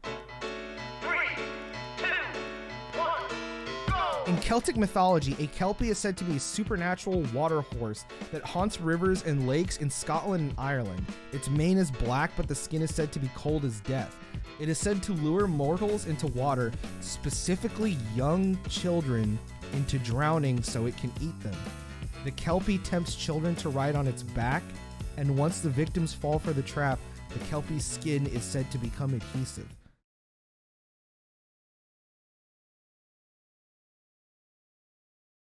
You're saying its skin is adhesive? Bro, if you put your dick inside of it, it's never letting go. That's not even, no, hell no, dude. What the fuck? God tier cock warming. Honestly, I actually really like how Chernobog looks. This dude looks sick as fuck. He might have some mushrooms growing out his urethra, but I like the way this guy looks. He hella drippy, dude. Listen, I'm a big fan of mushrooms. Like, I don't know if you guys have mushrooms with like your food, but that shit hella slaps. I think I'd be down, dude. Like, imagine what that mushroom feels like. Did you know you can't overcook mushrooms? Dude, legit, this guy's skin is probably, he's got the complexion of a mushroom. It's perfect. Bro, what are you wearing, homie? So he's just like a god of wine. I don't know, dude. I'm not all about the way this guy looks, bro. Like, party god. See, but like, I'm a loser. I'd probably give him a life stone. This is not somebody I'd want to be like married with, you know? Because that's how I'm going into this. It's about like, it's not just about like, oh, you know, this guy has nice mushroom pussy. The best thing that this guy has going for him is he's got a nice wide ass chest. And you know, I said this yesterday when I played Metal Gear Rising. I have a thing for dudes with a nice jawline and big ass chest, dude. This guy's mustache is so hurt, dude. That shit is ugly as fuck. He's got a butt chin, which is just, I can't really blame him. I don't know. I know they're like guardians. Yeah, they're like guardians of Tokyo. Listen, you can guard Tokyo, homie. I don't want to see you. Like, nah, bro. Nah. Lakshmi is the Hindu goddess of beauty and is the wife of Vishnu. That's where the problem comes in. Vishnu is low-key hotter than her. Dude, I'm not gonna lie. I think I kind of agree. I kind of like how Vishnu looks. Next up, we have Ball. Oh, yikes. Okay, not that one. This dude. I think this guy is so fucking sexy, bro. Like, he's got the nice brown skin. He has like the weird, like, it looks like a merman like kind of thing on his head. I don't know what the fuck he's wearing, but it is hella drip. Yeah, dude, like the cloth over his cock, that shit's nice. He's literally holding the cum chalice for you. The dude looks hella nice, dude. I love this guy. This instant S tier for me. This is like some Zootopia shit, man. Like, I'm not into, okay, maybe not Zootopia, but what the fuck is this? I've never seen that. Bro, his cock has wings. Nah, this is not my thing. Instant hell yeah for me. And I'm purely going off of one reason. It's one of those like gay porn videos. Listen, me and the boys used to watch. Never mind. I'm not gonna fuck a dog, bro. Not even the Great Will would stop me, dude. Fornius is kind of a bitch. He promised to meet up with Decarabia, and then he never did. Decided to run a hospital, and then died for it. Actual bitch, dude. Decarabia stayed. He cared. Fornius is fake-ass friend, dude. Not only is he short as shit, but like, he's carrying around this bag at all times, and it's filled with sand that makes you sleep, right? So for one, he's 100% into some kinky ass shit. Imagine you're going at it, and this dude just fucking slapping you with his fucking bag, busts open, you fall asleep, you bust, and you wake back up. You're like, oh my god, like it's still going. Like, I don't want to experience that, man. That does not sound fun. I guess it's a give lifestone. Give lifestone. Dominion is sexy as hell, dude. It's a fucking horse, okay? It's a fucking horse. I don't know. What if he like squawks like a chicken or something? I don't know what owls do, okay? But like, what if this dude, you know, I'm not trying to get feathers, you know, on anywhere down there. Like, what happened? How do feathers work, bro? You know, like if you take a feather and it comes off of the body, is the bottom like spiky? Like if you're going at it, would the feather get stuck? Andras will gladly kill any person the Conjurer desires. Yikes, bro. Also, that reminds me, this goes to Will Kill Me. This does not seem safe, bro. This guy's gonna fucking murder me. insane drip, dude. Like, I don't know if Sandalphon is male or female, but like, to be honest, it doesn't fucking matter. And it is said that a human would take 500 years to walk the length of his body alone, clearly showing his celestial size. You could just live in its pussy, bro. You're just getting a house if you marry this thing. That's worth it. What the fuck? Oh, fuck. I can't change because I already put it in, but I just realized something. Oh my god. What if he has to piss and or shit? I think the dumbest thing that he's got going is his hairstyle. Bro, no one is gelling their hair like that, okay? That's not. Oni are known for attacking villagers and plundering food, riches, and women. I also do not support misogyny, so I'd give him a Soma. In one story of the Yerlunger, he was awoken from a deep sleep by the smell of one of the Wabalog sisters' menstrual blood. Aroused by the smell of the blood, Yerlunger swallowed the Wabalog sisters whole. However, it was later forced to regurgitate them both. The act of the serpent regurgitating them is used in Aboriginal ceremonies to symbolize a boy entering manhood. What? Nah, dude. I don't know, dude. Dude, I think Turdak is one of the lamest fucking demons. He literally has turd in his fucking name, bro. Like, what, am I gonna fuck a bone? Anzu? Fuck no, dude. Have you guys played SMT5? Bro, Anzu should every 2 seconds. He doesn't have any arms, but listen, for what he lacks in arms, he makes up for in feet, homie. This guy, he's got it going. And if I remember correctly, he uses electro skills. Listen, a little zing here, a little zing there.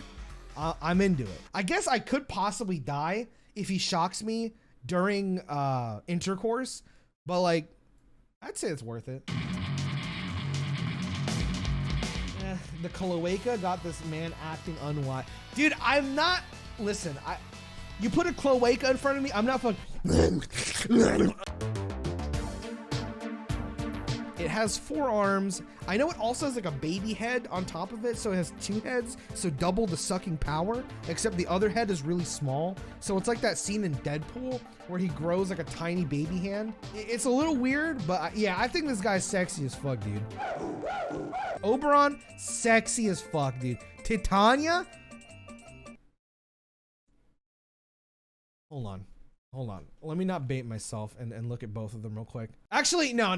Fuck it. I'm staying committed. Yo, Robbie, what's good, dude? Thank you for the 9 months. I come in here, you talking about tiny baby. Okay, maybe don't sit around this one. I would put these two in S tier. Woo, mama, bro. And I know I just said fairies. Listen, I'm going off their in-game size. No, it's not like those hentai where you're putting a dick in a fucking fairy and your dick is the size of its fucking body. It's not like that. All right. I love dogs. I'm a dog guy. He's very cute. I like Cerberus. I'd put that in Give Soma. She was worshipped as the ideal mother and wife. Wait, the goddess Isis was the first daughter of Geb and Nut. Oh yeah. He just kind of looks like the Statue of Liberty to me. I wouldn't say that I want to rub my dick on the Statue of Liberty. Look at this weird ass bro, his head is on his chest. Imagine, you got the cannons, his head is right here. Can control fire and burn all of his and his summoner's adversaries to death and will not suffer them to be dude, I was like, this is what I mean, bro. I'm like, yeah, I'm into this guy. And then I read it and it's like, oh, he might burn you alive. Worth. Oh, dude, Fafnir is the GOAT, dude. Rakshasa, hell yeah. I've always thought Rakshasa is one of the sexiest demons. I don't know much about him. I don't need to. Maybe he'll kill me. Honestly, he probably will kill me, but I like him. I like him. Woo! Woo, mama. Looks? No doubt, bro. No doubt. Bro, this is an easy SS tier, dude. It's like a baby dragon. Like, come on. Known as Hecatonchires, they were giant beings from Greek myth having 100 hands and 50 heads. Their father found them disgusting.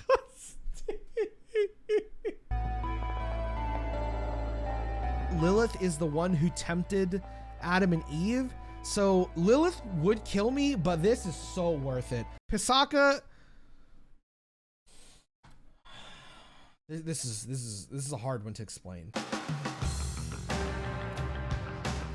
I've read a lot of hentai with Pisaka in it. And that's not because I like Pisaka. What I can say is Pisaka knows how to work it. Pisaka looks like a walking vagina with teeth. And if you've seen the movie Teeth, I'm a little afraid of that. I'm just gonna put it under Will Kill Me. The gnarly comedy. Yeah, somebody knows. I'm not gonna lie, High Pixie's very cute, but I've seen the hentai. I know how it works. I'm not trying to like, nah, dude. Like, have you seen the hentai where they put a dick in like a girl's ear, bro? And it's just like, he looks like the kind of guy that like, he's like, oh, Sonny, would you like some tea? And you know, give you some crumpets, like shit like that. He looks like a very nice person. I wouldn't say that I would smash it because again, it's a fairy, but I would definitely give him a Soma. And it's very similar to the Lakshmi problem. Parvati is married. Parvati is married to Shiva. They love each other so much. I can't show it on stream, but look up Ardha, Ardha, SMT. Both their bodies as one. And you guys know Shiva's the fucking super boss, bro. I don't want to step on Shiva's toes. But at the same time, Parvati be looking hella nice, all right? Parvati be looking hella nice. And on top of that, I beat Shiva in one try, homie. So try again, bitch. Try again, homie. I like milk. So fuck it, why not, dude? You know, you could be going at it, have a pint of milk, you know, off his udder. Oh god. But Mothman, I would not fuck Mothman, okay? Mothman is just my favorite demon. That's an easy give Soma. Is sexy as hell, dude. Look at Adramelech, bro. Look at this dude. He's ripped. Oh, he has chicken feet. Hell no. What is his fucking resistances, bro? Weak to ice, resist fire. Like, bro, if you're mad at him, just put him in a fridge. Like, you're good. Adramelech, also known as Adramelech, wow, very interesting, was a demon in the form of a sun god, okay? So, you know, he might be a little spicy, you know, you enter the cloaca and it's like a hot spring, you know? He's also the Grand Chancellor of Hell and supervisor of Lucifer's wardrobe. Bro, no wonder he's dripped the fuck out, bro. Lucifer can't do that shit himself. Adramelech's like, bro, let me get you real drippy, bro. He's also the 8th of the 10 evil Sephiroth. Bro, Final Fantasy VII, holy shit. He knows Sephiroth. I'm just getting even more into this guy. I think I'm gonna put him up there, dude. Oh my god, I would do anything to be this guy's right-hand man. What the fuck?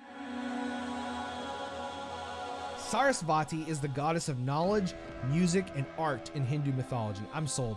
I'm sold. That's all I needed to know. Now, Sukuna Hikana is sexy as fuck, but he has one glaring issue. In his special move in SM5, he actually shrinks to the size of a fly. I think he also can expand into a giant person. I'm sure you've seen the story of that person who like went inside a monster and then went big, all right? What if Sukuna Hikana is so mad at you? Oh, that's an easy... Black Frost is like a mischievous motherfucker, dude. But like, I would give it a chance. I'd give it a chance. Is Turkey? Hell no.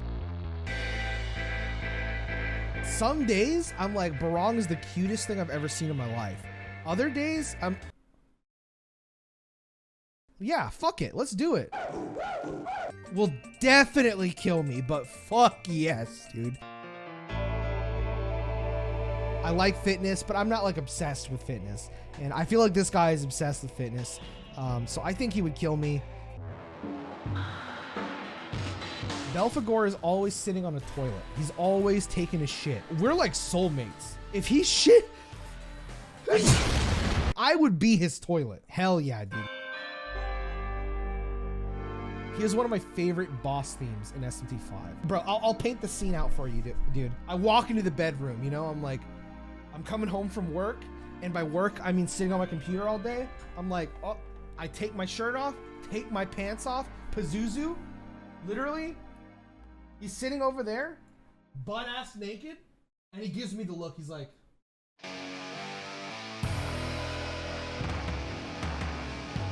you know what I'm saying, bro? Every single time you enter the fucking bedroom, every single time, you're about to have the best sex of your fucking life. Will definitely kill. This is, there's gonna be a lot of demons like this. Woo! You know what I'm saying? She's also been known as a goddess of matchmaking since ancient times. So what, she's like the god of cucking? I don't think I'm fucking with that. Now, I know what you're saying, Pinoy, that's literally a sarcophagus. Brother, first of all, there's a person inside of it. That means it's gonna be dark, hot, sweaty, like maybe a little itchy, but that's not where it stops, bro. Mott can give itself extra press turns. So no matter what, it's, wait, that's kind of a bad thing. You're like locked into eternal sex, dude. That doesn't sound very good. Dies of sex, I guess. I think Kaiwan is ugly as fuck, I'm gonna be honest. You're a nonce, bro. Maybe he's kind of smart. He's got a book. Books mean you're smart, right? He is also the god of equilibrium and balance, and associated closely with both the principle and of divine. This guy's a fucking genius. I'm fucking this monkey. I want you to think about the pluses here. You could live inside of him, and it's always open. So you could always leave, you know, go and get your groceries, come back inside. He's like a walking house. But on top of that, he's goop. So you can take a bath. There's no way he's not, like, he's dirty, okay? Like everyone's got to take care of themselves somehow. He is often depicted as a large human-sized locust and leads a swarm of locusts and other insects that carry infectious diseases.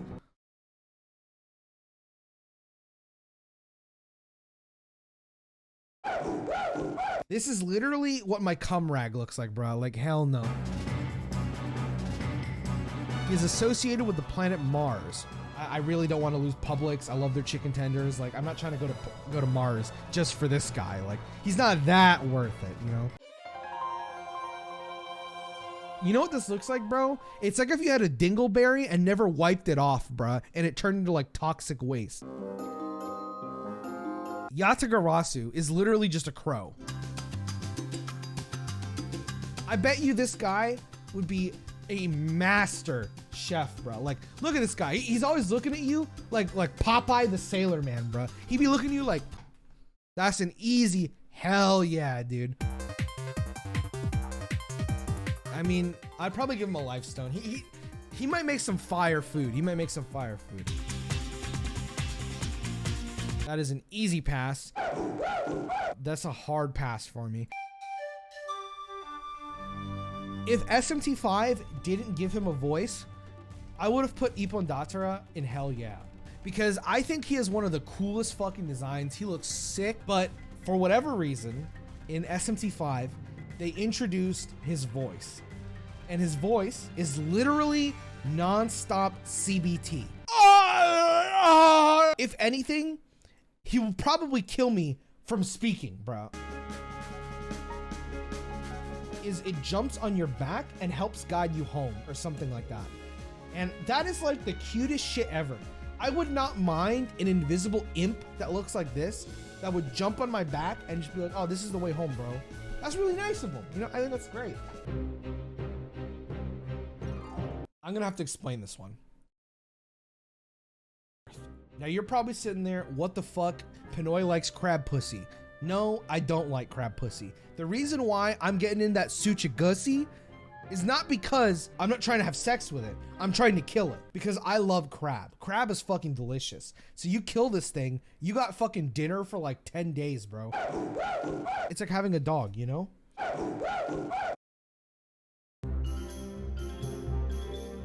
It's just a giant penis. Look at this guy. Ooh, mama. Right here, baby. Easy. He looks kind of like the Zora in Zelda. Yeah, I'd give him a Soma. Ugly as fuck.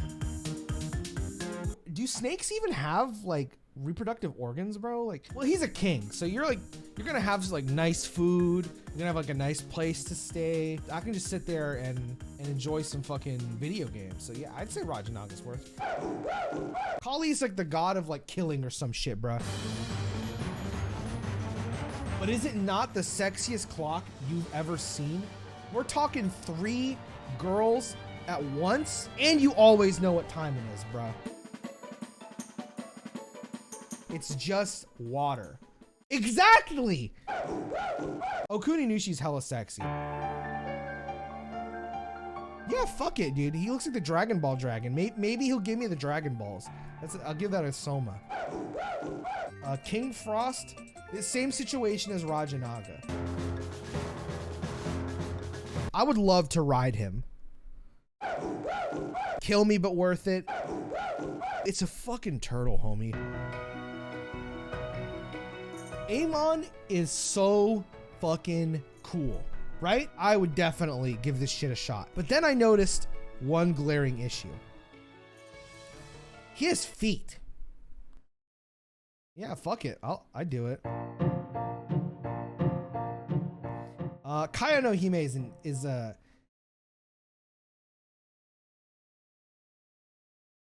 I will put her in hell yeah, but she's like made of straw. I'm probably dead. Oh my god. Not even the great will could stop me from committing an act of sin when it comes to Eden, right? I'm gonna have to be honest with you. This is the problem with Eden. Every single time you're hopping into it, you have to expect every single night you're gonna be listening to this song. Homie, if you marry an idol, bro, oh, that's true. That's gonna be a really, really intense relationship as well, though, because you gotta remember that they're an idol. The idol business is like fucked. Like, we're talking shit managers, shit coworkers. Like, you're gonna have to step in a lot to make it work. And the question, the grand question is that gonna be worth it? I think we know the answer to that one, boys. Would probably kill me, but she's sexy as hell. Also would probably kill me, but she's sexy as hell. Is a giant fucking rock. He's just gonna kill me. Give Soma easy. Hell no. Give Soma easy. You guys ever had a paper cut before? You know how much that shit stings? Now I want you to imagine that, but every night. In every place you could possibly imagine. Yes, yeah, I think that's worth it. The 4 archangels are like an easy hell. They're beautiful. No.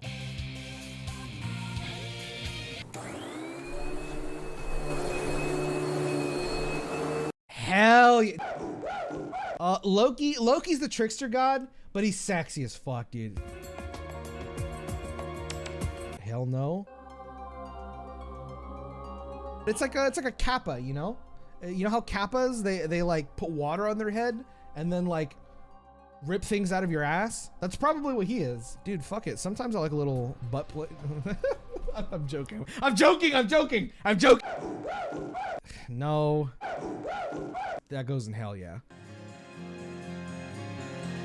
Is she made of porcelain? Like, is she a statue? Or is she like marble? It's like fucking a toilet, you know? Like, I don't want to do that. But at the same time, this goes all the way up here, bro. Cock and ball torture. I don't think we even need to debate this, do we? We don't need to debate this. No. Like, this dude could be in Footloose. You know what I'm saying? He would never deceive anyone. Perfect. So he can dance and he doesn't deceive anyone. This is a homie right here, dude.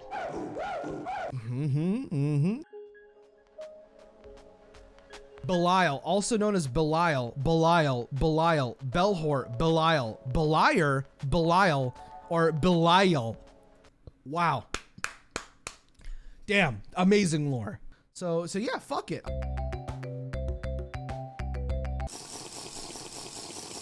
Woo, mama. Look at his stinger. Imagine that in your ass, bro. That shit's hitting everything. As cool as he looks, I found something out about him. When we fought Metatron, I used Frolic on him, expecting him to not be tempted as a man of God. And you know what happened? He was inflicted with lust. And you know what that tells me? That Metatron is a fucking cheater, a liar, and does not deserve his position in the hierarchy of gods. So that's a hell no. That being said, Hydra has like 10 heads and is constantly dripping saliva. This dude is gonna give the best head of your life.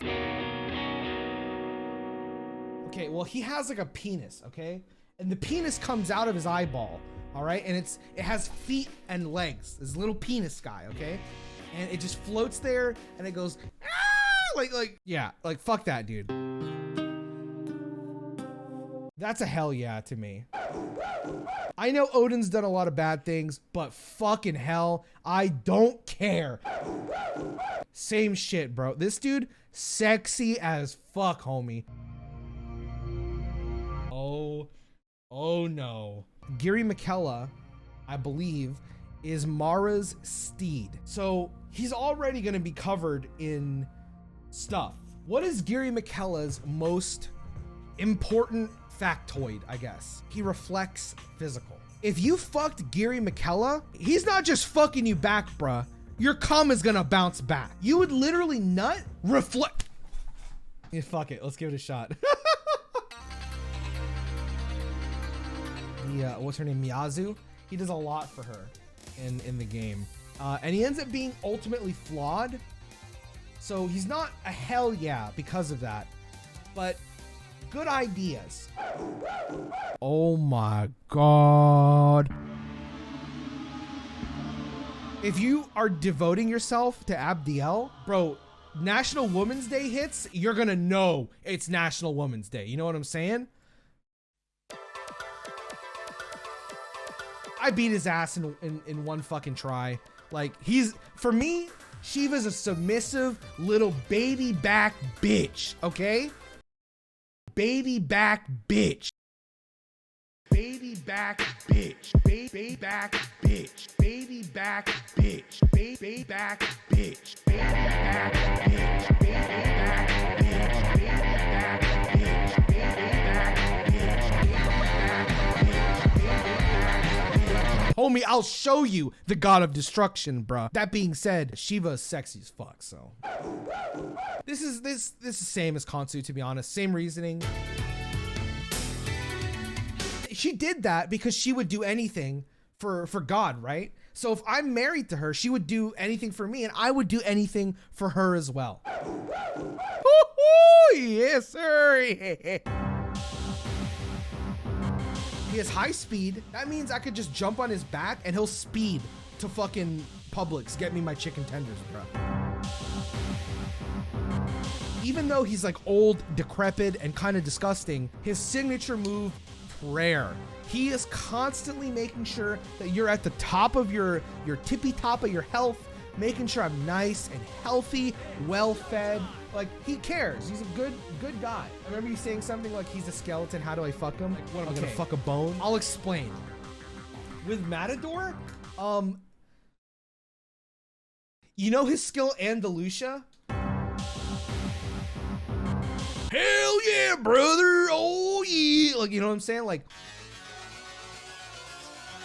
no, this is a hell no.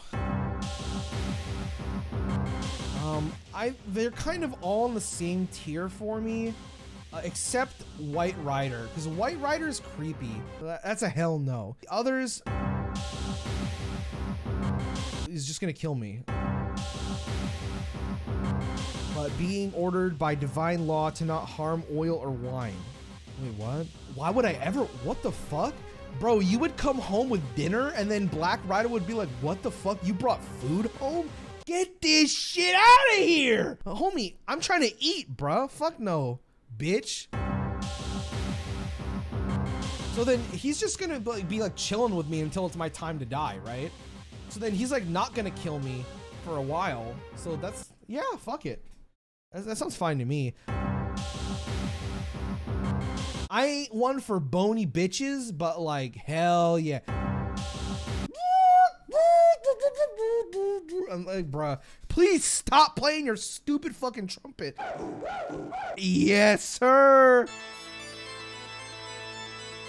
Easy top tier. But I need you to understand why. It's not just because she has a great design. Look up Artemis SMT and pull up her wiki page, okay? You will see one of the most putridly disgusting, worst designs SMT has ever had. And that was her original design. You're like, wow, she's got her bow and arrow. And then she just has a boob here, a boob here, a boob here, a boob here, a boob here, a boob here, a boob here, a boob here, a boob here, and a boob here, and a boob here, and a boob here. And don't forget, she also has a boob here, and a boob here. It doesn't stop. What if we just took boobs? You already know when you're sticking it in, you're getting a little spice, bro. You're getting a little spice, a little Cajun seasoning on that cock. You know what I'm saying? That's worth trying at least once. This one looks high as fuck, so he's probably pretty chill. Rongda repels Fizz, so it's like, oh, Rongda, it's nice to see. They look very chill. I'm sorry, like, I know he'll kill me, but I don't care. Tao, oh my god, Tao. Tao is, if I could put another tier on here, it would be for Tao, and that would be praise the holy goddess, praise the saint of Bethel, because Tao is too holy to be desecrated. All right, Tao is like, Tao did everything. All right, Tao did everything you could possibly imagine for you. If I could give her her own tier, I would, but in this case, I can't. So I must put her into this tier.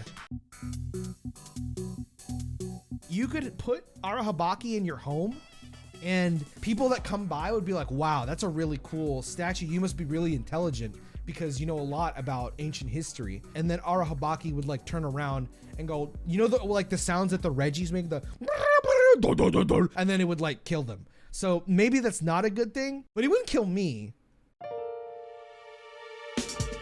I think he's hella cool, dude. No. Ongyoki is sexy as fuck, bro. Like, he's bald. His head looks like a fucking, my left nut. Hell no. Literally nothing could stop me. Hell no. Fionn McCool, bro. Woo, mama, yes sir. When he bites his thumb, he gains the power of a Nahobino. That means when he licks his thumb, bro, he's going like, dude's got a literal hole in his head. And no, chat, don't put your fucking dick in the hole in his head. That's weird. Fuki can harness powerful winds, which it uses to blow away enemies. So what you're telling me is if you put your dick in Oni's skull, slime is literally my cum rag, homie. No. Why would you, dude, this is a chicken with an onion for its head. Come on, brother. Oh, mama. Triple S tier. Famous for her capricious nature and her many lovers. Oh, she's a cheater. No, hell no. Kinky's body is so strong that no physical weapons in existence can pierce it. Bro, this is Kinky's body. Your dick gonna go, you know what I'm saying? That's worth it. Kill me, but worth it. Hell no, it's a fucking turkey. I'd probably give him a life stone. He doesn't seem like a bad guy. I love the way this angel looks, dude. Triple S tier for me, dude. Because the Norse people are like pretty loyal, aren't they? This is just a rock, homie. My dick go. Bleh! This dude's sexy as fuck. This is just COVID-19. That's kind of weird. I don't even care how bad the lore. It can't even be that bad. The one Filipino demon, I have to. Look at her. Like, come on, brother. You're telling me you wouldn't? It is said to prey on sleeping pregnant women, sucking their blood or the hearts of fetuses. Okay, so we would need to have a talk. Because will kill me but worth. That's where I'm going. What the fuck, man? Woo! This is a perfect woman. Easy Soma. Chirinobu, cute as fuck. Cute. I love Chirinobu. Even though his music sounds like penis music. Hell no. But like the biggest problem with Daimon is like his signature move has a high chance to miss. This dude will like pull up to the bed, be hip thrust in the air thinking he's pounding your ass, dude. But he's really just not. He's delusional. You can discover hidden objects, kindle love and lust. Then Eligor is the kind of guy where like you can't resist. You know what I mean? Like you'd be like, who the fuck is that? And then Eligor's like, hello. And then you're like, oh my God, I want his dick in my mouth. I have no say in the matter. Another fucking turkey. Want to fuck a turkey. You know what? I would give Pixie a Soma. I would do that. Because she's cute. He seems like a nice guy. Let's do it. It's a fucking cat. It's a pillar with boobs. So like, that's kind of hot. Triple S tier.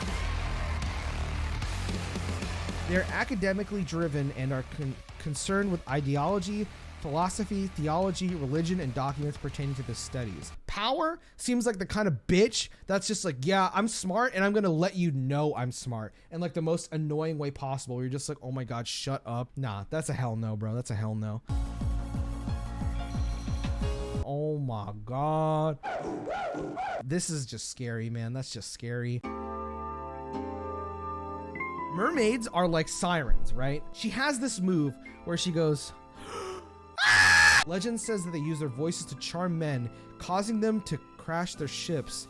In other folk traditions, or sometimes within the same tradition, they can be benevolent or beneficent, bestowing boons or falling in love with humans. So it just depends on the mermaid then. So this is like a 50-50. I think I'm gonna put her under Give Soma. I could go see if she's nice, and then from there, you know, I can decide, oh, she's good. Not even the Great Will could stop me from committing this act of sin. But if she's like trying to kill me, then it's still worth. Hell no. She was originally an ogress who slew human children in her desperation to feed her hundreds of children. I'm gonna say no. I'm not fucking a monkey. Hell no. Baihu is a fucking tiger. Orthrus is a fucking dog. Hell, that is a hell yeah. Yes, sir. He gives true answers to all things past, present, and future as long as he is asked. But when not answering questions, he is a liar. That's not worth it. will kill me, but worth. If you put it in, bro, that's just gonna like this is your pee-pee, and then it's just, you know what I'm saying? Like, get to experience the ultimate form of CBT. What the no. I'm not one for animals, but Anubis could weigh the scales of my semen, bruh. This is one of the elementals that unfortunately I cannot say it would be worth it. Hell yeah.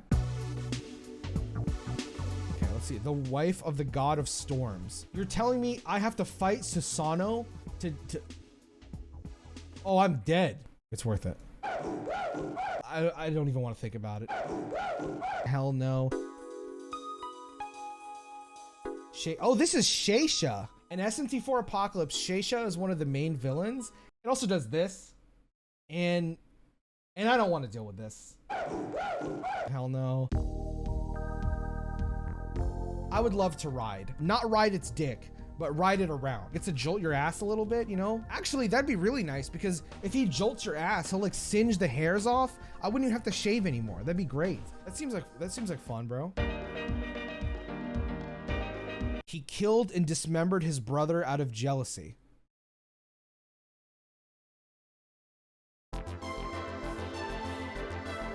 Ariok is a giant pimple-filled like vagina. I ain't fucking this, bro.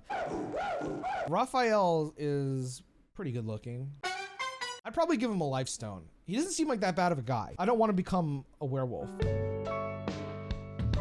Addis was conceived when his mother ate a fruit from a tree that grew on the side where Sibel's son had its male sexual organs castrated and buried. Addis grew up to be a handsome man who attracted Sibel's attention, but when he ran away, rejecting her love, Sibel chased after him. Addis arrived at the site of a pine tree, castrated himself, and died. I kind of feel bad for him. I would be there for this dude through thick and thin. You kidding me? He did not deserve to go through what Sibel did to him, bro. I may have put Sibel pretty high, very high up actually. Ain't no way you're pounding this. What the fuck? There's no way. Inanna is the Mesopotamian goddess of love, war, and futility games. Yo, she's a gamer? Atropos is also top tier. I will do anything for her, but she does have one glaring issue, and I'm sure you can see it. She's made out of wood. You're getting splinters, okay?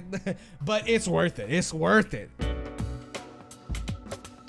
I would literally be his bitch. You know what I'm saying? Like, Surtur got this shit unlocked. Surtur got this shit unlocked. Hell no. Meow. You'd literally be playing Fear Factor without an audience. That's not worth it. They are known to suck the life out of humans. It's just gonna kill me. Beautiful. I do not care. I do not care. I do not care. Beautiful woman. And she can dance, bro. Huapo is a fucking fairy, bro. Lucky sis. Woo! I'm about to lucky suck her dick, my man. That was terrible. A Dakini is a tantric deity described as an embodiment of enlightened energy that resembles a female. What? So it's energy? It's not even a person? Give her a life stone. Give her a life stone. Easy, Soma. Nue is also Soma. I think Nue is so cute, bro. Fuck it, let's do it. The power to control all human women is said to give witches their power. Okay, listen, we don't support misogyny around here, dude. That's a hell no. Mitra is a god of honesty, friendship, meetings, and contracts. Dude, this guy's amazing. What? That's somebody I would be with to the end of time, bro. You know? Oh, what the fuck? I thought I already did Feng Huang. What the fuck? Either way, I'm putting it in here. Bruh. And then Jack Frost is easily in Give Soma. Boom. That is my list for SMT5 demons that I would smash or pass.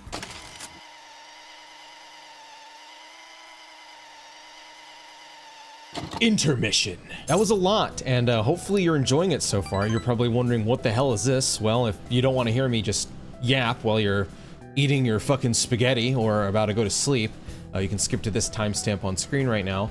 But this will be the only intermission in this video. Maybe future videos that are longer will have more intermissions in them, but I feel like this one only really needs one. So the first thing I'll tell you to do after that is, well, like the video, leave a comment, subscribe, and join my Patreon at the $5 tier. Of course, I have to say that. If you're about to go to bed, brush your teeth. I can smell it. It smells like shit. Make sure to drink some water and refill your snack if that's what you're doing. If you're fucking marathoning this, let me know. I know there's some madmen that are like that out there, but I don't think anyone like that would watch this video. So I wanted to use these intermissions to kind of give a little bit of behind the scenes based on whatever I feel like, really. And for this one, none of this is scripted, by the way. I'm just going off the dome. I do have bullet points right in front of me to kind of remind myself of certain things, but I guess right now, for reference, it is August 23rd, 2025. It's 8:43 a.m. That's obviously way past when all of this was recorded in this video, but that's kind of the point of how I want to go about this video. So going back to 2021, when I originally began to write this video, something I was heavily experiencing, if you don't know who I am or what I normally do as like my day job, I am a YouTube video editor. So I edit YouTubers' videos. I edit streamers' videos. That's what I normally do. At this point in time in 2021, I was feeling immensely creatively stifled. It's not necessarily that I didn't like the work that I was doing. It's more like I was stuck in this rhythm that wasn't satiating my desire to create things. Does that make sense? It felt like I was just kind of turning the wheels, you know? For a little bit of time, I started to wonder, like, maybe I don't like editing. Maybe that's why. And so I told myself, you know what? Maybe I just need to try something new. Maybe I just need to do a different kind of content, and maybe that will spark my creativity. However, I also am, I would say, relatively level-headed in the sense that, like, there was no way I was just gonna drop everything and fucking make YouTube videos. That is a horrible idea. Don't do that. That is not great advice. I really just wanted to make something that I can feel like passionate about, feel proud of. So I used to have this whiteboard in my room. If you look at my older videos, you'll see that there, and there was a bunch of ideas I would write on that thing. And I went through that whiteboard. I went, you know, top to bottom throughout the whole thing, and I wanted to see, like, okay, well, what in here, you know, speaks to me. And there were a bunch of ideas that I wanted to do, but none of them I necessarily wanted to make not that I didn't want to make a video on it, I just didn't want to like dedicate a video to it. To me, they all felt like parts, like pieces to a bigger puzzle, was how it felt looking at all of this. From there, I started to, something I like to do as a creator is I like to watch YouTube videos just like you. Something that I do wholeheartedly believe in is, in order to create content, you need to consume content, especially in the YouTube space, and specifically with my interests, which is video games, right? I have a bunch of creators that I enjoy watching, and I looked through the giant list of creators I watch. A few weeks pass, and I think to myself, okay, well, I've made video essays before, and I do like it. I enjoy writing video essays, but how do I want to do a video essay that I can feel truly proud of? And so this is when it started to get a lot more, I don't know if existential is the right word, but essentially thinking about my life and what I want to leave behind, if that makes sense. I know that for a lot of people, that those aspirations, you know, go super high. Like I want to discover a planet, for example. And that's awesome. I think that's really cool. For me, the most important thing in my life going through all of it, and I'd like to share these stories with these videos that I'm doing now over time, is I love to make people happy, and I like to connect with other people by sharing my life with them. I have gone through a lot of different bullshit, really, and I've gone through a lot of awesome stuff. I've also gone through a lot of interesting scenes, just in terms of what happened during that era for myself. I was born in the 90s, so I live in this interesting middle ground where I also got to see technology rise and how my brain kind of latched onto that while also dealing with the social pressure that I received from school and people in general, as well as even my own family. So I find a lot of those stories to be really interesting because video games really did kind of shape who I am and how I think about certain things and how I've come to appreciate and cherish a lot of different things in my life. A lot of that came from video games. And I know for other people, that's music, that's movies, it's television, it's sports, and that's awesome too. I think that shit is really cool, that anything can really touch your soul and lift you up, I guess, is the best way I could explain it. Video games is that for me, and I want to share that with other people. I think that's the kind of legacy I want to leave behind before I die. I want to leave behind a log of videos that are important to me and show my passion and positivity that I have for video games as a medium. I think that's what means the most to me, and I think that would bring the most smiles to people around the world out of everything that I've done in my career as a video editor. There are also other things to it as well, like my favorite genre is Japanese RPGs, and obviously that is a very niche genre. A lot of people, unfortunately, talk very negatively about them. Back when I was growing up, even now, and that's a shame. Obviously, I'm not incapable of critiquing things, but maybe this is like Fence City, but I'm still capable of loving something while acknowledging its flaws. Because to me, that's truly loving something. And I'm gonna be so for real with you, that's kind of the JRPG genre as a whole.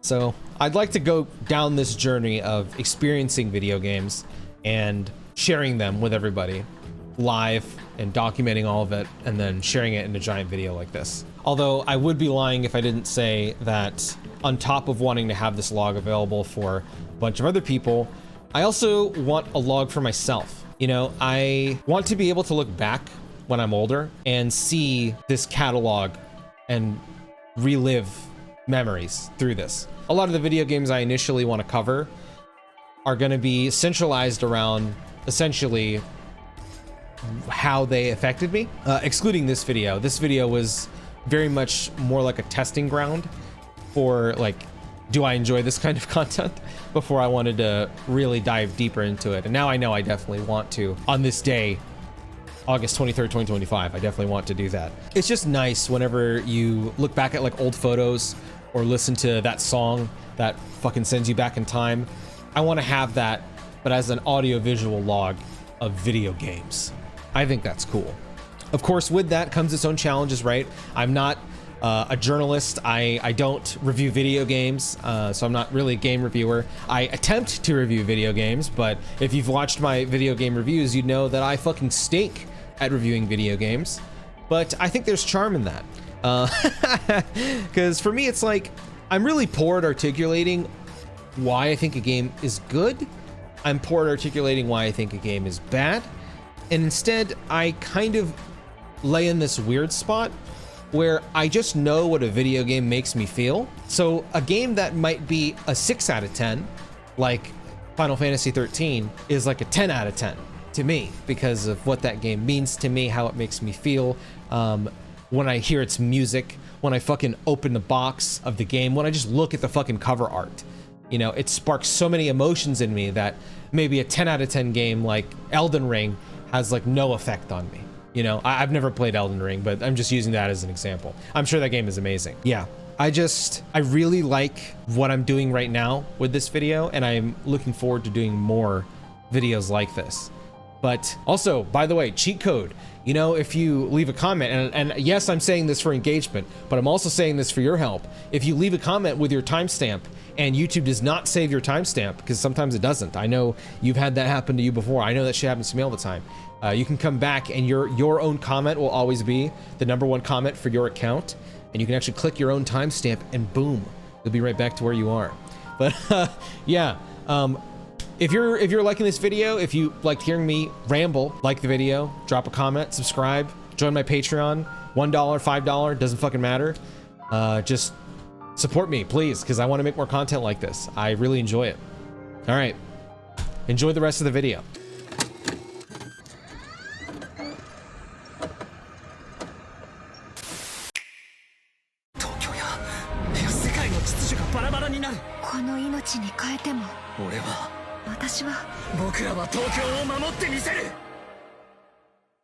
Shin Megami Tensei 5. I finished Shin Megami Tensei 5 on December 8th, 2021. At the time of writing, it's currently January 25th, 2022.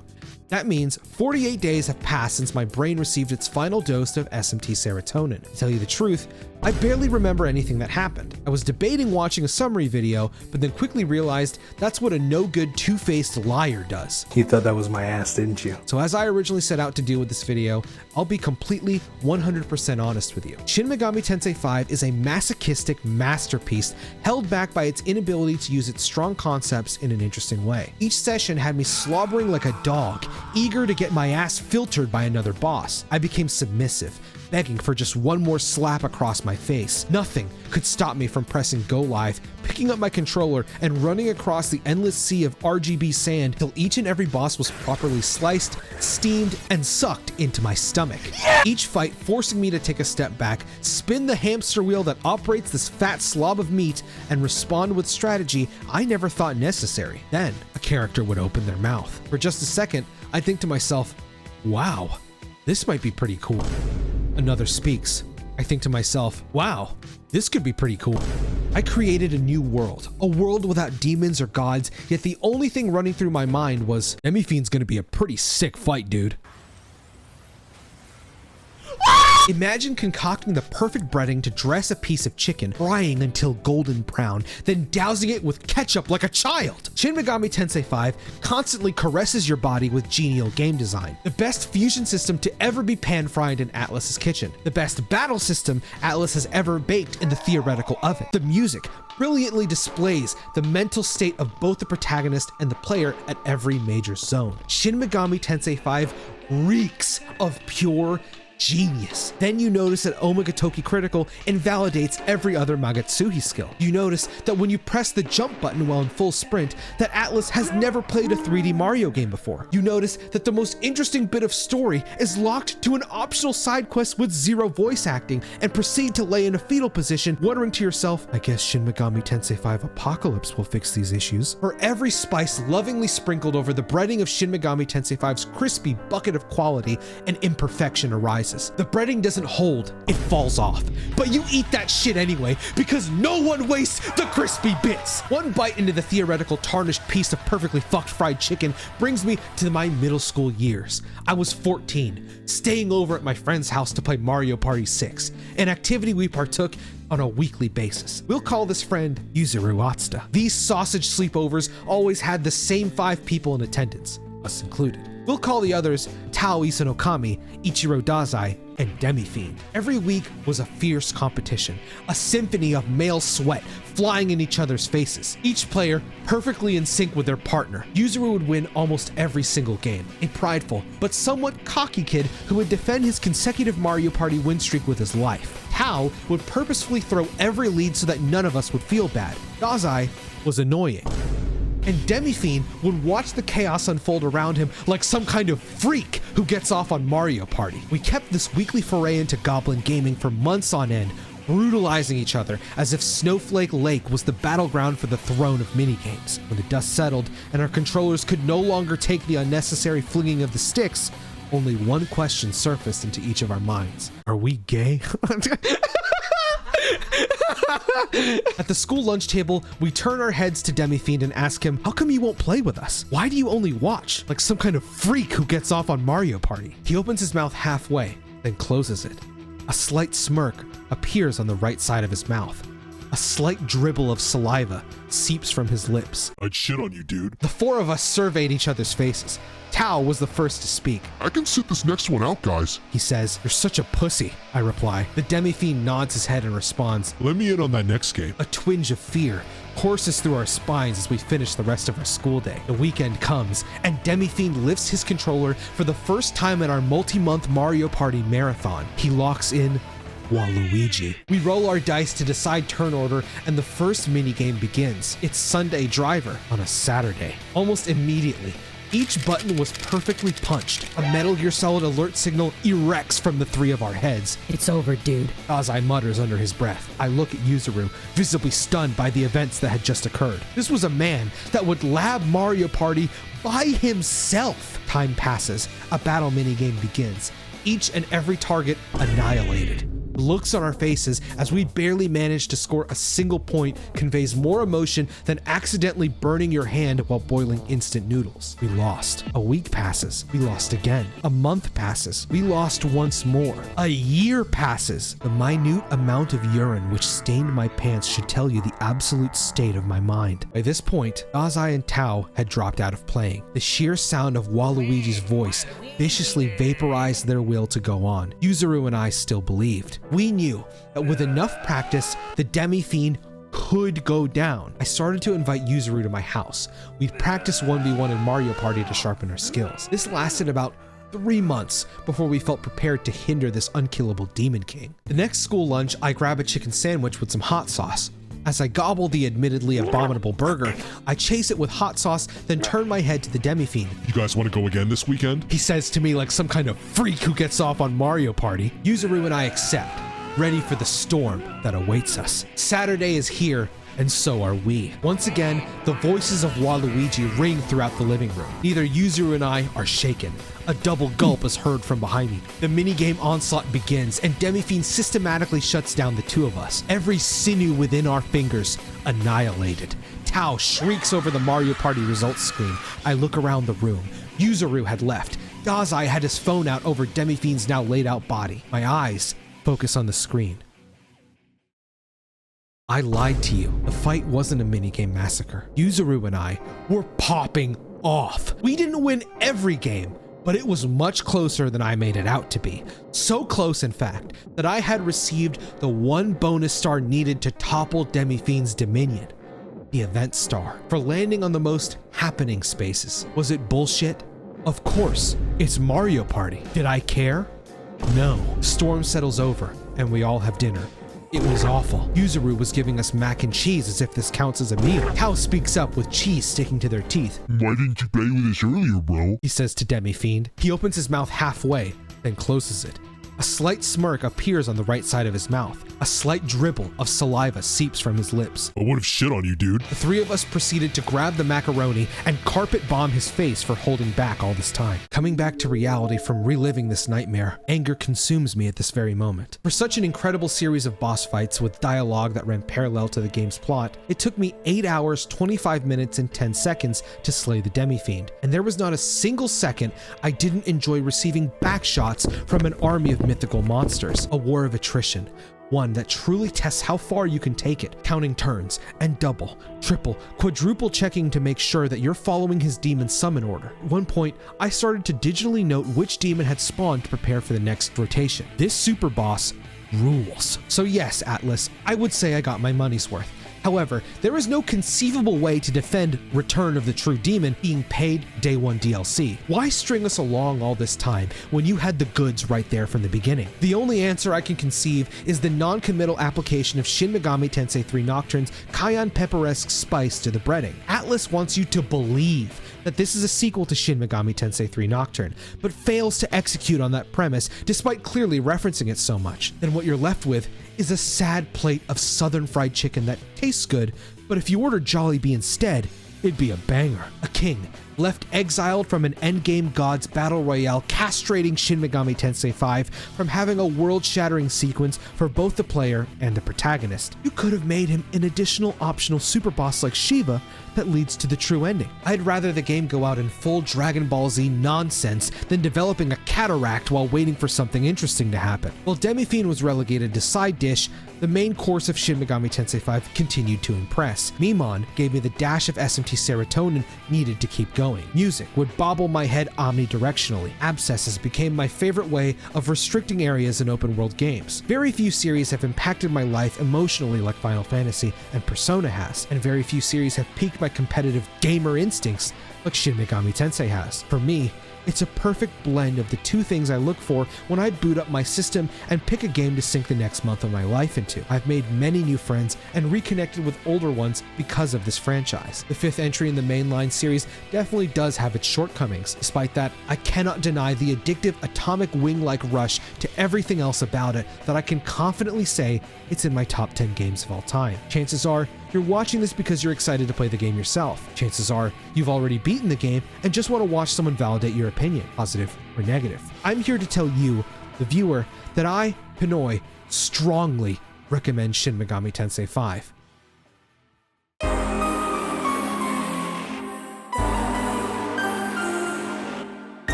Inside. You'll have to take an alternate route. Here, I'll go check it out. This can't be happening again. Would you mind checking up on my brother? Hey, what are you doing here?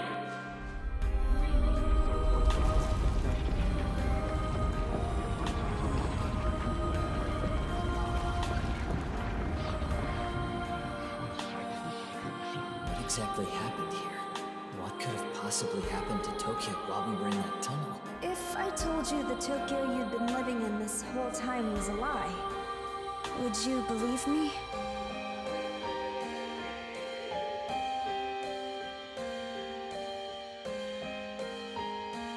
Young man, if you wish to live, take my hand. Light or dark, you may chase whatever you please. I shall await you in the realm beyond the earth and heavens. Magnificent, my children. With this, the world will surely be freed. Young man, this is farewell. I am proud to have made this journey with you. Truly I am. It's in your hands. Make it so.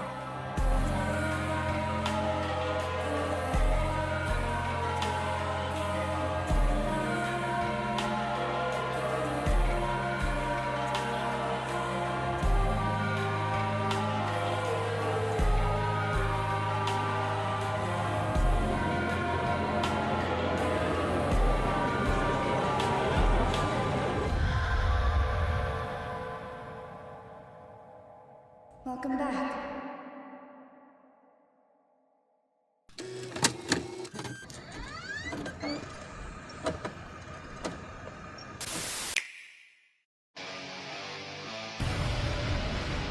Godhood awaits. Go and claim it. Tokyo has been completely overrun by demons.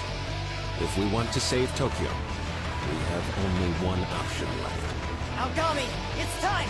Keep your guard up, young man. Believe and act without hesitation. It's been 3 years? I'm pretty sure it's been, if not 3, like almost 3 years since I've played Shin Megami Tensei 5. First of all, that makes me feel old as shit. The first thing that really comes to my mind when I think about the game, I just can never get the image out of my head of how I felt when I saw, it was the first scene in Dot, the first area, when the Nahabino is like gliding down the sand. I remember I freaked the fuck out. I don't know if I'm pretty sure the reaction's still on YouTube. If I have it, I would like to show my reaction here, but he's Naruto. Yo, he look.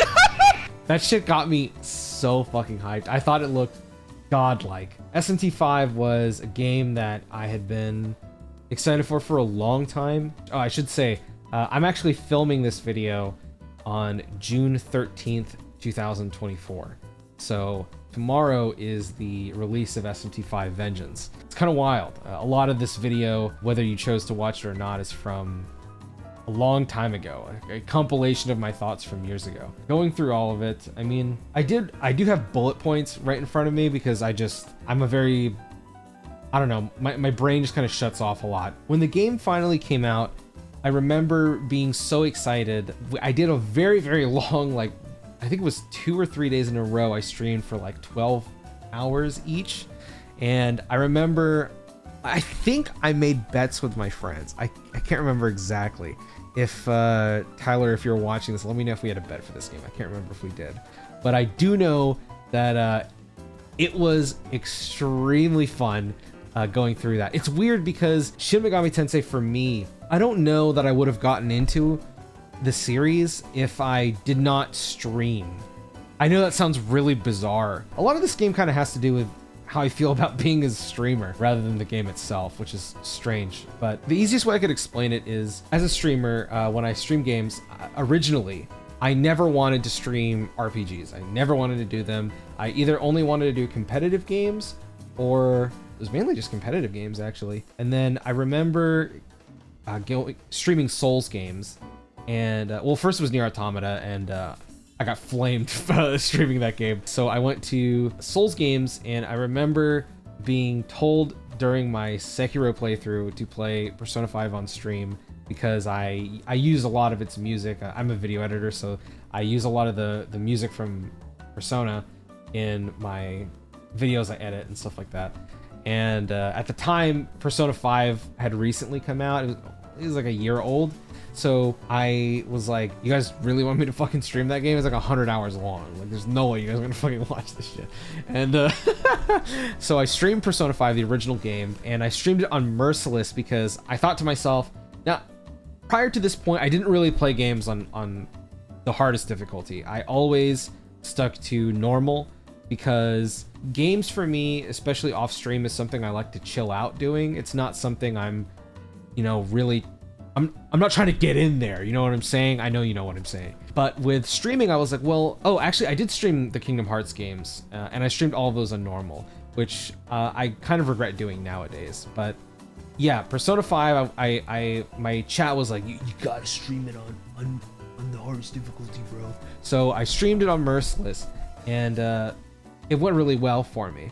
Then I was recommended to do SMT, but at the time, there wasn't like a lot of very easy ways to stream SMT without, like, I don't know, either having a capture card for your 3DS, which I don't have, and then I could emulate it, but I was lazy. At the time, at least, I was lazy.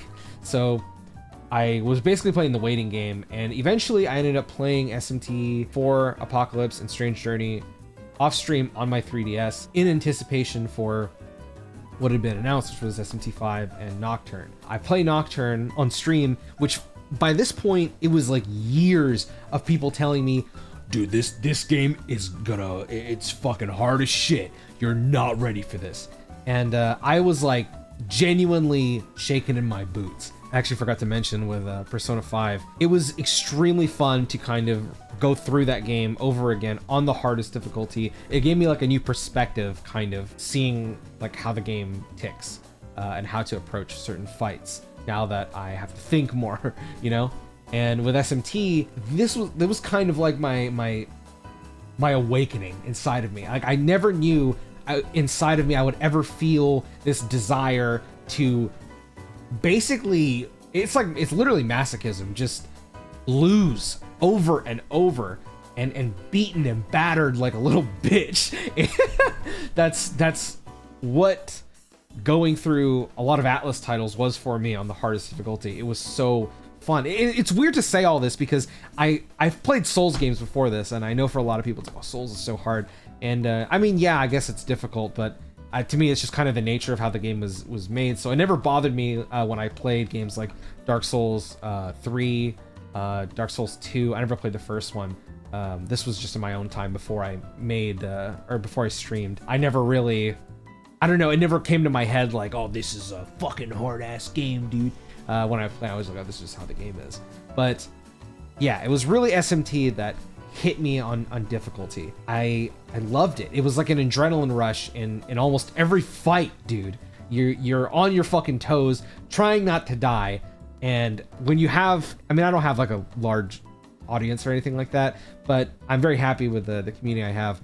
Seeing them either like, most of the time it's fucking shitting on me, but either seeing them shit on me or cheer me on whenever like a big win happens, like beating the Demi-Fiend or something. It was so, or not beating Demi-Fiend, but like just beating bosses in Nocturne before I get to 5 was just awesome, bro. Like it feels, the best way I could explain what playing SMT on stream feels like, it's like sitting where it's, okay, I don't know how many people can relate to this because this is just not a thing anymore, but it's like when your friends come over to play a video game and you're sitting in front of the TV and you're watching your dude, like your boy, play a game, and you're just fucking either flaming his ass until he beats a boss, or you're fucking, you know, his live audience, and it's just fucking cool. It's like a really nice game to hang out and fuck around with friends. At least that's how it was for me.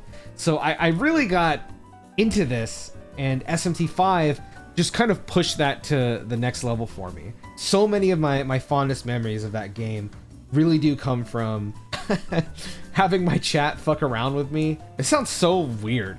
I feel like I feel like I'm barely even talking about the game itself, but this is really where a lot of my memories come from. I mean, the game itself, instead of just going on about, you know, how much I really love streaming SMT, the game itself, I do have like quite a bit of problems with 5 specifically. The obvious one is story. It's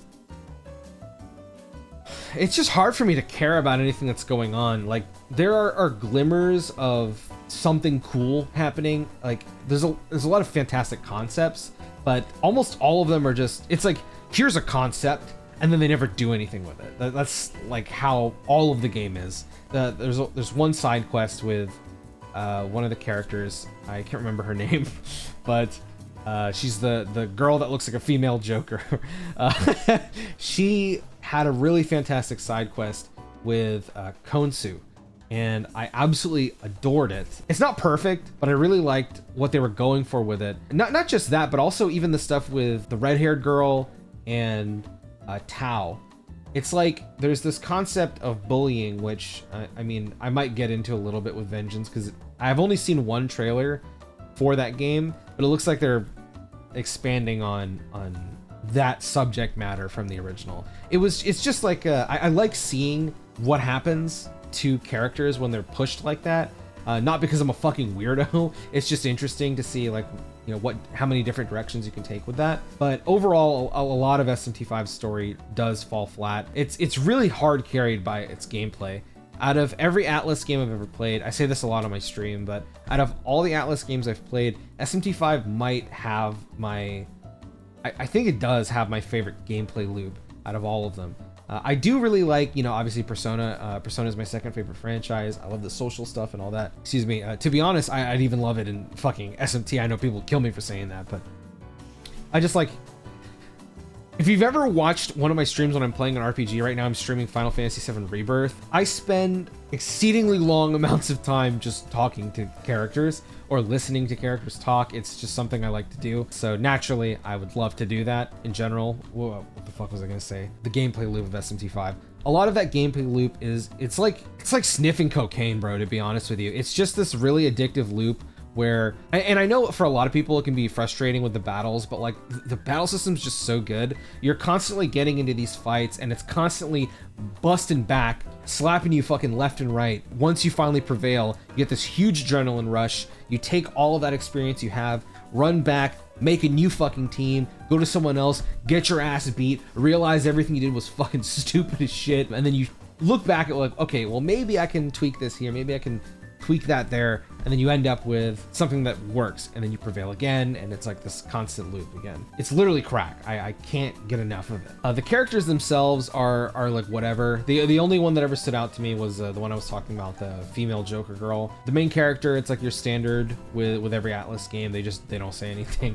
You just kind of fucking pick your dialogue choices and move on. The other main characters are like whatever. Really nobody stands out besides the guy's little sister. She, just because the subquest, genuinely, it's like that subquest is better than the main quest of the game, which I think is sad. I will say, I remember when I first wrote, or I guess when I first started working on this video, the original title I had was the most ambitious game to date or something. Atlus's most ambitious title to, I don't know, something like that.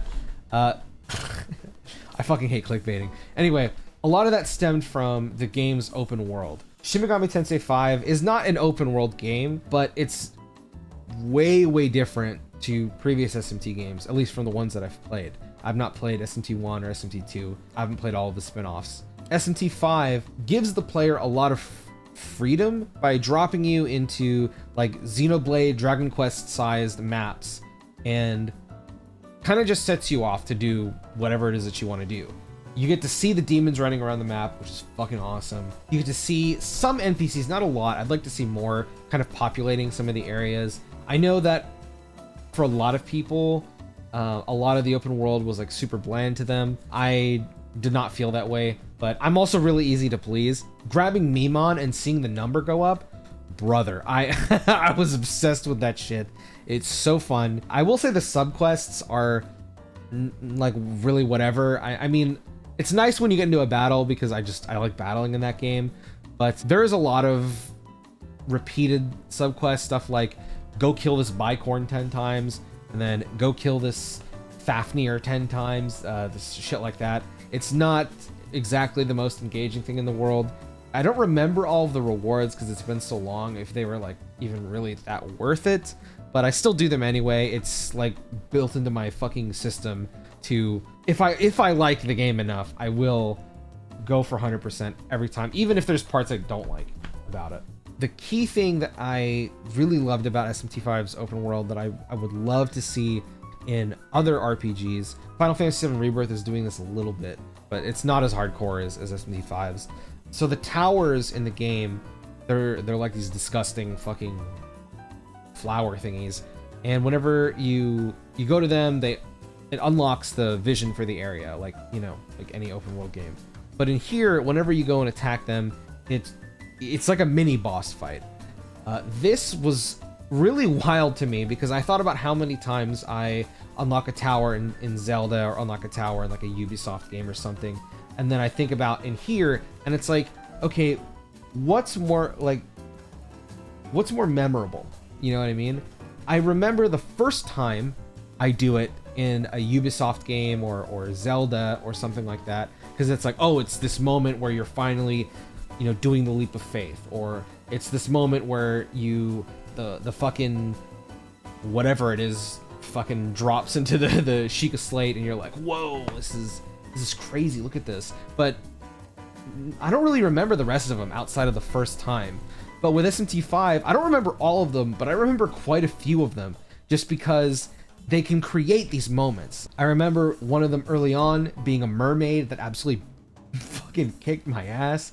I remember one of them being, it was like multiple, I don't want to say low level demons because they were max level. They were like level 99, but they were like pixie and slime and stuff like that. I can't remember all of them, but it's a bunch of those and they fucking, they beat you, dude. There was another one I remember where it just spawns a bunch of Orochis and they are sprinting at your ass and you're like fucking weaving and dodging trying to get to the fucking tower just to even start a fight, and then by the time you get there, you get fucking one shot, because I think it was like 2 Orochis at the same time, or so, I don't know, something like that. Those kinds of moments, they're very tense, but that's what creates that memory for me, that thing that I can look back on and be like, oh my god, that was so fucking fun. It's cool.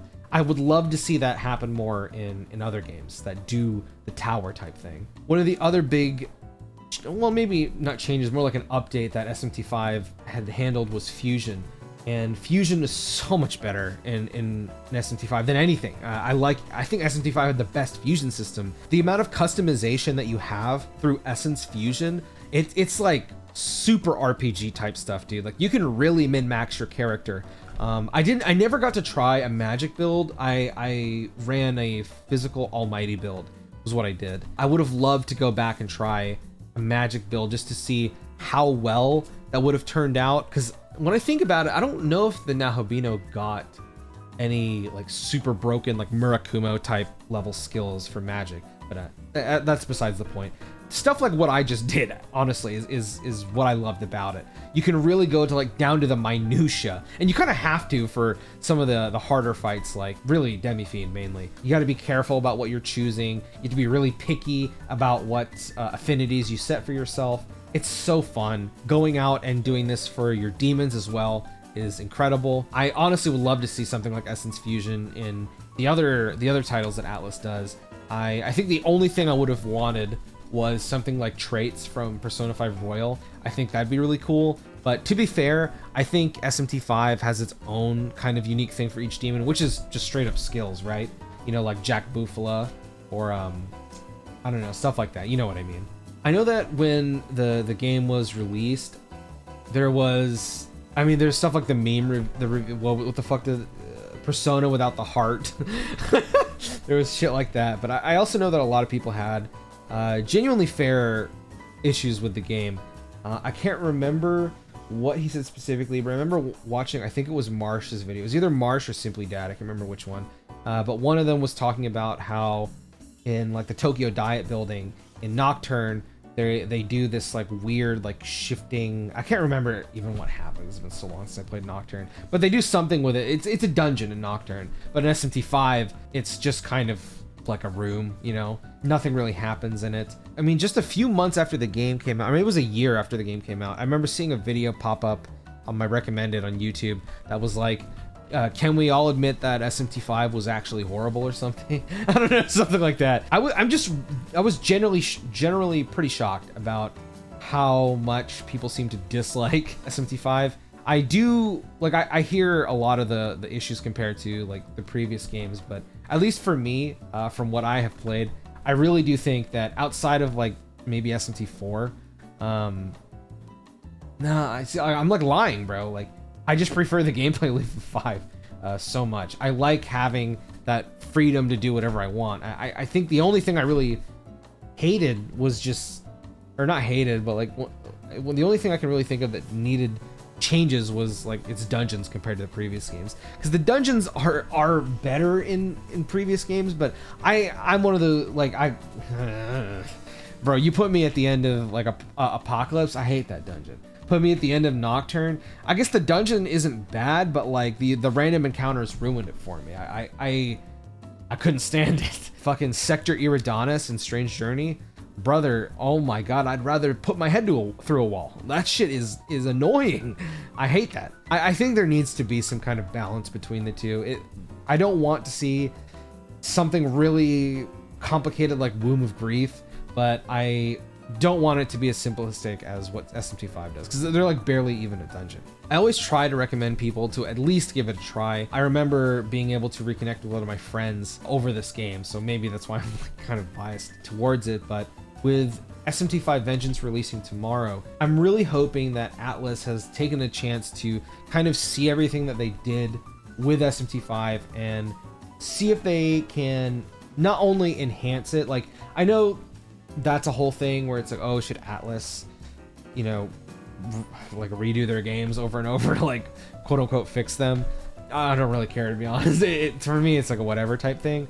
but I really do think with Vengeance specifically, for how many issues SMT5 has, this is like the most prime game in Atlus's catalog that I think that is worth going back and being like, okay, what can we do to really like break this concept wide open and finally drive home a lot of our ideas.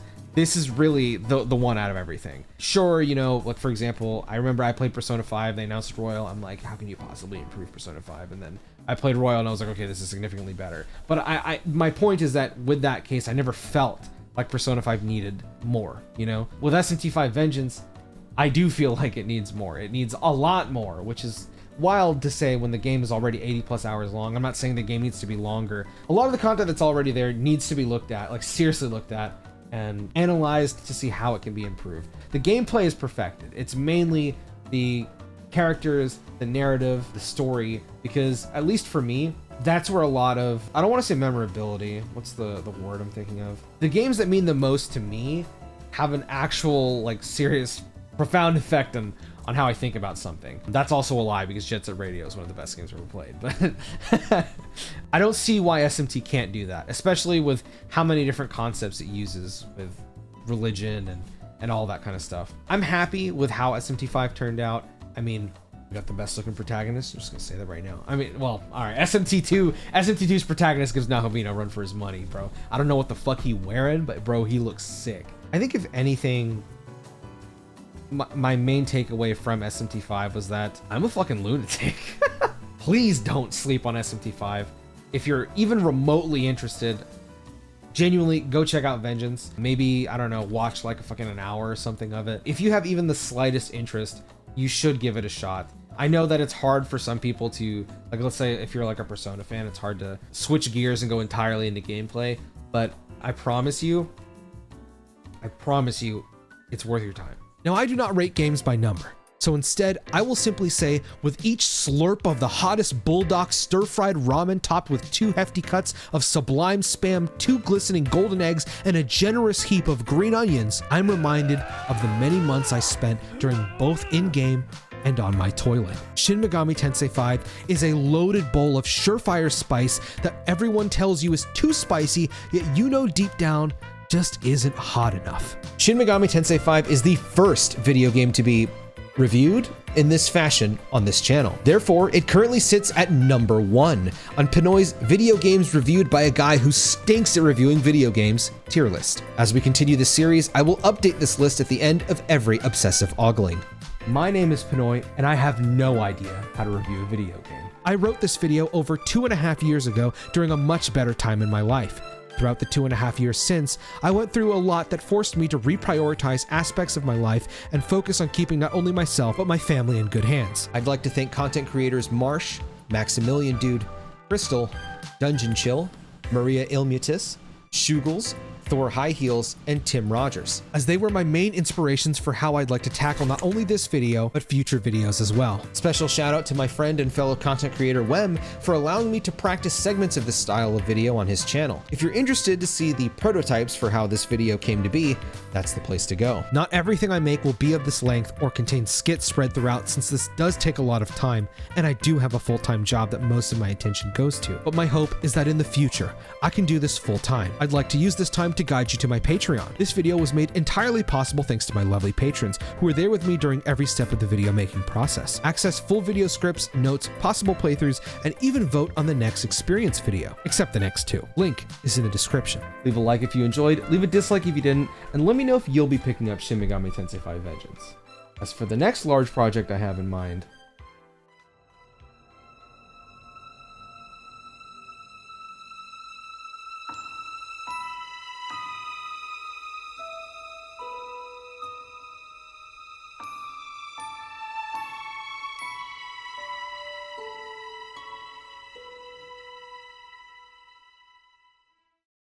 So that's it. That is the end of an obsessive look at Shin Megami Tensei 5. I've actually gone through multiple names for this video title. I think the first title I ever had was the most ambitious Atlus game ever, or something like that. Then I changed it to the Shin Megami Tensei 5 Experience. Now I'm reusing that title for one segment of the video. As you've seen, if you're a subscriber to the channel, you would have seen it 2 weeks ago, I believe is what that segment would have gone live. Or if you're watching this, that, you know, first gameplay segment of this video, that's the experience. Just makes more sense title-wise. I eventually landed on an obsessive look. Now, how did I get to obsessive look, you might be wondering? Well, I'll tell you in a moment, because the most important thing is that this is the epilogue. And we wouldn't have an epilogue if I didn't have Patreon. Patreon.com/PinoyBrothers54. At the $1 or $5 tier, support your boy. There are a bunch of things in there that you can get by helping me out. And I have to shout out my patrons. So I'm gonna go one by one, every single name. At the $5 tier, love you guys. Augustus, I love you. You always show up in my streams, dude. I appreciate it. Bachu, one of my best friends.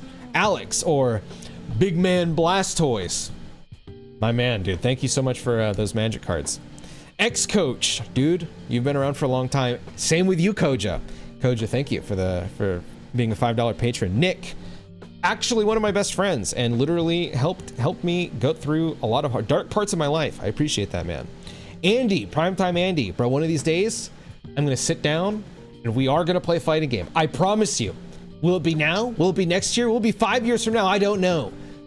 But I will not let my last match with you be you fucking beating my ass and tell me to play Potemkin. I will not let that be the last match.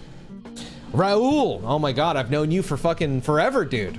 Thank you for being a $5 patron. Specky Games, Zach, dude, I love you, man. Thank you for being around for so long.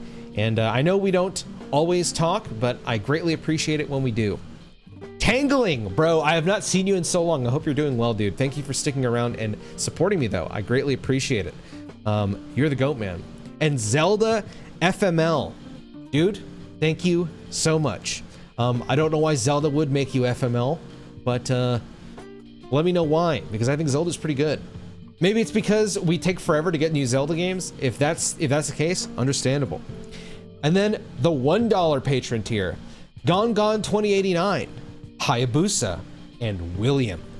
Thank you for your support. This is Editing Pinoy coming in. I also just realized I did not mention at all how I came up with the title An Obsessive Look at Shin Megami Tensei 5, or really the series title An Obsessive Look. Well, I was in a call with one of my clients, my good friend Noctopus. Shout out Noctopus. He's a really good friend of mine. Go check him out. And he was like, well, what kind of videos do you like? And then we looked at a bunch of videos, and well, I really like Shugel's series An Exhaustive Look at, and he usually covers a Pokemon game. And he was like, well, why don't you just change it to Obsessive? And I'm like, yeah, sure, let's go with that. So go watch Shugel's videos. Go watch An Exhaustive Look at Pokemon Omega Ruby and An Exhaustive Look at Pokemon Brilliant Diamond. I have actually watched his 7-hour analysis on Pokemon Omega Ruby 3 times, by the way. Good shit, brother. I love your content. So I want to have an epilogue like this at the end of every video, just to kind of wrap up everything and give you guys a channel update before we go on to the next video, because Lord knows, I don't know when that next video is gonna come out. Shit might take a while, especially if you know anything about me and you hear that fucking jingle that just played. You're probably like, oh my god, this guy's really gonna fucking do that to himself.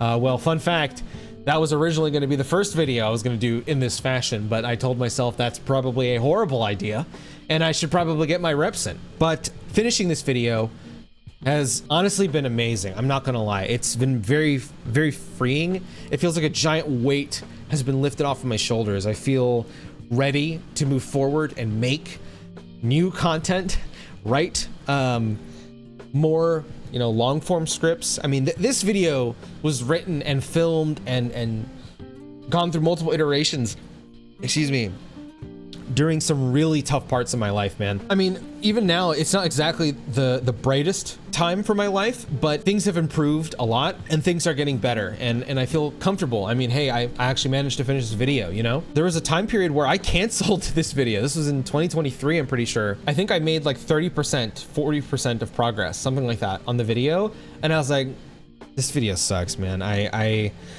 I don't feel good about it, and life fucking stinks, and you know, just being a fucking very, very sad panda. So I ended up shelving the video. I was like, I'll just start something new eventually. Then in 2024, I played Final Fantasy VII Rebirth, and I was like, wait, I fucking love video games, and I need to talk about video games. And SMT5 Vengeance was releasing later in that year, so I was like, all right, we need to revisit this video. And initially, I wanted to finish the SMT5 video before Vengeance came out, but I was still really going through it at the time. I did manage to do like 70% of the video in 2024, and then that last 30% I really just did over this past week, if I'm being real. I just could not keep up with it, and I had to really lock in on work and, you know, making sure I was getting paid and that kind of stuff. But I have a little bit of free time now, and I was like, you know what?